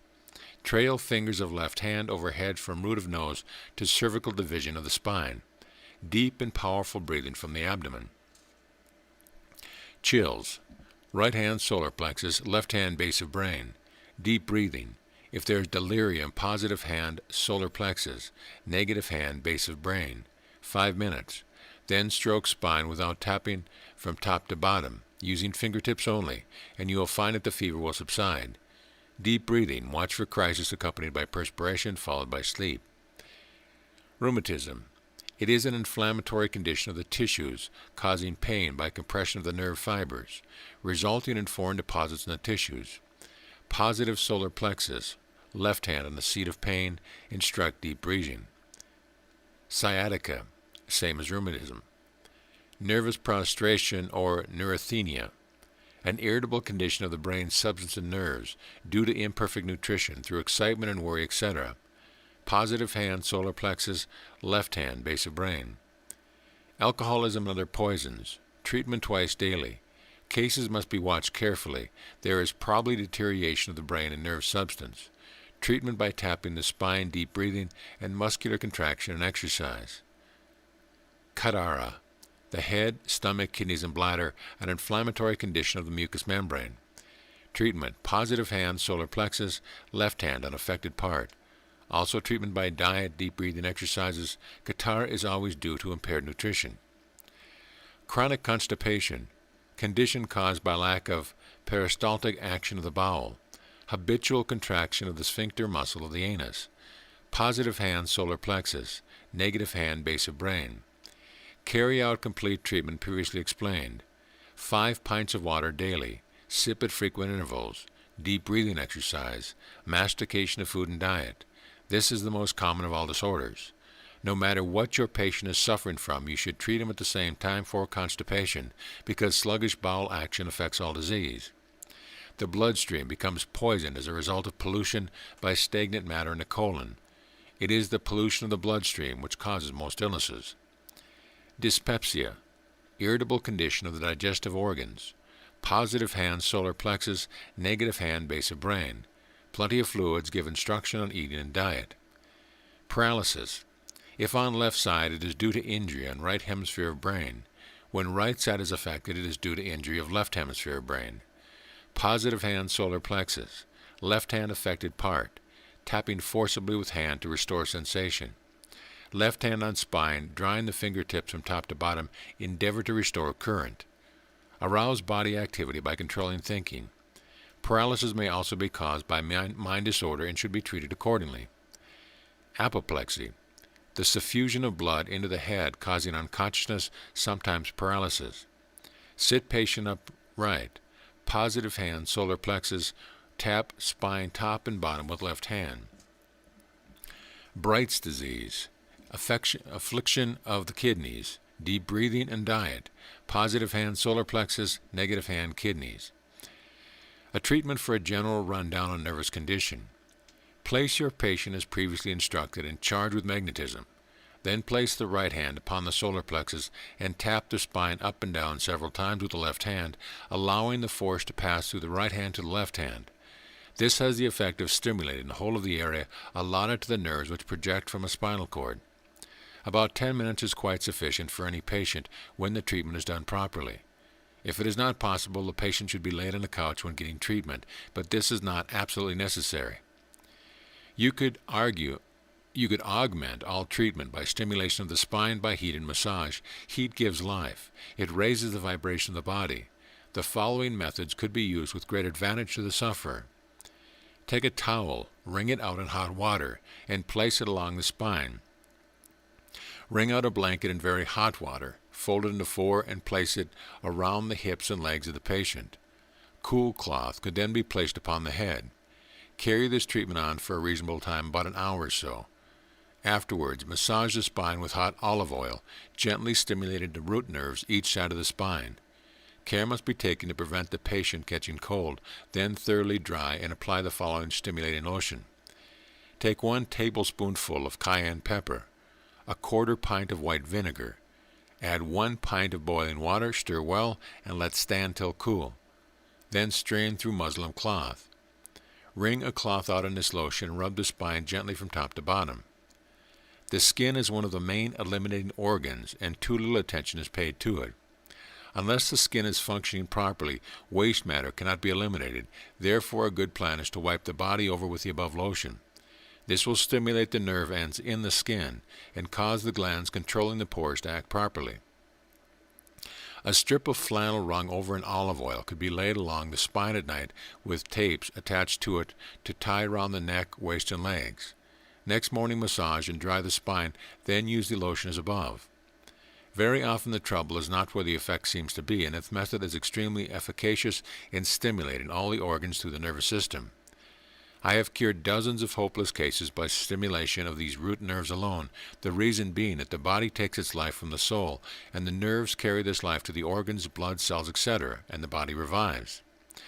There are many secrets in the healing art that are known only to the few who make a real effort to seek and understand them, and who have advanced beyond the stage of prejudice and orthodoxy, which shut out wisdom and truth. Food also plays an important part in curing disease, and this subject will be dealt with further on. This should be sufficient now to enable you to treat any sort of disease. You have been given a general knowledge and the groundwork, and there is nothing to stop you from getting good results. Remember, it is not sufficient to make your patients well. They must be told how to keep well, so as to prevent a recurrence of the disorder. Final instructions. Never forget to instruct your patient in regard to breathing and drinking water, the proper mastication of food, and the proper food to eat. Give them the exercise that they require, according to their state of health. The course of exercise will provide you with all the information you need. Relaxation and exercise should be performed in the morning and evening. Some useful hints. Do not hurry or appear anxious. Never drop your calm, pleasant, and dignified manner. Do not allow flippancy or familiarity to come into relation with your patients. Do not be austere or gloomy. Never neglect cleanliness. Do not make your fees too small, rather make them as large as you can reasonably do. Do not take a fee that your patient cannot afford to pay. Accept a fee for your time only. When you fail for any reason to benefit a case, never hesitate to do plenty of charity work. Do all the work you can. Do not take any acute or critical cases unless they are forced upon you. The present condition of medical laws in most countries is that doctors can slay their patients by the thousand, but if someone dies on a healer's hands, great is the uproar. Do not handle contagious disease for the same reason. Do not practice unless you have a sweet, pleasant room in which to work. Never argue. Hold yourself good-naturedly above all. Tell them if they want instruction, you will sell it at a certain fee. Do not keep bad company or neglect conventionalities of society. Always keep a clean, sweet breath. Eat fruit and vegetables only as far as you can. Do not smoke or drink, and live the life. Thought transference and absent treatment. I am not going into an extensive explanation in this article on the power of thought, but it is necessary to take it into consideration when teaching the method of absent treatment. Further on, an article will be given you on the power of thought with some starting information. When thought is properly directed, results can be obtained. Thought is dynamic, and it is transferable, and contains within itself potentialities for good and evil. One can injure by thoughts as they can cure by thought, but there is always a reaction of good and evil. Those using thought for evil purposes must suffer the reaction, but those who use it for good purposes get the reward. Although we are unable to know the composition of thought, we have a knowledge of and can understand its operation, how to manipulate it. Since the introduction of the wireless, television, etc., man is more amenable to the idea that thought can be projected, just as the wireless message can be projected. There is no space in this article to explain thought. You will learn more about it later on. But I am now going to direct you how to use this power for the benefit of curing people at a distance. Projecting the healing thought power. Projection of thought is an extremely simple matter. Its very simplicity causes its amazing force to be overlooked. It is necessary in order to project successfully that the motives must be good, that is, a wish to help and assist some sick or suffering person. The wish or desire carries with it the full sense of power to do that which you wish to do. The project thought because you desire to project thought, because you wish it is the highest nature. Avoid self-distrust. Bear this point carefully in mind. Throw out from your mind all self-distrust. The philosophy of this work is very beautiful. It bears out all the teaching of Christ. It is the casting of bread upon the water, which returns again and again. It is very often the gate of enjoyment of a higher life within, the development of the spirit along the thought plane. This is very marked among those who give themselves in thought to this noble work. In projecting thought, I would advise you to breathe deeply, thereby sending out a powerful vibration. When projecting the thought of health to a patient, you will find the best means to suit yourself. As a guide, I will give you the following. Sit in a comfortable chair in a room away from noise and interruption. Hold in your mind the thought of health. Close your eyes. Think of the person whom you wish to benefit. Repeat his name. Project your healing thought. Imagine that your thought is reaching the patient. Invoke the power of the infinite to help you to get a clear-cut and concentrated picture in your mind of the patient being healed. Then radiate health, harmony, and peace. You have already been told that there is only one life manifesting in the three great principles of mind, energy, and matter, which are everywhere and fill all space. Therefore, we are all one and not separate as it seems. We are centers of life and force in these three great principles because of our divine origin. When you project thought with this understanding, it is similar to radio waves of vibration, and these are received by those who are in need. If the patient is tuned in at the same time, the results will be greater. By tuning in is meant that the patient sits or lies in a relaxed condition, at the same time realizing health, strength, and vigor, imagining the great universal power working through his mind and body in a constructive way. It is not necessary to give a long time to your patient. Your treatment is for the patient, not the healer. You can treat many patients at one and the same time. 5 minutes and sometimes less is sufficient for your work, providing you have done your work properly. You will also find it beneficial to fill your mind with health thoughts last thing every night, and also to radio the thought of health. Your patients and others will pick it up. You are a projecting station, just as the same as a wireless, radioing out the message of health. You will find by doing so yourself will be strengthened enormously. Now you have a complete treatise on the healing of disease by invoking the power of the universe. Great will be reward and good for that will do in helping poor, depressed, and hopeless individuals who require your help. Once you put them on the high road to self-help and health through nature's law, you have done an act of blessing, and you will not go unrewarded. Maintaining the perfect balance. Before leaving this section of the course, I want to issue this warning to prevent you from falling into the danger that many have done in their enthusiasm over the New Thought movement and their newfound power of thought. The inner forces of the soul are unfolding so rapidly at this time that one is apt to forget the physical body and cease to give the necessary care.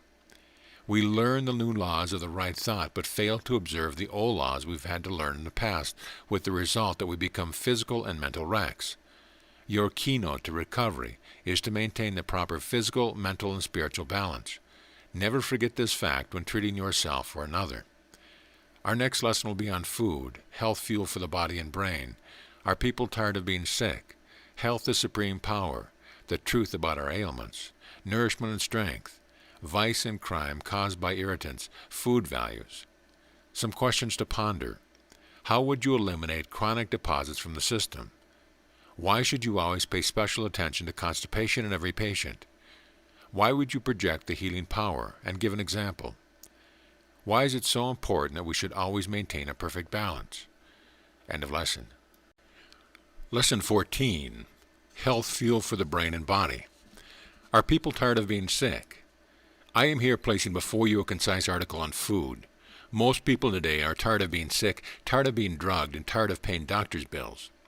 You must realize that sickness makes others uncomfortable beside yourself and puts an extra financial burden on your shoulders. To be conscious of being sick takes all the good out of life, and money that is spent for doctoring could be put away for a much better use. There is enough proof already that drugs, serums, vaccines, the knife, monkey glands, and other foolish method of curing disease have not accomplished what was promised by those who instigated their methods. Is health our supreme power? The majority of people are disgusted and disheartened with being constantly ill or being patched or doped, that they have no further desires for new fads and false promises. If you want health and happiness, follow my previous articles on health and then carry out my advice regarding food. This will, all combined, undoubtedly lead you into the promised land. Health is the greatest factor in one's life. It is the supreme power which controls the destiny of man. Without it, courage and ambition lie dormant. Self-confidence vanishes. Hopes and efforts never materialize. Wealth is not enjoyed. Mansions are as cold as tombstones. Love cannot flourish. Hearts are saddened, and general life was one round of bitter disappointment. But all this can be overcome. Your mind and body can be made whole. The road is easy to follow, so why delay? Follow instructions and be what you want to be. Get the things you desire and accomplish the things you wish to accomplish. This course is a guide to your life, your health, your happiness. The truth about our ailments. For your own benefit, I want you to summarize what you have learned already and write an essay on it. By doing so, you will find out if you have been putting into practice the instructions. There is no better way of learning than realizing the importance of this knowledge. It is my desire that all who have taken this course will benefit from it beyond their own expectations. There are but two paths to follow. One leads to the pathway of health, success, and power, and the other to disease, failure, and weakness. The decision rests with you. If you decide to act as directed, then your life will be a blessing to you. But if you neglect to put into operation what you have been told and what I am going to tell you, then you are inviting misery upon yourself. Wake up and know the truth. Learn that to a great extent. You are responsible for your own ailments and unhappiness. We are prone to shirk our responsibility and blame others for our misfortune, when the real cause are neglect to care for our body hygienically, carelessness in the selection of our food, and the improper use of our mental and emotional activities. Indulgence in tobacco, alcohol, and bad sex habits, these are undoubtedly the main reason for lowering the vitality of the body and bringing on sickness. Improper living condition, wrong modes of dress, lack of bodily cleanliness, internal and external, also attract disease. Living continually under a nervous tension, desiring and wanting so many unnecessary things is very often responsible for some of the ailments for which we suffer daily.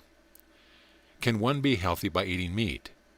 Now I want you to realize that you can never hope or expect to be healthy and happy if you continually eat flesh of dead animals or resort to liquor, tobacco, and other destructive habits.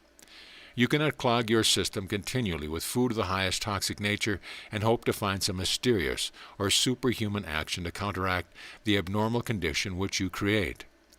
It has never been accomplished and never will. We cannot treat our bodies with utter disregard to nature law, and when we become ill, resort to medicine to cure it. If we imagine this to be so, we will learn that we are living under delusion. We must realize that if we are sick, it is because we have disobeyed the laws of nature.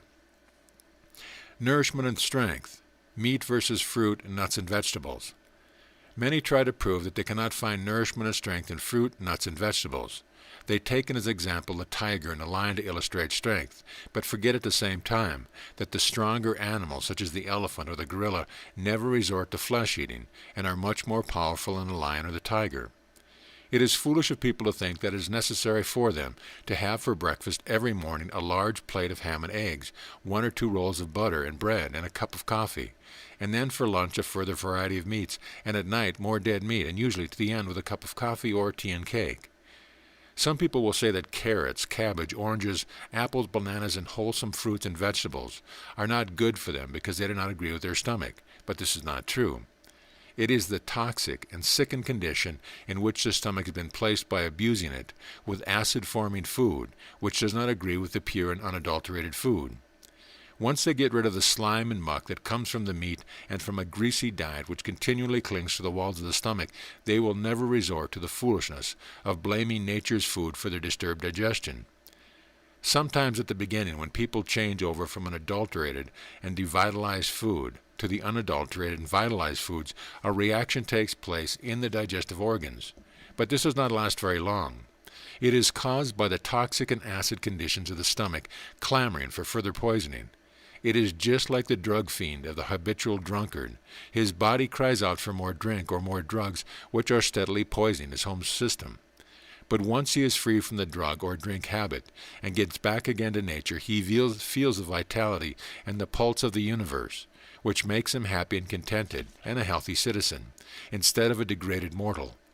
Much can be said of a similar nature to those who are continually eating the wrong type of food. You may think this is a strong language, but it is only a truth after all, so why disregard it? If you decide to change from the wrong to the right way of feeding, you must prepare yourself psychologically. You must train the stomach to digest the proper type of food, as well as to create normal and right-thinking habits. And you will find that the stomach will become accustomed to the proper natural foods and will completely adapt itself to its new function. You must understand that if you have been continually taking dead meats, indigestible pies, coffee, tea, white denatured bread, pastries, canned fish, stale cheese, indigestible pies, fried fruits, causing the worst form of toxins in your body, which creates a breeding ground for germs and filth, your digestive organs and the toxic condition of your body will not adapt themselves instantaneously to clean, healthy, and wholesome food. Pure and impure dishes. Is it not much more pleasant to sit down to a meal of vegetables, nuts, and fruits, which make you feel that you are in a garden, rather than one that resembles a slaughterhouse, reminding you of blood and murder? Think of a dish composed of nicely shredded cabbage, diced apples, cut-up dates, a handful of shredded coconut, and a dressing made out of lemons and honey, or a dish of celery, cut-up figs, and a handful of raisins, shredded red cabbage, and a dressing made of sweet oil and brown sugar and lemon juice. These dishes are fit for the gods and are not to be compared with the impure dishes of dead meat and fish. You can easily prove which is the better by their effect after eating. Not only are the natural foods less toxic, but they taste better and make one feel light. They provide more energy, and above all, they need no dynamite to aid them to pass out of the body. Is the influence of advertised foods ruining our health? Many people know that much of the food they eat is adulterated and devitalized and not fit to eat. Still, they feel a security in eating it because they have been reading attractive advertisements boosting such food, and also other advertisements which tell them to eat anything and everything, and when they get sick, the quack medicines advertised will cure their trouble. I inform you now that this is impossible. It is absolutely contrary to all laws of nature. Those who believe such things fool themselves and must suffer eventually, because when their digestive organs get to the state of being inflamed, blistered, and cataract, the entire system is being terribly poisoned. Firstly, with wrong foods, secondly, by the medicines, and thirdly, by toxic poisons their systems have been absorbing through their poisoned digestive system. How is it possible, then, that drugs, which are also poisons, can create a healthy condition in the body? Reason this out for yourself. There is only one answer, and that is follow nature. The one more eats of food in its original state or nearest to its natural state, the more nourishment is derived, for the least effort is placed on the digestive and eliminating organs. This means that you obtain the full nourishment of the food. It is more easily digested, and the waste product is easier eliminated. Therefore, you are not wasting the vital forces of your body. In the other case, with undigestible foods, much energy is required to enable the toxic matter to be excreted, and the waste product in the system gradually wears out the organ. An engine can work better when properly lubricated with proper oil. When you apply a poor quality, you are going to clog and interfere with the running power. The human machine is just the same. Weakening the functioning process creates disease. The main thing is to purify the bloodstream. By doing this, it is an easy matter to overcome disease. That is why I am dwelling on the toxic condition created by wrong feeding, wrong thinking, and destructive emotional influences, which have a tendency to weaken the system and create a state of toxemia. You must understand that when the body is devitalized, the functioning process lacks the power to act normally.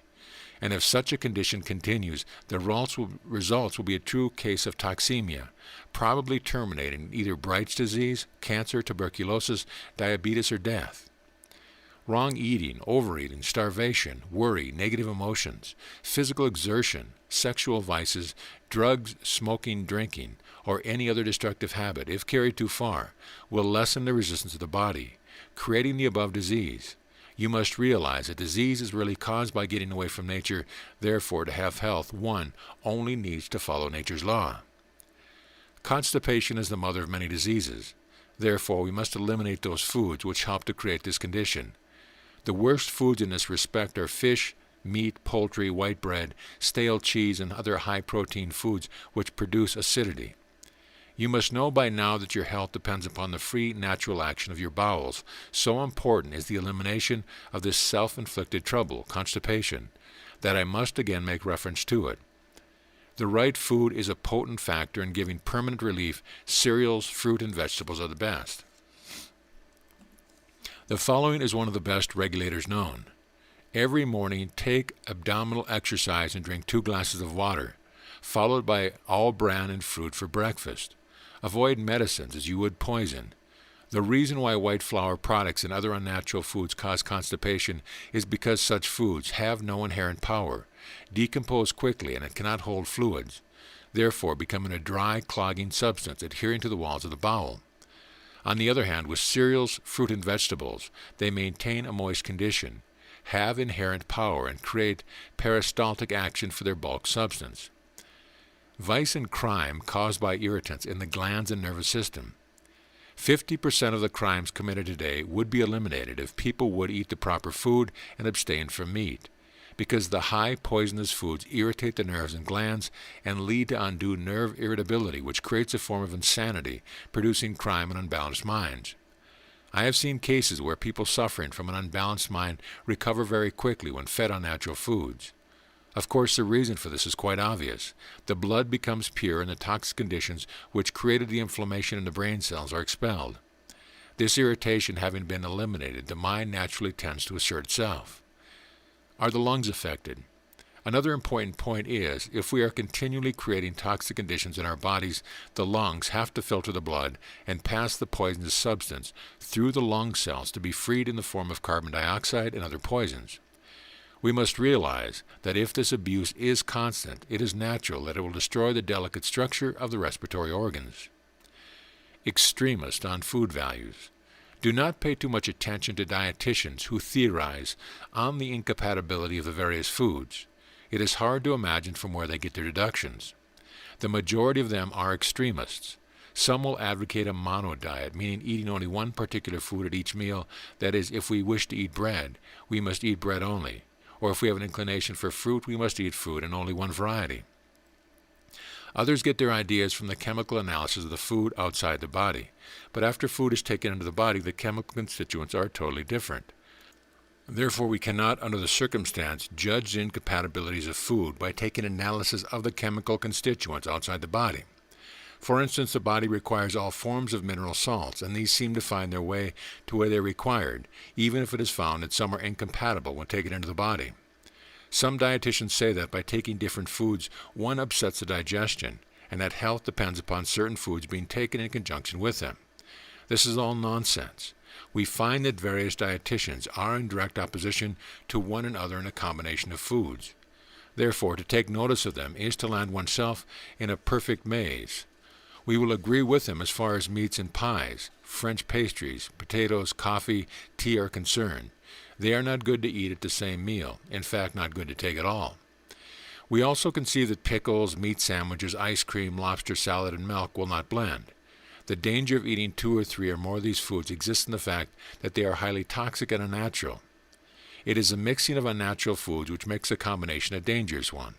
The main thing to consider is the toxin contained in each food, but when 2, 3, or more dishes of natural food are taken at the same time, they will never create a digestive disturbance. It is the denatured, devitalized foods, and foods of a highly toxic nature which causes the trouble. What harm is there in eating cereals, figs and milk at one meal, or a combination salad of cabbage, celery, apples, and nuts, or a salad of cucumber, lettuce, and tomatoes, and many more salads of such dishes? As a matter of fact, the theories of many dietitians are poor from a biological, psychological, and physiological standpoint. So do not be alarmed by those who frighten the life out of some people by making them afraid of eating the wrong combination. When the acid foods enter the mouth, they are mixed with saliva. They are neutralized. They are already changed into alkali. And again, the hydrochloric acid of the gastric juice in the stomach will neutralize any of the natural acids should they find their way as far into the stomach. It is advisable to eat one particular food which affects the disease of the patient during sickness, but to adopt it as a universal plan would be foolish. Lesson 15, we will study health fuel for the brain and body, chemical elements in the body, raw cooked foods, and many more. Keep this by you and read it often. You will find a new truth every time you read it. You will look forward to the next article. Some questions to consider. What are the strongest animals, carnivores or vegetarian? Is there any difference between a person addicted to the drug habit and a person addicted to a continual meat eating? If so, tell me. Why is it difficult at first for the digestive organs to adjust themselves to a pure food diet? What happens when the functionary process lacks power? What is one of the causes of crime, vice, and unbalanced minds? And why should we disregard food cranks? End of lesson. Lesson 15. Health fuel for the brain and body. Chemical elements in the body. There are 16 chemical elements in the body. These are calcium, carbon, chlorine, fluorine, hydrogen, iodine, iron, manganese, magnesium, nitrogen, oxygen, phosphorus, potassium, silicon, sodium, and sulfur. The larger percentages of the foregoing elements are made up of oxygen, carbon, hydrogen, nitrogen, calcium, and phosphorus. The remainder in very small quantities. These 16 elements are found in the earth, in plant life, and animal life, and in every human being. When we eat fruit and vegetables, we obtain these elements in a vitalized form, which is created by the incorporation of the sun rays during the process of growing of the fruit or vegetables, and we get them in a pure and best state suitable for our bodies. The adult body contains about 7% of mineral matter, a mighty factor in maintaining good health, the majority being in the bones, the rest being distributed into the other tissues of the body, and especially in the bloodstream. When people are deficient of calcium, we find them suffering from bone trouble, decayed teeth, etc., and then devoid of iron, iodine, sulfur, and oxygen, etc. They are generally suffering from anemia and blood troubles, etc. When there is an absence of phosphorus, the brain is affected. When water is lacking, we find a general unhealthy condition. 6 important substances found in all foods and their uses. In all foods there are found 6 substances in certain proportions. These are 1. Carbohydrates, which is a group of substances of natural chemical compound of carbon, hydrogen, and oxygen. The most common of all carbohydrates are sugars and starches. This produces heat in the body. Cellulose is a form of carbohydrate, nature in which the woody substance which forms the framework of fruit and vegetables. It is not digestible, but it is valuable. It is a roughage, or bulk, and it is an important factor in aiding the peristaltic action of the bowel. Starch is found in greater proportion in vegetables and in fruits, and the foods which contain a high percentage of potatoes, pumpkins, chestnuts, barley, corn, rye, wheat, and all kinds of bread, cakes, cereals, and foods prepared from grain. Starch, when exposed to strong heat, is changed into dextrine and is more easily digested. That is why bread should be toasted. Sugar is the simplest of the heat-producing foods and is easily digested. The sugar that comes from fruit, vegetables, milk, and honey is most suitable. The sugar found in the cane and the beetroot is the same, but the sugar found in fruit is different. So is the sugar different that is found in milk and honey. The only sugars that should be used are brown or maple sugar and the sugars from the fruits, which are the natural fruit sugars. Fats. These are used by the body to produce the heat and are the most concentrated of heat-producing foods. Much of it can be stored up in the body for future use. It serves as a protection to the delicate organs. One can realize why the Eskimos feed on the fat blubber. This enables him to combat the cold elements where he lives. The most suitable fats for the body are found in dairy products such as milk, cream, butter, and cheese, also in nuts, vegetables, margarine, peanut oil, etc. Protein. Protein contains nitrogen, the medium by which the tissue repair and growth is maintained. It is very necessary in the diet, but one must be careful not to eat too much of it because the body can only use a certain amount. If too much is taken, that excess which does not decompose, resulting in creating toxics. Proteins are contained abundantly in foods such as nuts, wheat, cereals, peas, beans, lentils, mushrooms, also in dairy products and eggs, and in an inferior form in meat, fowl, and fish. Protein has also the power of creating heat. The mineral salts. These are calcium, chlorine, silicone, fluorine, iodine, iron, manganese, magnesium, potassium, phosphorus, sodium, and sulfur are found in all natural foods. These salts are found more abundantly in fresh fruit, vegetables, milk, and butter. Milk possesses a fair proportion.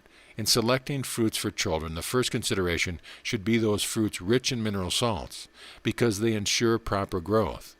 Without them, the other substances cannot perform their proper duties. Vitamins mean charged with vital energy. There are 3 specific vitamins, A, B, and C. Vitamin A is a fat-soluble vitamin which aids the assimilation of fats.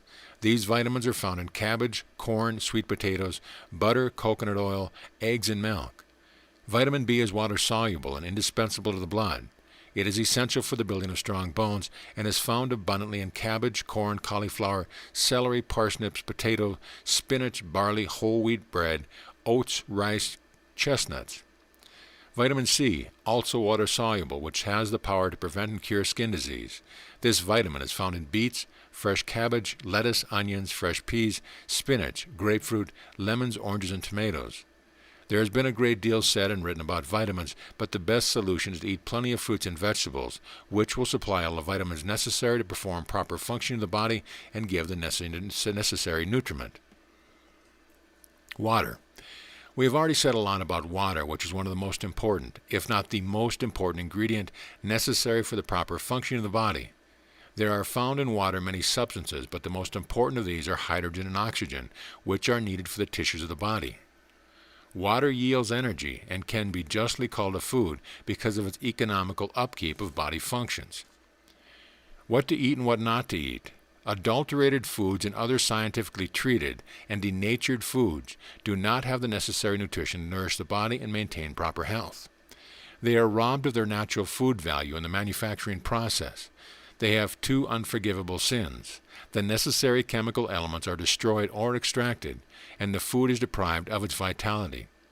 Food must have vitality, otherwise it will create toxic conditions in the body which must be eliminated. The main denatured foods are white flour, white rice, white sugar, corn, and wheat products, so-called bodybuilders by the manufacturers, spices, jellies, adulterated dairy products, adulterated dried fruits, etc., and some canned goods. In fact, 10% of all prepared foodstuffs are not fit for human consumption. When these foods are given to animals and birds, they die of malnutrition. Raw or cooked food. We hear a great many conflicting arguments among dietitians. Some say cooking food destroys the vitamins and the valuable chemical properties, and that eating cooked food has deprived man of his natural instinct for foods of the plant kingdom. Some say that man is eating himself to the grave, and that unless he adopts a diet of uncooked food, his life is doomed. We have other dietitians advocating the food prepared with the assistance of heat has superior advantages over raw food, because raw foods possess certain microbes, bacteria, and worms, which are destructive to the human tissue, and that cooking destroys these germs and parasites. Also that food from the plant life cannot be properly digested in its raw state because man's digestive juices are too weak to break these foods into their elementary parts, necessary for the absorption into the body. And cooking permits the digestive juices to permeate each molecule of the food and permits the starch to be turned into sugar, and the vital energy stored up by the sun to be released and taken into the system. There are good points in each, but the most important factor lies in the cooking of foods, so that none of the elements are thrown away. The majority of people in cooking vegetables boil them to such an extent that they boil all the main elements out of them, which are deposited in the water or given off in steam. They are either thrown down the sink or have evaporated.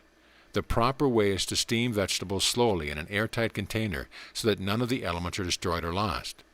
In warm countries and during warm periods of the year, people should adjust their food to suit the climate. By taking cold and uncooked foods during the hot periods and hot foods during the cold periods. This has the action of cooling the blood in hot periods, whilst in the cold weather the hot foods adjust the temperature of the body. It is unfortunate that we have so many scientists going to extremes. We must always maintain balance, not only in food, but in everything we do.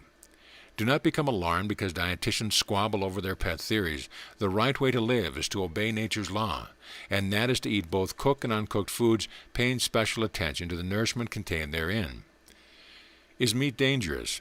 Some people believe that it is necessary to eat meat to maintain their strength, but experiments have proved that the best meat only contains 30% of the nourishing properties which nuts, grains, vegetables, and fruits have. Besides, investigation has disclosed that flesh-eating animals are adopted to eat flesh. Their bodies are constructed differently. They have the necessary carnivorous teeth.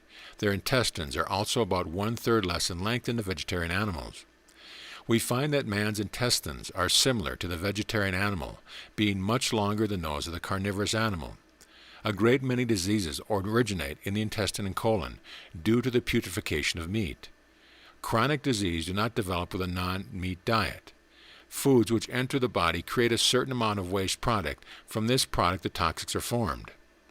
Now much depends upon the amount of protein contained in the class of food that is consumed. The toxic products from animal protein are much more dangerous than those produced from vegetable protein. Besides, the animal tissue contains a great deal of uric acid, which is of a highly toxic nature. And when one eats meat, the chemical action intensifies the acidity and produces the very highest form of toxics known. Also, as the waste product of meat decomposes very quickly, it is necessary that it should be evacuated from the body as soon as possible. This cannot be performed by man, owing to his long intestine, and the poisons from the putrefaction which takes place in the process of the elimination of the waste matter is absorbed into the system. Is diseased meat offered for public consumption? Are you aware that if the meat inspectors were to reject every unhealthy animal from the slaughterhouse, the meat would be 6 pounds a pound?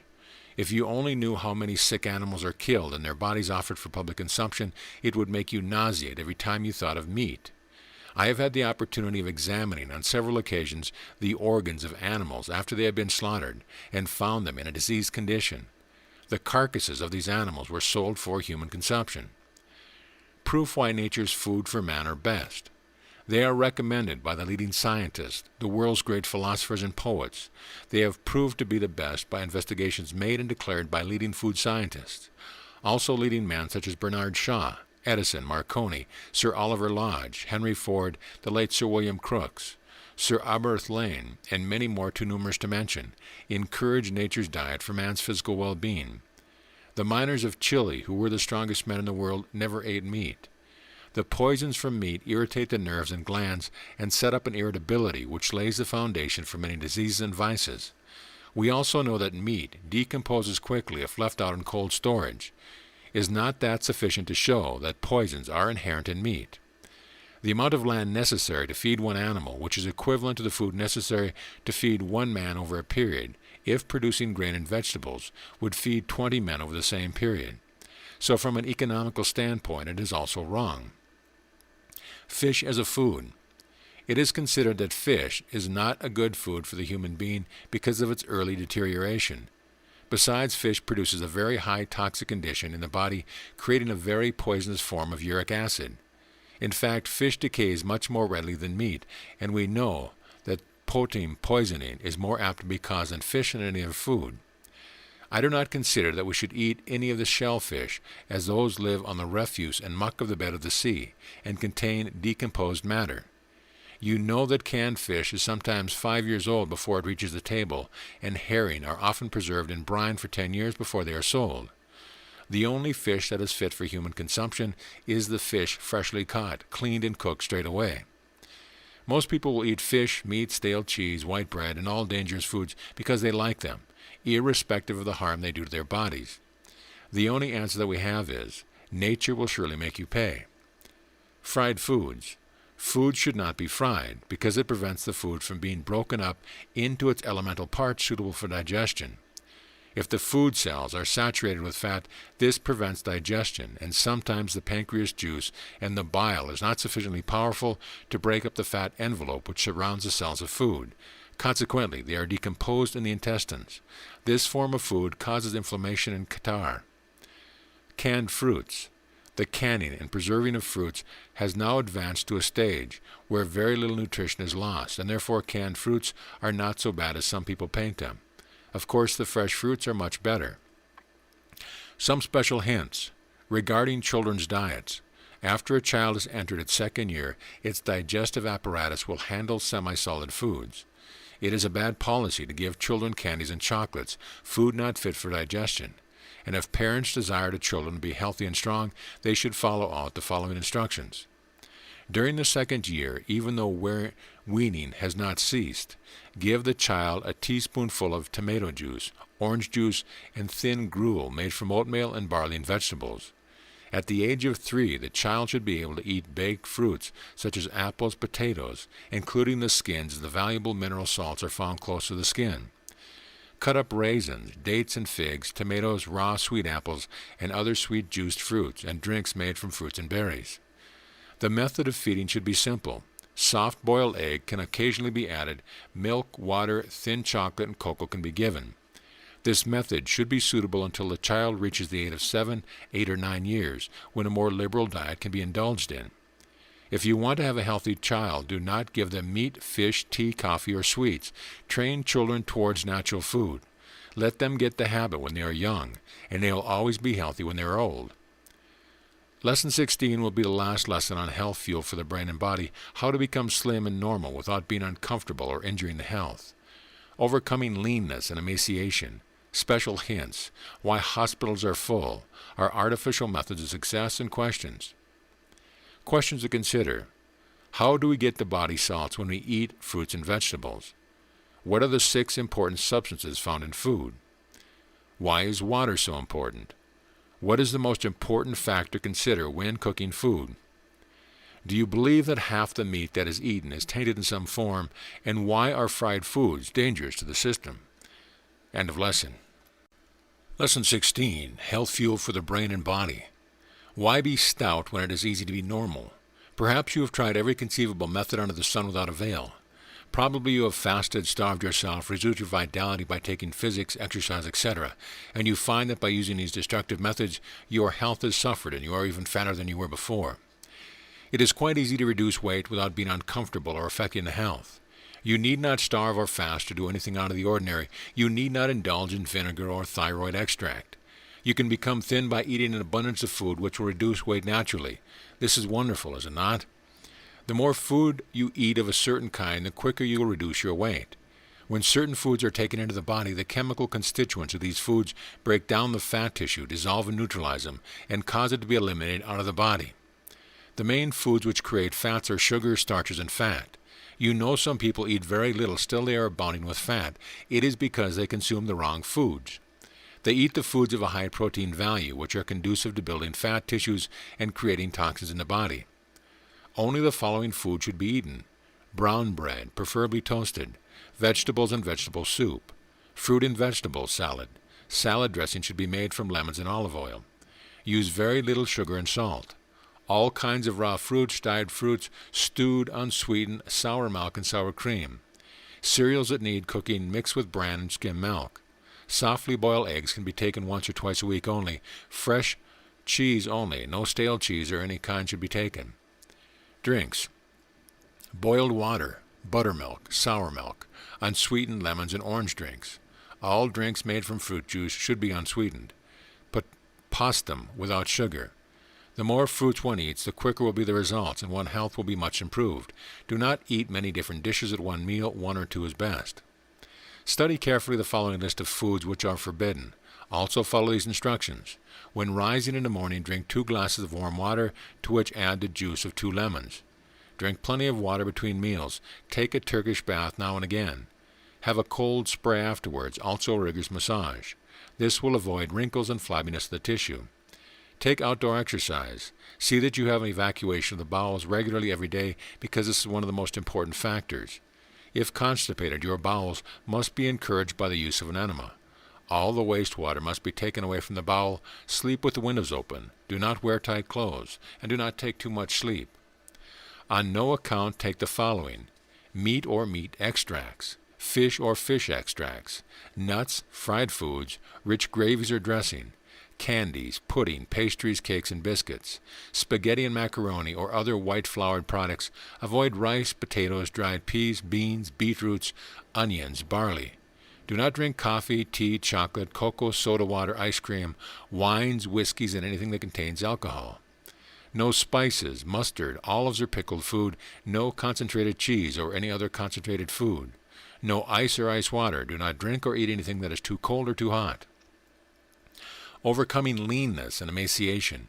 How to gain weight and health by natural methods. Leanness and emaciated condition of the body are due to the cells being unable to take the nutriment from the foods that are eaten. The main reason for this is a disturbed metabolism. One of the chief causes of weakened metabolism is the want of oxygen, because oxygen vitalizes the cells and tissues so that food can be absorbed. No matter how rich or wholesome food is that one eats, it will have no effect in building tissue unless that tissue is saturated with oxygen. Sometimes leanness is caused by a condition in the intestines from taking toxic foods, creating a poisonous condition of the digestive organs. There are other causes of leanness, such as worry, etc., wrong mental attitude, lack of sleep, use of drugs, sexual disturbances, constipation, and nervousness, but the main causes are want of sufficient oxygen taken from the air. The type of food that we eat, the lack of drinking water, overeating sometimes causes leanness because the digestive organs are overtaxed and do not perform their proper functions. Consequently, the food is absorbed into the body in a fermenting condition, preventing the building of the healthy tissue, and the vitality of the body is exhausted in the effort to expel the poison. Anything that tends to upset the digestive organs will upset the process of metabolism. Therefore, read again my first article impressing upon you the effects of destructive emotions. This is an important factor. Constructive elements tend to create normal digestion, while destructive elements create the reverse. I want to issue a warning here to those people who are naturally thin and in good health, not to worry about adding more flesh, because if they try to force themselves to gain weight, they may upset the natural metabolism in their bodies, creating a condition which might cause further leanness. The next thing to remember is to be cheerful and not to worry about your condition. This aggravates the mental, emotional, and physical bodies because, as already explained, they interpenetrate one another. You must learn to relax and rest properly. Take every such opportunity afforded. Do not be a spendthrift in your vitality. Limit your energies, both physical, mental, and sexual. Sleep as long as possible because the body builds during sleep. Frequent bathing, not too hot, is very good and increases metabolism. A tablespoonful of olive oil may be taken before every meal. Masticate your food well. Do not overeat. Keep specified times for meal. Get the habit, when rising in the morning, of drinking 2 glasses of warm water. Eat some sweet fruit, such as a sweet orange, apples, or bananas. The bowels should be evacuated every morning. If the bowels do not move every day, inject some hot water into the rectum. Take a warm bath, not too hot, before going to bed. Rub your body over with olive oil afterwards, and do plenty of walking. Deep breathing exercises are the greatest aid known to build up the body. Have your room ventilated thoroughly. Remain out of doors as long as you can. Avoid all flesh-building tonics. Do not wear tight clothes with hamper-free breathing, and tamper with the proper blood circulation. Eat simple foods. Drink plenty of water. Practice deep breathing exercises. Bathe frequently and take plenty of sleep and rest. Relax your body and mind as often as you can. Avoid grief, worry, fear, and such emotions. Cultivate happiness and cheerfulness. Always remember the road to health is via nature. Study the food which suits you best. Eat slowly and masticate every mouthful thoroughly. Only eat whole wheat, rye, or brown bread, all kinds of vegetables or vegetable soup, all kinds of salads, eggs slightly boiled or poached, eggs not to be eaten too often, all kinds of nuts, raw, dried, or stewed fruits in any combination. Honey and brown sugar only should be used. Take cereal foods, well cooked, all kinds of peas, beans, rice, barley, etc. Macaroni, spaghetti, plenty of unsalted butter, brown maple sugar, all kinds of fruit drinks, also drinks made of pastum, cereal, coffee, milk and buttermilk, etc. Sweet lemon drinks and orange drinks and drinks from all jellies. Use very little salt in your diet. Nuts should always be grated because they are more easily digested this way. Fresh cheese only, no stale cheese of any kind. Do not eat flesh foods, meats, soups, fish, etc. Avoid hot or warm bread, white flour products. Do not eat any fried foods. Avoid pickles or rich foods, gravies, or rich dressing. Avoid coffee, tea, chocolate, cocoa, soda water, beer, etc. If you must drink something at your meal, sip it, and take it warm if possible. Do not eat anything immediately before retiring. Special important food hints. Do not worry over food combinations or theories of food combinations which may be expounded by various dietitians. Their experience is obtained from the dieting of people who are in an unhealthy condition. They have not taken into consideration that the natural foods will not mix with the toxic conditions which are already in the body. You will find that after elimination of the toxic foods, most combinations of natural foods can be easily absorbed and digested. The only thing you need to worry about is a balanced diet, so that not too much protein substance may be taken at one meal and the necessary fruits and vegetables are taken. A proper balance of the nutritive value in the food will eliminate the toxic elements. Do not worry about combining foods to counteract poisons. One must not take too much protein foods. They must be offset by the other neutralizing food. The main thing is to combine foods which will include the necessary chemical elements that the body requires. Do not overeat. Overeating tires out the digestive organs and prevents the digestive juices from acting on the food. Besides, it stretches the stomach walls, very often causing bad heart action, which is not conducive to good health. It will also cause a falling of the stomach. Sometimes a person dies after a hearty meal. The cause of the sudden death is the stomach walls pressing heavily against the weakened or labored heart. Do not eat too many different dishes at one meal. This is often the cause of overeating. Eat when you feel hungry and do not eat overmuch. Have a light breakfast in the morning because the body does not require so much food after being replenished during the night. Eat light foods during the day and have a good meal in the evening, preferably about 3 hours before retiring. The body requires substance to rebuild the tissue during sleep, and it takes from the food consumed at the last meal. During sleep, there is no energy used by the body in moving about, consequently proper metabolism is set in motion. Drink plenty of water before retiring, because during the night the body builds and cleanses and it wants materials and fluids to perform its necessary function. Do not drink things too hot or too cold. Maintain a medium. When buying foods, buy the best. They are cheaper in the long run. Do not buy overripe fruits. Sun-ripened foods are better than artificially ripened fruits if they can be obtained. Enamel and glassware are the best utensils for cooking your food. Do not boil the goodness out of your food. Steam it. Your food should be kept in a clean place, and fruit should be used immediately after it is bought or kept in a cool place. Green salad should be carefully picked over and thoroughly washed. If not used immediately, put in a cheesecloth. See that your utensils are thoroughly clean before cooking. The preparation and the cooking of foods is most important. Do not boil. By this process of cooking, the vitamins are driven out by the high temperatures, and the mineral salts and other valuable food elements are dissolved in the water, drained off and thrown off. When you eat food cooked this way, you do not obtain the nourishment. You only load the body with waste matter, creating a toxic condition and wearing down the organism. Steaming is much more preferable. Use a little butter or a very small quantity of water. Keep the vessel tightly covered. The moisture from the vegetable is sufficient to steam them, and you will have the vitamins and salt intact. Baked foods. Baked food is even better than steamed food. A dry heat slowly breaks up and softens foods, bringing out the desired flavor. There is very little chance of losing the vitamins or mineral salts by this kind of cooking. Roasted food. This is the quickest way of cooking and can be recommended because very little of the vitamins and chemical properties are lost or destroyed. The most up-to-date method, of course, is the use of what is called the fireless cooker, an electrical apparatus. When sufficient heat is generated, the electricity is automatically shut off and the cooking is completed in the airtight compartment. Why hospitals are full are artificial methods of success. Since man must eat to live, and as nature has provided in all natural foods various chemicals and principles necessary for the curing of all ailments, is it not much easier and much better to kill two birds with one stone? To eat the food necessary to eliminate disease and at the same time keep your body functioning properly, instead of wasting your digestive organs and wearing out your tissue by indulging in unnatural food. The time is not far distant when doctors will advocate what I am telling you now. By using the methods given to you throughout the course, disease can be eliminated in nature's way, and there is no fear of creating dangerous reactions, which are very often caused through treatment of disease by unnatural methods. It is not enough to point out to you the number of people in hospitals today. If a campaign were instituted advocating the principles of this course, we would find in a very short time a decreasing number of sick, and eventually the hospitals would only be used for accidents and acute cases. By keeping close to nature and following out my instructions, you will ensure good health. You will have a healthy and virile body and a strong, masterful mind. The bloodstream will become pure and the body become clean internally and externally.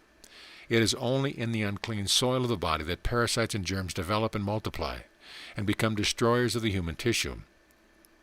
One must not blame the prolific breeding of germs for one's unhealthy condition, but must blame the filth which is created and carried around in the body continually by destructive living. This enables the germs to thrive and obtain a foothold, and when normal resistance of the body is slowed down, sickness overtakes one because there is no power to combat the invading bacteria. One of the causes is eating the wrong foods. The blood becomes impure, the tissues are improperly nourished, and of course resistance is lowered automatically. If you are suffering from chronic troubles caused by destructive method of living, I want to inform you now that nothing can relieve you of your trouble except eating nature's food and living nature's way constructively. Do not put your faith in medicines, serums, or vaccines. Even electricity and other aids will not relieve you, because the cause which created the condition is still in operation. The only treatment is to remove the cause, and the effect is removed automatically. Many doctors today are now realizing this. The best doctors in the world are advocating and treating their patients with great success by using natural means. Our next lesson will be on curing and preventing diseases by food. Some questions to consider. If you desire to be thin, what would you do? If you are in good health but thin, is it wise to try to create flesh? What hints have you learned from the course? Which is the best way to cook food? And what are the causes of impurities in blood? End of lesson. Lesson 17. Curing and preventing disease by food. Prevention of disease. Prevention of disease is one of the most important subjects affecting the human family, and you have a complete treatise on this matter through the various articles in this course. Foods can be used in place of drugs. All natural foods have chemical properties which are beneficial to the human system, but there are some foods which are extremely powerful in curing disease and preventing sickness, and other foods which are beneficial in aiding the recovery of the convalescent. The chemicals which are found in these foods are altogether of a different nature to the drugs which are supplied in medicine. The chemicals in foods are highly vitalized by the sun and are naturally powerful, but the drugs supplied in medicine have not the power of elimination that the vitalized chemicals have. There is hardly a drug in the chemist's shop that cannot be supplied in one or another article of food, and when you take food having these chemicals, you do three things. You build up a strong, healthy tissue. You get vitality at the same time. You counteract the disease by the highly vitalized chemical elements which are absorbed into the body. By taking drugs, you do not vitalize the body, neither can you absorb the inorganic substance in the system, and much energy is wasted in expelling it. The following is a list of foods which contain the most effective drugs. Radishes and turnips contain strychnine.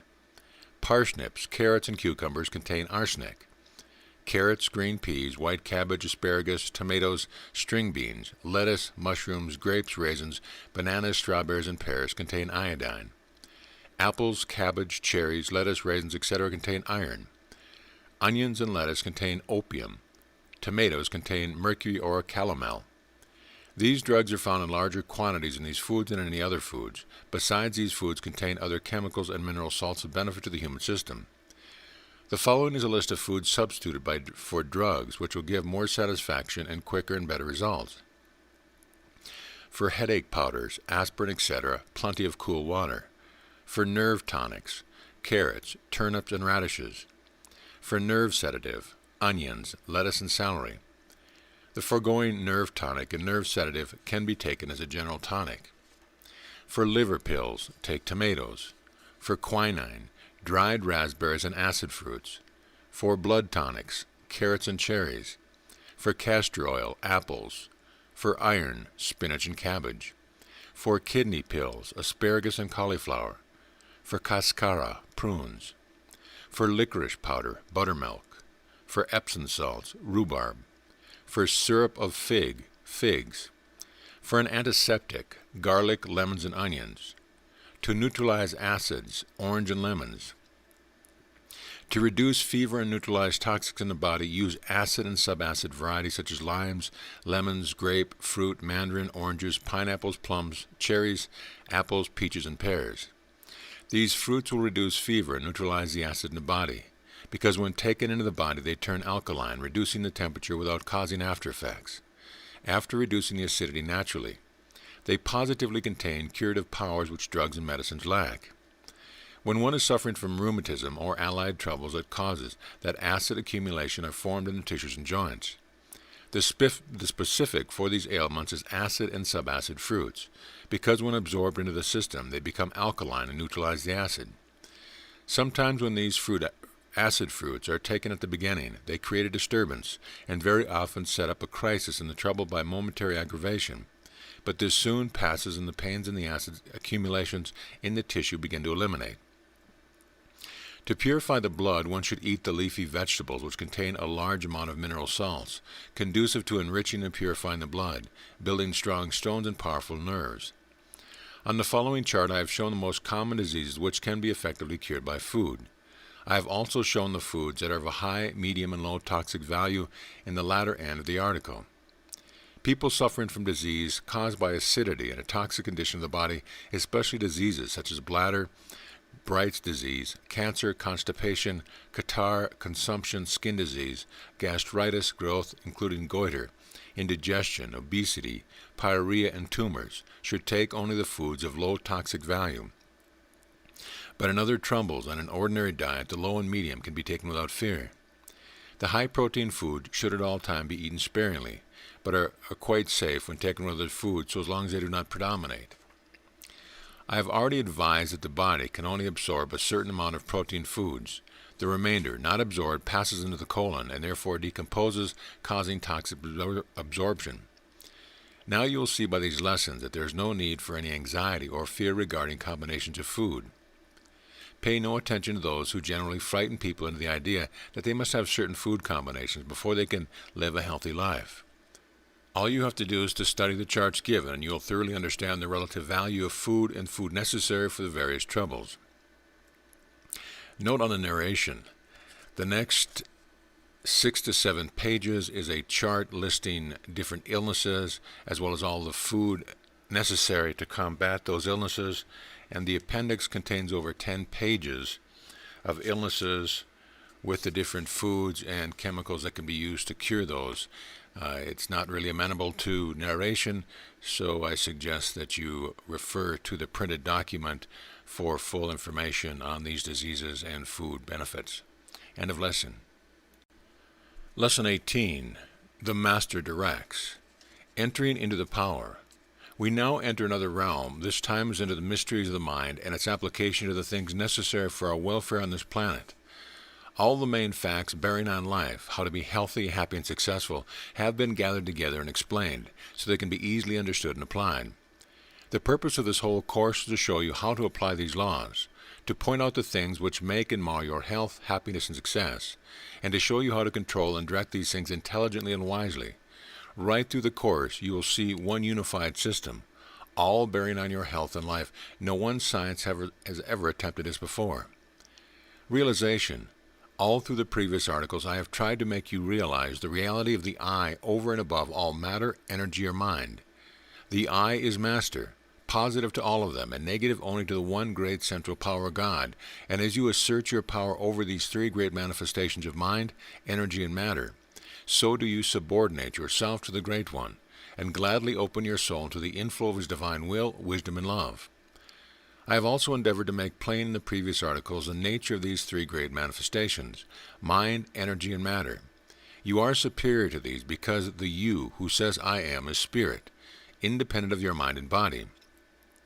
These are your instruments through which you manifest, and as your body changes continually, taking from the great supply of matter, so does your mind change, taking the substance from the great supply of mind, but the I in the center is unchangeable, because the I is a part of the whole, which created these manifestations for your great evolutionary progress. How some are as gods compared to others. What I want you to do now is to analyze the not I things, and you will find that your mind is your instrument. Your body is your instrument. To the degree in which you realize this, you will have control. So you see, realization brings control, and control brings results. Those highly advanced in this realization have obtained a wonderful degree of power and control over the focus of the universe. They are as gods compared with the ordinary man. One of the best means to obtain this development is by breathing exercises I have already given, with the exception that the student concentrate on his inner being, endeavoring to get a greater realization.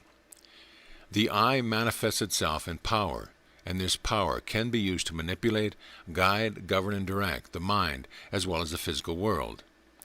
Cleansing the mind. Now the first process is to have a mental house cleansing so that the I can use the mind to focus its power through. By doing this, wonderful results can be obtained. We will now proceed to take some exercise which will give the desired results. You must tame the mind before you can get it to work properly. Most people have minds resembling a frisky monkey who refuses to be taught, but there is an easy and effective way of training your mind to be subordinate. Seat yourself in a comfortable position, free from any disturbance. Make no effort to control the mind. Let it run along till it exhausts its effort. It will be just like a frisky monkey at first, but soon it will slow down and look for orders from you. It may take a little while at first to quiet down, but each time you practice, you will find it will quiet down in a much shorter time. Do not be impatient. Your time will be well spent. When the mind is calmed down and in a peaceful condition, fix the thought on the I as independent and superior to the mind, and controlling it. Go over the analysis of the not I things, your body, brain, mind, thoughts, etc. See them as an instrument of the I. Then realize the oneness of all. See Articles 1 and 2, and your relation to the one life, power, intelligence, and absolute being. Then pass on to the one thought, I am. See the I as the one self, a center, an identity. Then pass on to the M, as real reality, being. Then combine the two. I am in their meaning. I am, real life, divine love, power, wisdom. The result will be the most powerful focusing of thought and realization of reality and power of the I within. Practice often, make it a daily habit, and you will grow in realization. This is most important. Directing the mind outward, you now have a clear understanding of concentration and realization of the power of the I controlling the mind. Now we will concentrate outwardly on some specific object or subject. This is not so easy as one imagines, but practice will make perfect, and by mastering of this you will become a wide-awake individual, a clear thinker, close observer, and correct reasoner. You will assert the I and direct the mind. This exercise is done by taking some specific article like a suit of clothes. Allow the mind to pursue by any path, such as the sheep, the wool, the manufacture of the wool and the texture, its destination, the making, the labor, and other materials required. Do not let the trivial nature of the exercise discourage you. It is just similar to an exercise given to develop a muscle by a simple method. Follow it up by making other mental explorations of some other subject. Think about all its phases and branches until you feel you know all about it, and you will find, to your great surprise, that you know more than you thought you did. This is a good method for collecting all the information you have on a subject and getting the facts thoroughly dissected. It will greatly develop your intellectual powers and your memory. It will broaden your mind and give you more confidence in yourself. The secret of attention. Now we shall consider attention. The great secret of attention is to attend to only one thing at a time, exclusive of anything else. I could not do better than quote Whately. He said, "The best scientists and philosophers are agreed the mind cannot actually attend to more than one thing at a time. But when it appears to be doing so, it is really shifting with rapidity backwards and forwards from one to the other." By giving concentrated, voluntary attention to any object, we are not only able to see and think about with the greatest possible degree of clearness, but the mind has a tendency, under such circumstance, to bring into the field of consciousness all the different ideas associated in our memory with that object or subject, a mass of associated facts and information. At the same time, the attention given to the subject makes more vivid and clear all that we learn about the thing at the time, and in fact, all that we may afterwards learn about it. It seems to cut a channel through which knowledge flows. Attention magnifies and increases the power of perception and greatly aids the exercise of the perceptive faculties. Where the inattentive mind acquires, say, 3 impressions of something seen or heard, the attentive mind, by paying attention, absorbs 3 times 3, or perhaps 3 times 3 times 3. And as we have just said, attention brings into play the power of association, and gives us the loose end of almost infinite chain of associated facts stored away in our memory, forming new combinations of facts, which we have never grouped together before, and bringing out into the field of consciousness all the many scraps of information regarding the thing to which we are given attention. The proof of this is within the experience of everyone. Where is the one who does not remember sitting down to some writing, painting, reading, etc., with interest and attention, and finding much to his surprise a flow of facts regarding the matter in hand passing through his mind? Attention seems to focus all the knowledge of the thing that you possess, and by bringing it to a point, enables you to combine, associate, and classify, etc., thus creating new knowledge. The more attention we give to anything, the more likely we are to remember it. It is not the memory that is fault, it is the attention. We notice elderly people can relate things with accuracy which happened in their younger days, yet you will find that their memory for recent events is poor. This is because their failing powers of attention have prevented them from receiving strong, clear impressions. The clearer and stronger the impression, the clearer and stronger the memory. Meditate on this. It is of great importance to you. If the memory was at fault, it would be difficult to recall any impression far distant or recent. The first thing you must do to cultivate attention is to attend to one thing at a time. Make a habit of it. The great destroyer of attention is trying to do one thing while thinking of another. The thinking part of your mind and the acting part should work in unison, not in opposition. I am sure you can see the reason in this statement. Getting vivid impressions. Here is an exercise which will help you. Take a familiar object, place it before you. Study its shape, color, etc. Analyze it as far as possible, reduce it to its smallest parts. Dissect it mentally and study its part in detail. Study each part separately, get clear impressions. The clearer the impression, the more vividly will it be remembered. After you have made this thorough investigation, take a piece of paper and pencil and write down all you have remembered, then compare it with the article itself, and see how many items you have failed to notice.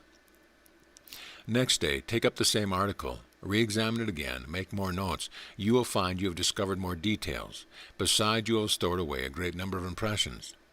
This exercise does 2 things. It strengthens your memory and increases your powers of attention. When entering a building, endeavor to get all the details. Take one at a time, make a mental impression of each, and when you go out, write down what you saw. You will be surprised at the many things you missed on first sight. A little practice goes a long way and can be made enjoyable. The powers you will develop by these exercises will be enormous. Vary the exercise to suit yourself, having in mind the one objective, memory and attention. My endeavor in this course is to make your development in every direction a pleasure, not a drudgery. Does the mind register what we see, hear, etc.? Attention and perception are allied. Most teachers say, develop the senses to develop perception. This is not exactly correct. The mind must also be developed. It is the mind that perceives, not the senses. The mind perceives through the senses. You must train the mind to receive impressions through the various senses. This is the secret. Many people fail in developing their powers of perception because they think their senses are developed, forgetting that it is the mind which registers and not the senses. Through the doors of the senses, man receives all his information regarding the outside world, and it is necessary for him to keep these doorways clear and open. Man is inside looking out onto the physical universe, and he has many things which he must obtain through his senses. Although the higher ideas do not come through the senses supply the raw material upon which the mind works. The sensory organs are the instruments of the mind, just as the brain is the instruments of the mind. By means of the nerves, the mind and brain make use of the sense organ. If the nerve communication between the brain and the sense organ were destroyed, no external impression could be obtained. How to get a proper impression of the whole? You must remember that in acquiring the art of perception, you should not attempt to perceive the whole of complete object at once. The best way is to consider the object in detail, then group the details. You will then find you have considered the whole. Take a face as a familiar object. If you try to perceive a face as a whole, you will meet with little success. The impression will be indistinct. Therefore, the memory will be correspondingly indistinct. Now, consider the face in detail. Take the eyes first, then the nose, then the mouth, the chin, the hair, the outline of the face, the complexion, the shape of the head, and you will find that you have a complete and distinct impression of the whole face. The same rule applies to everything under perception. By so sharpening your sense organs under the direction of the mind, you unfold higher senses which are waiting to spring forth for your benefit. You have latent powers striving for unfoldment. In the next lesson, we will study our mastermind, creating the universal substance, our different mental manifestations, exploring the subconscious regions of the mind. What is our instinctive mind? Do we create the habit mind, our intellectual or reasoning part of our mind where genius dwells and questions? Keep this by you and read it often. You will find a new truth every time you read it, and you will look forward to my next article. Some questions to ponder. What is it that brings results in the development of the individual? What is a mental house cleaning? How would you set about it? How would you direct your attention? What is the secret of attention? What would you do to get a vivid impression so as to make the memory permanent? And how would you get a good impression of a whole? End of lesson. Lesson 19, our mastermind. You have already learned that there is one great mastermind in operation throughout the whole universe. In all things we see this mastermind. Without mind there can be no direction or control, and we recognize this mental control in everything, from the lowest form of mineral substance right up to the vegetable kingdom, through the animal kingdom and the human being. We are aware of many manifestations of this mastermind in the atom. You were shown the mind principle of the proton. See Lesson 3. Creating the universal substance, you have a section of the universal mind fenced off for your own purpose, apparently separate yet not separate from the whole. The infinite mind includes all forms, therefore it is without form, being wholly complete. All forms are thoughts of the Creator, His consciousness or will, animating wholly and sustaining them all. We are the children of the infinite. Because we have a realization of this consciousness, His consciousness, we know that we know. Thinking is creating. As we create images in our mind, and our consciousness is in them, so does the Creator create images in His infinite mind, having His consciousness in them. Whilst ours are finite, His are infinite. The only power our images have is the power we give them. Ether is the basis of matter. It interpenetrates and is the framework in which matter is built. Ether fills all space. It is a substance as real, but more permanent than matter. It is immediately affected by mind and responds to the vibrations of thought, molding and forming according to the image in the mind. And as it is the basis of matter, we can readily see how matter is molded by mental activity, our vibrations. In fact, all is vibration, even the grossest of matter. There is a greater world, as real if not more so than ours, surrounding and interpenetrating ours, into which one day we shall enter. Although at present only realized by a few, it will one day be as common a fact as the fact that the earth is round, and not flat as was the common belief before Galileo. Ponder over these great truths till they unfold in your mind. The whole universe is an emanation from the great absolute beginning, and as the thought emanated, it carried with it the pattern expressed in the mind of the Creator, which is a form of His will, Thy will be done. This is the fulfillment of the law. The laws are laid down, and all the universe responds and is ruled by law. It is when we run contrary to the law that we suffer. You have already been told that the atom is a vortex of energy in some unknown substance, and that the coagulation of these vortices of force create matter according to the law of attraction, which is incorporated, of course, in the thought emanated. I gave you the illustration of a block of ice in Lesson 3. Read this over again and you will realize that matter is a result of mind and energy, or otherwise mind in action. Therefore, all created matter can be dissolved back into the one great atomic substance. So can all the grades of mind, acting through these different grades of matter, be drawn back into the one great substance of mind. From what I have just written, some wonderful truth can be extracted, and I want you to read and reread it until you thoroughly unfold in your mind. By following the same laws with your finite mind, you will be able to accomplish much. You will be able to project your thought and form for yourself the things you desire in your finite way. We will go thoroughly into that science later on in this course. Are different mental manifestations within the one mind. There are different manifestations of mind working in and through us. As our bodies contain mineral and vegetable matter, so must we have the mineral and vegetable mind principle. We have our instinctive faculties and our intellectual faculties. We also have our intuitional powers. The mind principle works through these different manifestations, all under consciousness, in the subconscious region. The majority of writers group the mind under two headings, the conscious and the subconscious. They have failed to recognize that they have classed the lower traits, animal passions, delusions, and insane impulses, with the higher inspiration of the genius and intuition of the spiritual mind.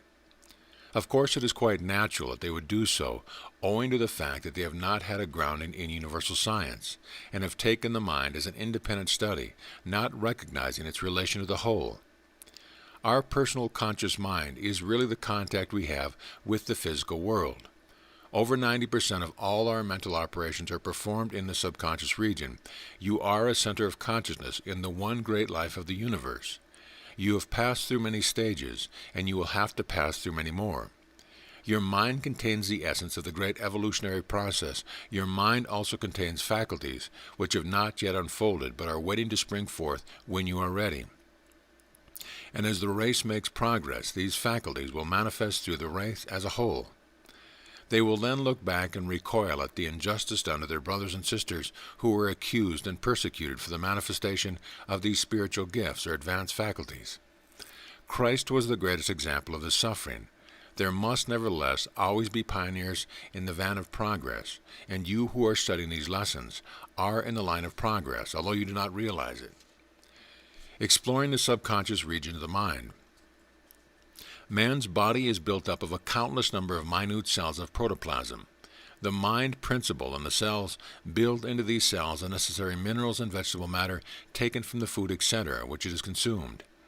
These cells in our body are identical to operation with the vegetable cells. Here, then, we have the two lowest mental principles, the mineral and vegetable, working in and through us, all under consciousness, building and repairing our bodies, under the direction of the instinctive mind. What is our instinctive mind? Our instinctive mind is that portion of the mind which controls and directs the function of our bodies and looks after our self-preservation. It has a great experience behind it, all the instincts of race, yes, and back through the ages, all the natural reproduction of the species, animal passions, appetites, desires, feelings, sensations, and emotions belonging to our past. When we hate, envy, seek revenge, resort to anger or jealousy, We are reverting back to our primitive age through our instinctive mind. It is the instinctive mind which instructs the bee to store its honey, the bird to build its nest, and the mother to care for her young. It is the mind which is the most easily influenced by personality, suggestion, telepathy, thought, etc. Although it is most necessary and useful part of our mind, it contains a lot of rubbish. We have been taught in the past that our lowest desires and emotions were bad without being told why. We feared them and thought them promptings of an impure nature. This is all wrong. These things are not bad in themselves. They are our heritage from a distant past, and through our ignorance we have failed to assert our mastery, not knowing the origin of these desires and emotion. That is why I stress the transmutation of the destructive, or lower desires and emotions, to the constructive or higher sphere in Lesson 1. Read that section in conjunction with this lesson. Do we create the habit mind? We now come to the habit mind, which is really a part of the intellect. The habit mind is that portion of our mind which automatically performs an act which has been repeated so often that the mind knows how to carry it on under consciousness. For example, take the lady in her sewing machine. She can talk and think of other topics while paying little or no attention to the machine. The work is automatically performed by the habit mind. There are hundreds of examples. For instance, when playing an instrument, you automatically work your fingers, devoting your entire attention to the music. The typist works the typewriter automatically while her mind is concentrated on the matter to be typed. This is all done by the habit mind and in the subconscious region. You have a habit of doing things a certain way, and when you try to do them differently, you will find that the habit mind becomes uneasy.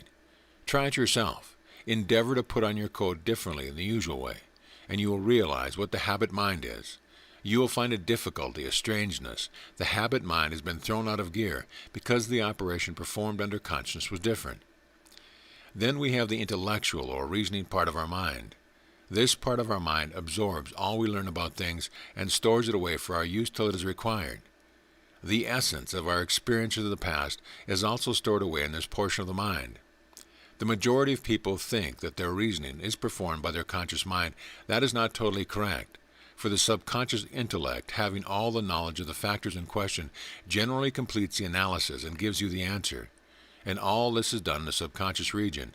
Later in the course, we will go more thoroughly into the powerful part of the mind, where genius dwells. Now there is also our intuitional mind. This portion of the mind I call the superconscious mind because it is above the intellect and above our consciousness, yet subconscious. If I may give an illustration here, it will give you a better idea. Our consciousness is like an opening in a box about a third of the way up the box. Below this opening is the intellect, including, as we have already learned, our instinctive mind with its relics of the past, incorporating the vegetable and mineral mind. But above this opening, we will call our consciousness, is the superconscious part of the mind. Our intuition comes from this part. It is the wonderful region where dwells genius. All the great writers, poets, artists, and other examples of genius have felt that their power came to them from some higher source. Some have thought it emanated from some being assisting them. I do not say that there are no such beings assisting us when we desire help, but at present I want to point out to you the power of your intuitional faculties. All truth, all knowledge is locked up in this portion of your mind. It is the voice of the Spirit, piercing the sheath down into consciousness. And as we progress and evolve, our consciousness rises further into our intuitional mind, getting nearer and nearer the foundation of all truth and knowledge. Our personal consciousness, as I have previously stated, is really our contact with the outside world. We are looking into a physical universe with our instruments, the senses, ringing down the messages, and they are received and the work is being performed in the subconscious region. We have now had a brief analysis of the subconscious mind, but before passing on to the specific instruction on how to scientifically use your subconscious mentation, a gift of the Creator, I will first quote Sir Oliver Lodge, that great and eminent scientist. He says, speaking of the planes of the mind, imagine an iceberg glowing in its crisp solidity and sparkling pinnacles, presenting attention to its submerged self and supporting regions, or the saline liquid out of which it arose, and into which in due course it will someday return. What a depth in the saying of this great scientist! I will just analyze it for you slightly. Owing to space, it is impossible to go into lengthy discussion. Here he sees the sparkling pinnacle as the proud personal conscious mind resenting its attention to its submerged self, itself under the conscious line, or the saline liquid out of which it rose, the sea of mind substance of the universe, of which it is a part. It will one day slip back into the great sea of mind from which all things emanate, and where all is known and the soul reaches its destination. The above analysis, small as it is, shows the mind as one great whole, yet apparently separate, with its different manifestations. Ponder over this until the truth unfolds in you. In Lesson 20, you will be shown how to use your subconscious mind to solve your problems and guide your life. The attention that never wavers. Training the subconscious mind to advise how to solve your problems, how to change a mental condition and remove an inferiority complex. Theorizing gets you nowhere. It is the practical application that counts. The method that never fails, and character building. Keep this article by your side and read it often. You will find a new truth every time you read it. You will look forward to my next article. Some questions to ponder. What is the great underlying substance of the universe? What are the different manifestations of mind in us? What are the functions of the instinctive mind? Explain the habit mind. Explain the intellectual mind. And what is our superconscious mind? End of lesson. Lesson 20. How to use your subconscious mind to solve your problems and guide your life. The most wonderful servant you could possibly have is your subconscious mind. When you direct it properly, you'll be astonished at what it can and will do for you. In Lesson 18, we went into the process of attention. Now there is another form of attention whereby knowledge can be obtained from an object or subject. The attention that never wavers. Follow these instructions. Direct your attention firmly towards the object or subject about which you wish to know. Hold the attention firmly until it is held unconsciously, that is, when your attention becomes what I call contention, which is the subconscious phase of mentation, and which will hold the subconscious mind firmly to the task until the work is completed, leaving the conscious mind free to employ itself with other things. Now, this attention is more intense and powerful than conscious attention, because it cannot be disturbed or distracted from its work, and it will work away for days, yes, years, until the work is completed, unless you recall it by the will. Great discoveries are made by this. When you consciously know you can perform this great feat by your mind, by an act of will, it makes you feel more secure and gives you greater confidence. Training the subconscious mind to advise. You can use your subconscious mind even to advise you of engagements. You know that when you make a strong wish to rise at a certain time in the morning, the subconscious mind will wake you. Have you not at some time or other, while engaged in an interesting conversation, noticed that in an instant the flash of an important appointment is telegraphed up to your consciousness? This is your subconscious mind advising you. Then why not use it scientifically instead of haphazardly? When you have an important appointment, concentrate upon it for a few minutes. Drop it down into the subconscious mind, as it were, with the order, "Recall me when this appointment is due." Your order to the subconscious mind must be performed with faith and confidence. If you imagine that the subconscious mind will not advise you when the time comes, it will not do so, because you have told it not to. You therefore see the great importance of the complete confidence in your subconscious mentation, and with practice, you will get the faith and confidence. Make your subconscious mind work for you in every direction. It is only too willing and only requires your confidence and mastery. How to solve your problems.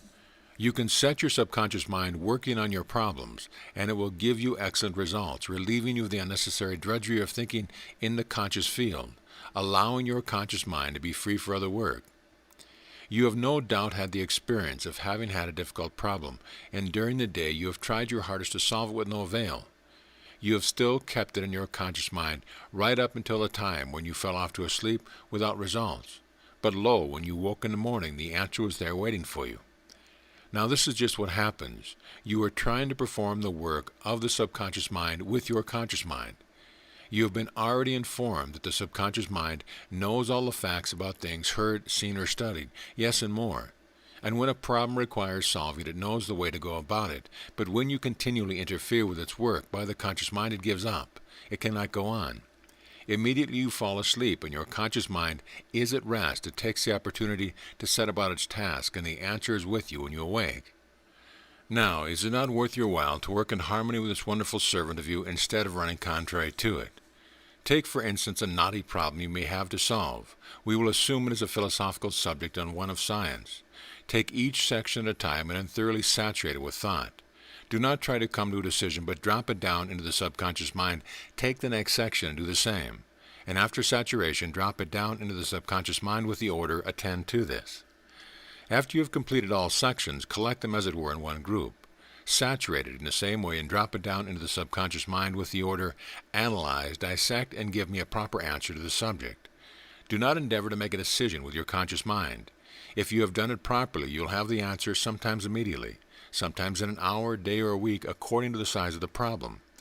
You know that what you think is right today, you will see wrong tomorrow. Your views change according to the information your subconscious mind absorbs.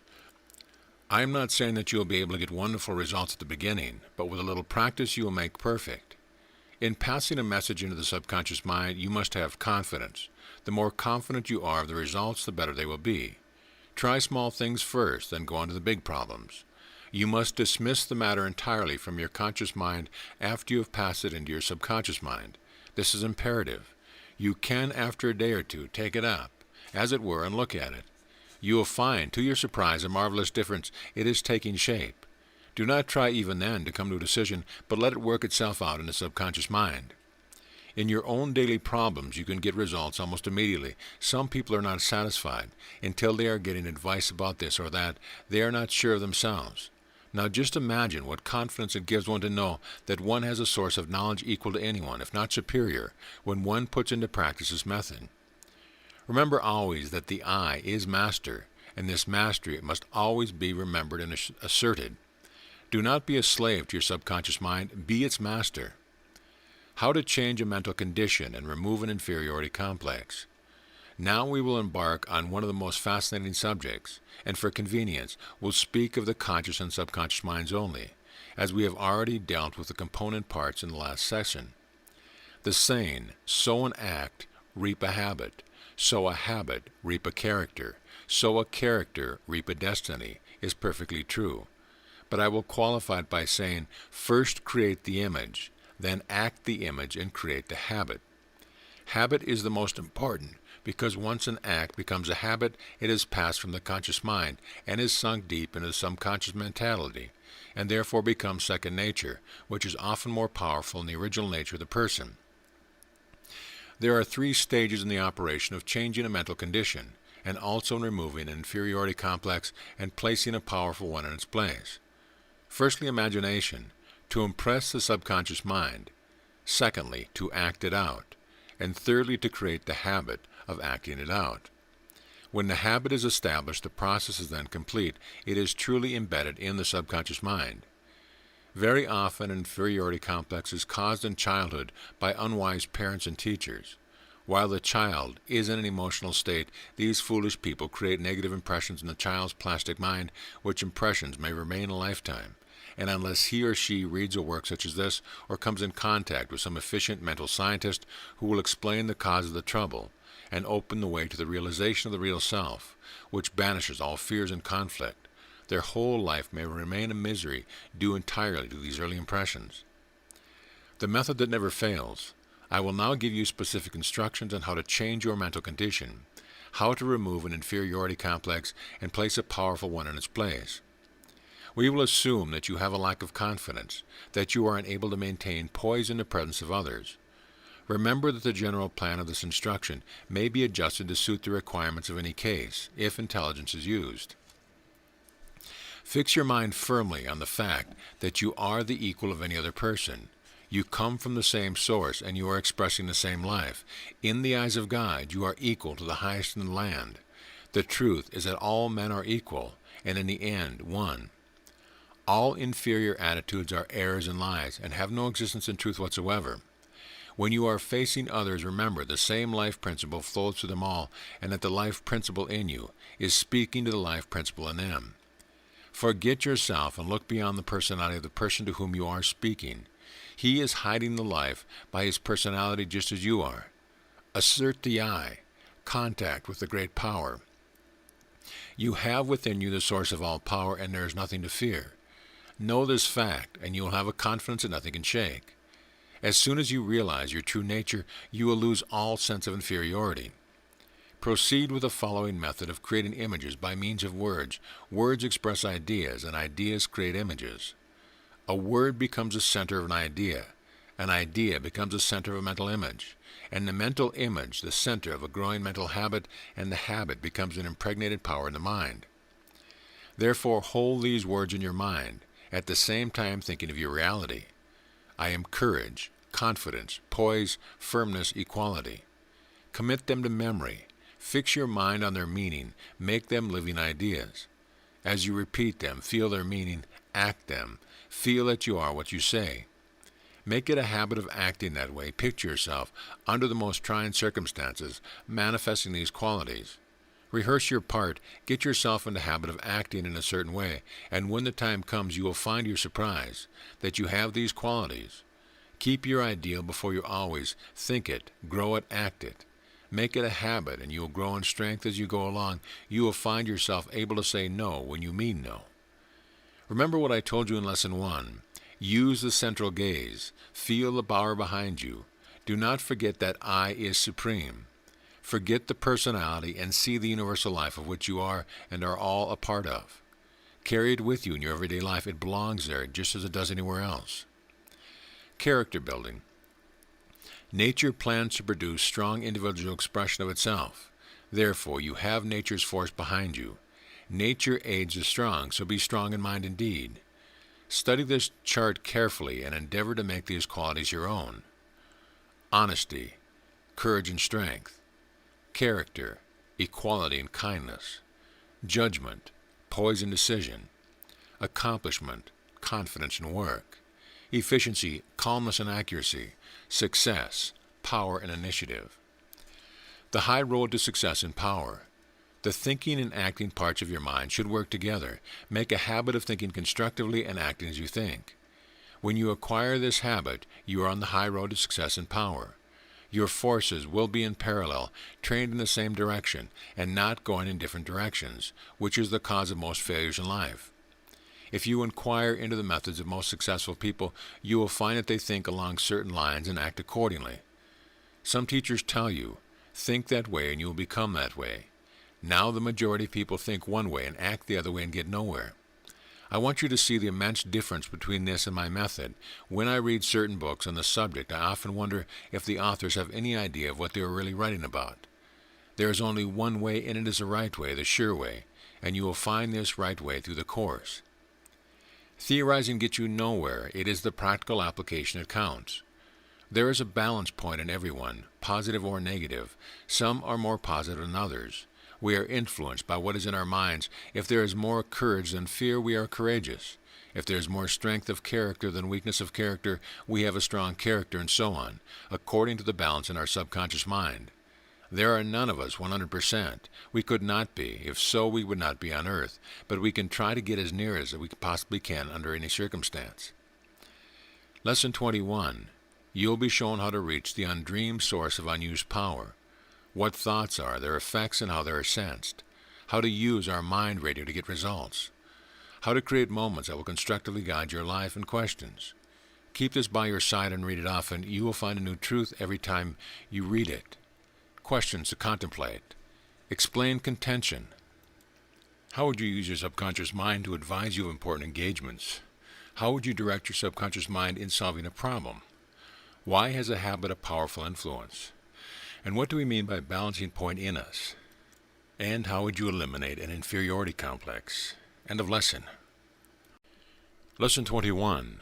Tuning into the world of thought. How to reach the undreamed source of unused power. What thoughts are, their effects, and how they are sensed.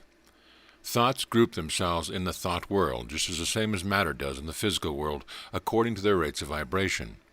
The atoms of matter are attracted to each other, coagulate, and form matter as seen by the physical eye. As you have been told already, matter visible to the physical eye vibrates from 450 million vibrations to 750 million vibrations per second.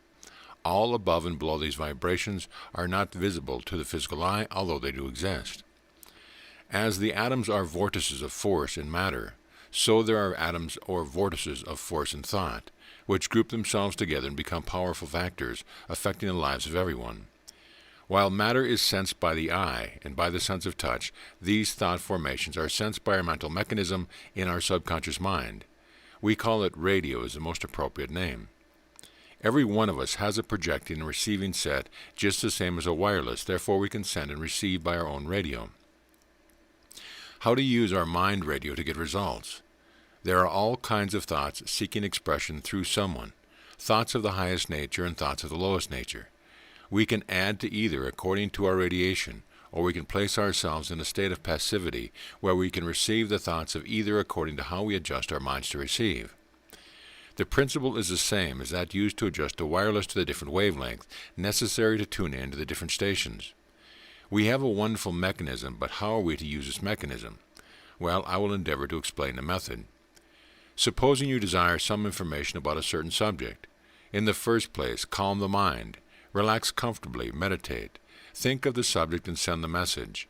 I wish all thoughts expressed on this subject, which I am ready to receive, shall return to me. Then you wait in a passive condition on the same vibration as you set out. Think, meditate, wait, and see what you get back. Spend 15 to 20 minutes daily in this exercise, projecting, thinking, meditating, listening for the message. Begin thinking of success, love, happiness. Attune your mind to this level. You can radio anywhere. A cheery word, a smile will lift the rate of vibration in your home or business place. If you have anything to sell, radio out the picture that someone is coming to buy what you have to sell. Hundreds of people are wanting to buy what you have to sell and may pick up the vibration. Radio out joy, happiness, success, and you will get back all the more. Open yourself to these and allow them to flow into you. Try it in your business and see the effect it has upon you. You can make everyone happy in your business place or factory, and they will again radio out what you radioed. Watch for the returns. Customers will come and things will progress. Your business will prosper and success will be assured. Radio, radio, radio, and you will get back in kind what you radio and thought. This is no idle dream. Put it into practice and see for yourself. Radio health and you will get back health. Keep your vibration high. Refuse to allow the lower depressed thoughts to affect you. Refuse to receive them. When you feel them affecting you, raise up your vibration and start radiating happiness, success, etc. Thought is dynamic. How to become master of the thought world? Deny the things you do not want. When you desire, you call into existence, and when you affirm, you preserve. When you deny, you destroy. Remember, the psychic world is more powerful than the physical. The unseen is more powerful than the seen. All things come from the unseen to the seen. Everything that you see was first in the mind of someone unseen, either in the mind of God or in the mind of man, or in the mind of the animal or the insect. Before the bee built its honeycomb, it had the pattern in its mind. Before the house was built, it was first in the mind of the architect, etc. Hold then your ideas until they are manifest. Great is your power. Affirm your superiority. Recognition and faith will give you power. Faith and recognition render a man a god. We now enter the realm of the undreamed source of unused power. Your spirit is the king of your soul and body. You are the master. Your conscious mind is the medium through which you issue your commands, and your subconscious mind devises ways and means to carry them out. You have never thought of this before, have you? Realize that your desires are the deciding factor in your life. Then make your desires real desires. So deep in your soul that you are continually expressing themselves within and without, creating conscious energy and driving power. The desires of some people are only fleeting whims with no depth whatsoever. Now what can their subconscious mind do for them? Well, nothing. Have a great big desire and you will find all the little ones included. What you finally reach is determined by the strength of your desire. Perhaps your present possessions are not what you would like them to be. Well, analyze the position and you will see that it is the best your subconscious mind could get for you with the small supply of energy you give it to work with. What mistakes have you made? Well, just these. You have not realized that your desires were so vital. You have neglected to focus your desires on the right things, and you have not created sufficient force. See Lesson 1. In Lesson 1, I explain how to create conscious energy. Dwell on this again while reading this lesson. Fill your mind with worthwhile things. Dwell on them. Remember, your subconscious mind has the power to gratify your desire if you direct it properly. There must be no faltering nor disbelief. Forget that side. Just fan your desires into a living force. Let them be big desires. You know the saying. If you think in pennies, you are not likely to get pounds. You cannot empty the ocean with a thimble. If you don't expect the things you desire, you will never get them. The law of attraction is what we draw about us, that which we desire with intensity. You are the one who decides what you get from life. What you really expect and desire you get. There is no limit to this law. All knowledge and power is around you and flows into you the moment you make a place for it. Get a big purpose in life. Ask for power equal to the task and believe that you shall get it. The amount of power you get depends on how much courage you have. Forget yourself and be inspired by devotion to your purpose. All your scattered forces will be concentrated on your one big effort. Never mind the knocks. Get up again. Keep your mind's eye on the reaching of your objective. If you are not happy, it is probably because you have no clear purpose to which all your power can be directed, and you are scattering your forces. A crowd goes to a football match for a purpose to see the match. When the match is over, the crowd soon scatters. It is just the same with you. If you have no purpose, your force scatters. Get your forces working side by side, all focused in the same direction and in perfect harmony. You are then in tune with the laws of the universe, in tune with the infinite. Who knows what undiscovered powers may flow into you? Wisdom and power will guide your life. Know that there is a power that presides over your destiny, and whose one purpose is to make you happy. Then put yourself in harmony with the law and power which can be galvanizing your life and make you a mighty factor for good that awaits your call. Reach out and take what belongs to you, your heritage of health, success, and happiness. If it is hard to realize that this is all so, put it into practice and see for yourself. Get your mind dominated by the idea that you can reach your objective. The great secret of creative thought. Your present position in life is the working out of the ideas which have dominated your subconscious mind. If it does not suit you, all you have to do is to change your idea.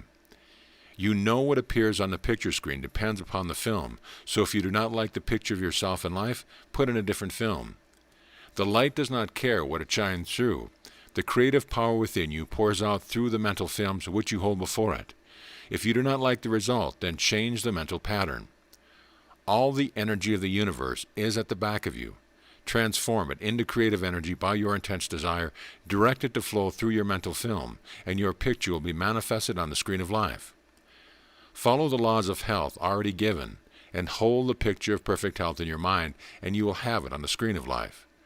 Hold in mind the picture that your business is flourishing. Have faith. Hold the pattern steadily before you. Allow the stream to flow steadily and strongly, reinforcing it from time to time. Expect it. You will find your staff will be inspired. The customers will be warmed by your atmosphere, and the throb of life will surround your affairs. Creative energy will produce for you. Keep it flowing. You must have the faith and ability to keep the stream flowing strongly, powerfully, without faltering, till your desire is achieved. The majority of people will never learn the art of constructive thinking continuously. More than half the time they are engaged in destructive thinking and grumble at the results. There is no one to blame except themselves. Get the habit of holding in your mind continuously constructive mental patterns which you wish to become true in your life. Christ said, "What things soever ye desire, when ye pray, believe that ye have received them, and ye shall have them." Is this not the law that the greatest man who ever lived gave to this world? Deny all negative thoughts. Train your subconscious mind not to receive them. Make your subconscious mind understand that all negative thoughts are lies and delusions and have no existence in truth. Great facts you should remember. Anything that you firmly believe is a dominant impression in your subconscious mind and controls you. The subconscious mind never argues. It accepts whatever you send down to it. Do not ask your subconscious mind to think in don'ts and nots. Do not limit your desires. Ask for perfect health as a whole. Do not ask for half measures. Ask for whole measures. Visualize on the great big finished product. The subconscious mind will fill in the details for you. Drive your ideals through all the senses. Speak them, listen to them, act them out. Do not tell others about them, not even your loved ones, unless they are thoroughly sympathetic and understand the law, because a doubt from them may place a doubt in your mind which might be fatal to you. Taking every opportunity of impressing your subconscious mind, there are certain psychological moments when the subconscious mind is uppermost. You will remember some of your own experiences when instantaneous ideas entered your mind and you were influenced by them afterwards. This happened during your emotional moments when you were affected by the sight of something and the impression it left on your mind seemed to affect you for some time afterwards. When you listen to some wonderful music, the thoughts which pass through your mind at the time would be impressed upon your subconscious mind and affect your life. When you listen to a much admired speaker, when you have a cold shower in the morning, etc. Use all these moments to impress your subconscious mind with constructive ideas, your own ideals. Concentrate on the picture you want to see produced upon the screen. How to create moments that will constructively guide your life. When you get up in the morning, throw your shoulders back, look up at your Creator, feel a life flow into you, become emotionalized, feel that you have the power to reach your objective. Before you drop off to sleep at night, use your last moments between waking and sleeping. The door of the subconscious mind is open then. Write across your mind in big letters, I am the master of my destiny. I have endeavored to place before you in simple language the great scientific secret of how to reach the great unused source of power. It now remains with you to put it into practice. I cannot do that for you, but should you find any difficulty, rely on me to help you through. My next lesson, number 22, will give you the master key, the subconscious mind, the key to life, the magnet of involuntary attention, how to use the master key, the two great facts in life, and many more. Keep this by your side and read it often. You will find truth every time you read it. Some questions to ponder. Describe the basic principle of thought and matter. What do we mean by radio? How would you tune in to the world of thought? Who is master of the thought world? What is a deciding factor in one's life? What is the secret of creative thought? And mention some psychological moments when you could influence your subconscious mind. End of lesson. Lesson 22, the Master Key. This is the last lesson of the series, and I trust that you enjoyed studying the course as much as I enjoyed writing it. It has been my endeavor to make the lessons as complete and practical as possible, and applicable to your own sojourn on this planet. I feel, however, that there is a lot yet to write about, and perhaps at some later time, when the call comes, I will extend the course, taking in the real side of life, the great hidden secrets of the invisible world. This lesson will be longer than usual because I want to include in it a life program and a daily program, so that you'll be able to weave all the necessary principles into your daily life.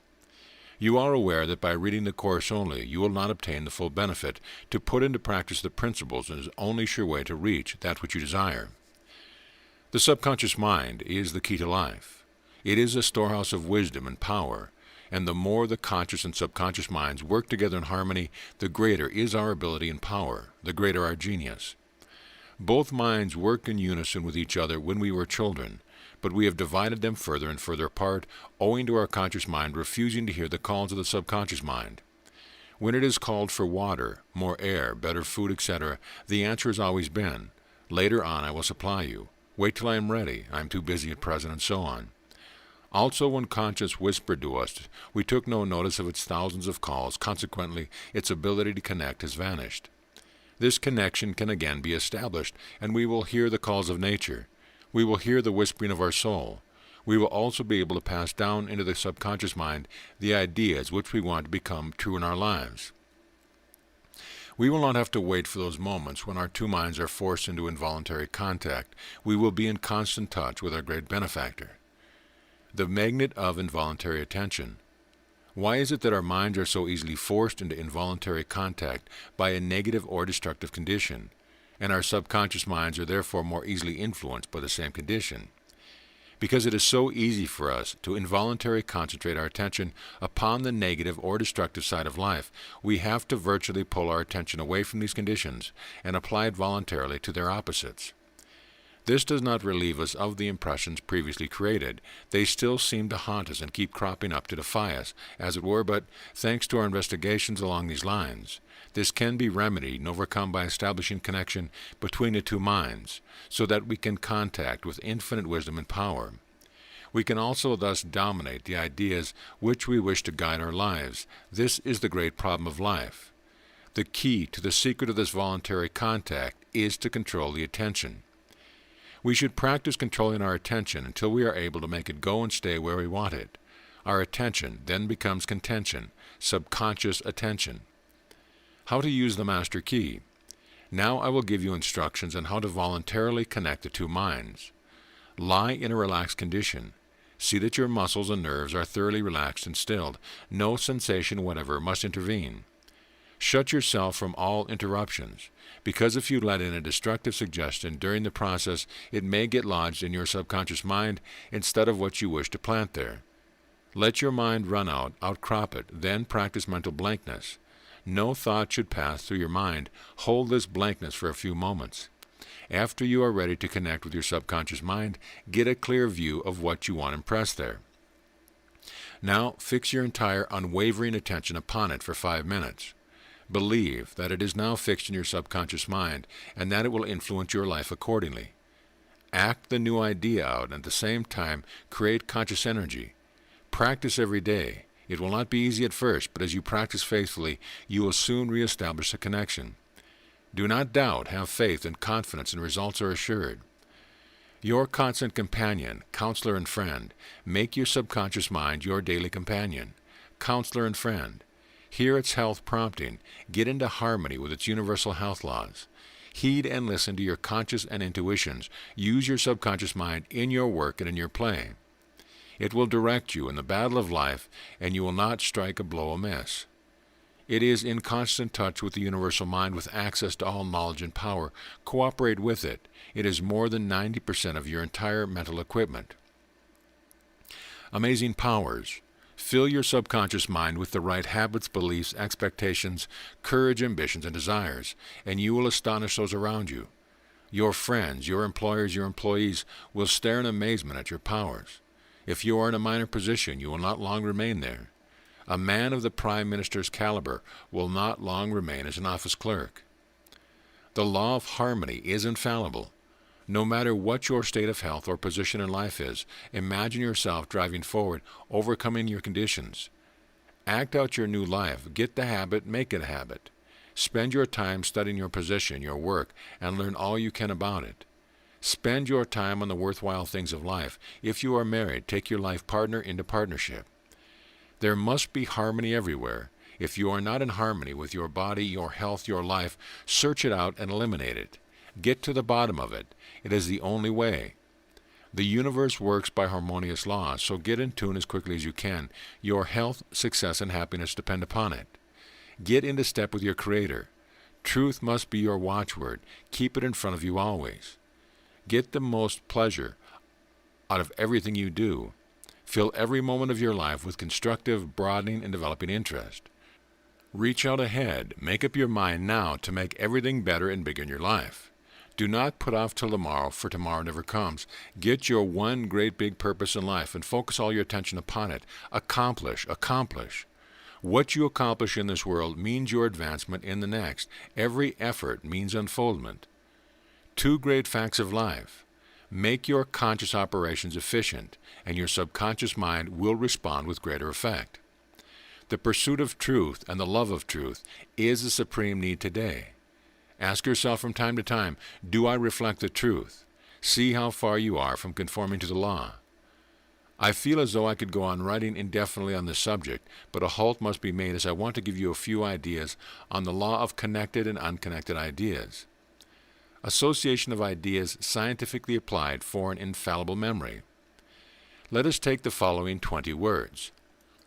Sun, stitch, moon, sew, sky, thread, blue, steam, stars, coal, sea, needle, ships, sheet, steamer, white, kettle, cotton, fire, black. Read these through carefully once only and see how many you can write down in the order given. In all probability, you will meet with little success. Now we will rearrange these same words as follows. Sun, moon, star, sky, blue sea, ships, steamer, steam, kettle, fire, coal, black, white, sheet, cotton, thread, needle, sew, stitch. Read them thoroughly once again, only once, and then write down them from memory. This time you'll be astonished at your success. One list shows a difficulty in remembering unconnected ideas, and the other shows the ease of recollection when a natural association exists. A list of 1,000 words can be repeated with ease after a little practice. Therefore, always remember to connect your ideas when you wish to remember. Put in words to connect your ideas if necessary. See the following example. Suppose you want to remember the name Leons. Mr. Leons has a very loud voice. How would you connect? Well, you will remember his striking characteristic, loud voice, you would then connect loud voice, roar, lion, Mr. Lyons. You wish to recall the name of a Mr. Field. Mr. Field has a very big nose. Connect as follows: Nosy Parker, Park, Field, Mr. Field. Suppose you wish to connect two names together, Mr. Smith, Mr. Jones. Connect as follows: Mr. Smith, Blacksmith, Fire, Joan of Arc, Jones. Suppose you had some shopping to do and had to purchase the following: a hat, a pair of shoes, some fish, an umbrella, a book, a lamp, a pair of glasses. This time you have to connect by adding ideas to connect the list together as follows: hat, head, feet, shoes, soles, fish, seawater, train, umbrella, covering, book, paper, burn, lamp, glass, glasses. Read these words over twice and you will be able to complete your purchase without a list. Get the habit of connecting up ideas and you will eventually do it unconsciously. The subconscious mind will do it for you automatically. This method will help you to remember efficiently. The brain does not originate. It follows associated ideas. You will never think suddenly of the zoo unless some idea associated with the zoo has been stimulated in your mind, or unless some sight, smell, sound, or some other sensation from outside has been aroused in the brain, bringing forward the idea of the zoo. You may have been talking to the North Pole, and a moment later you think of the zoo. You cannot trace the connection, but probably your mind has passed through this brief series of ideas consciously. North Pole, Polar Bear, Zoo. The bridge of ideas which form the association has not been recognized. The mind will often connect the ideas with lightning speed. This work is performed in the subconscious mind, therefore train your mind to work systematically with associated ideas. The Golden Rules: How to Develop a Perfect Memory. Many books have been written on how to develop the memory, and many formulae have been given to strengthen the mind and stop forgetting. But most of the information is superfluous.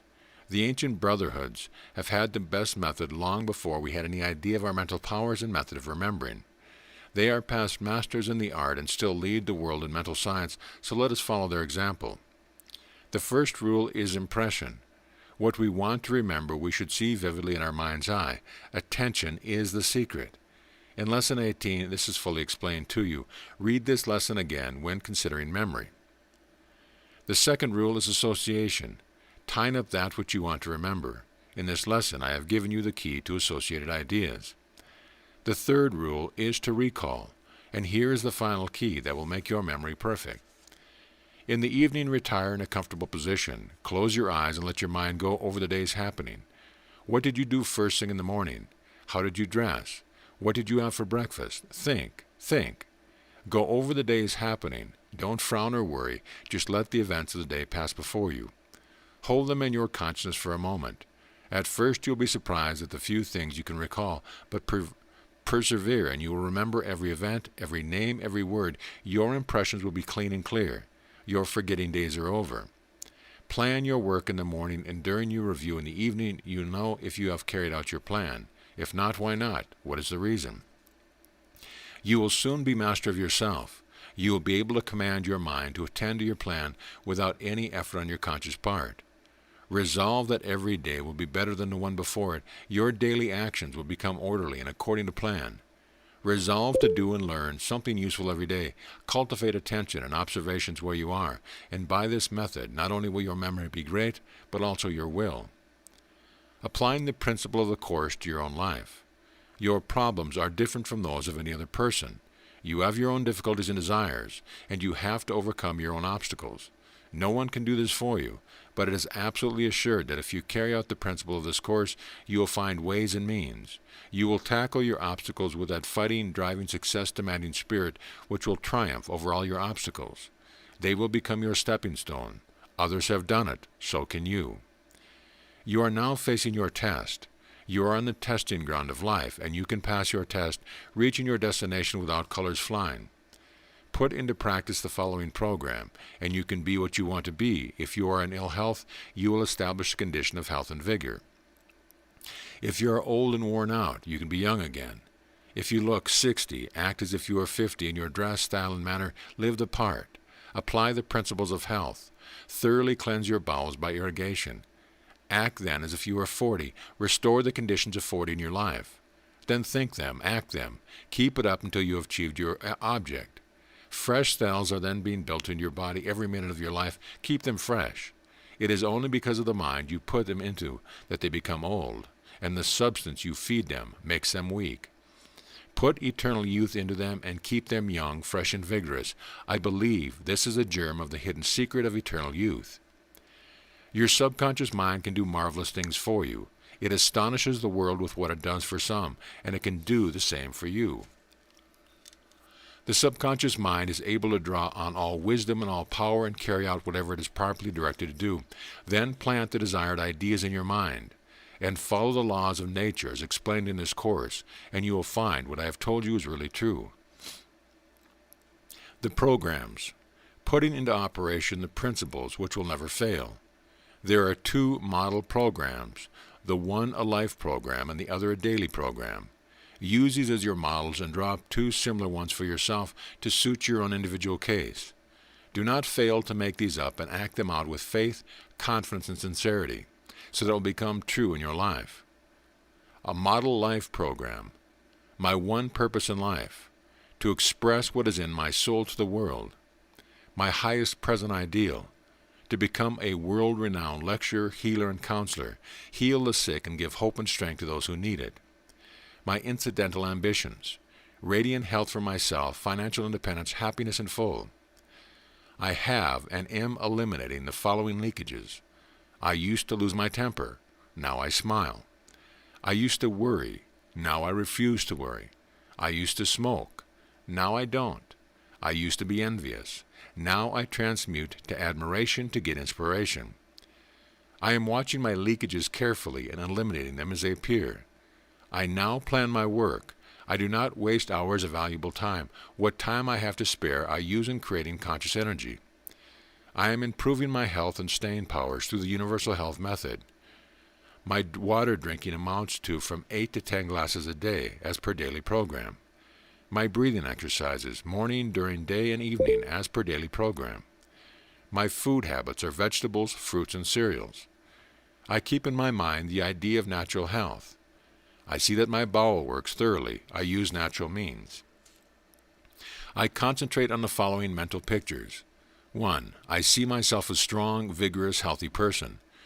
2. I radiate health, success, happiness, hope, courage, etc. 3. I imagine my mind keen, quick, receptive, and creative. 4.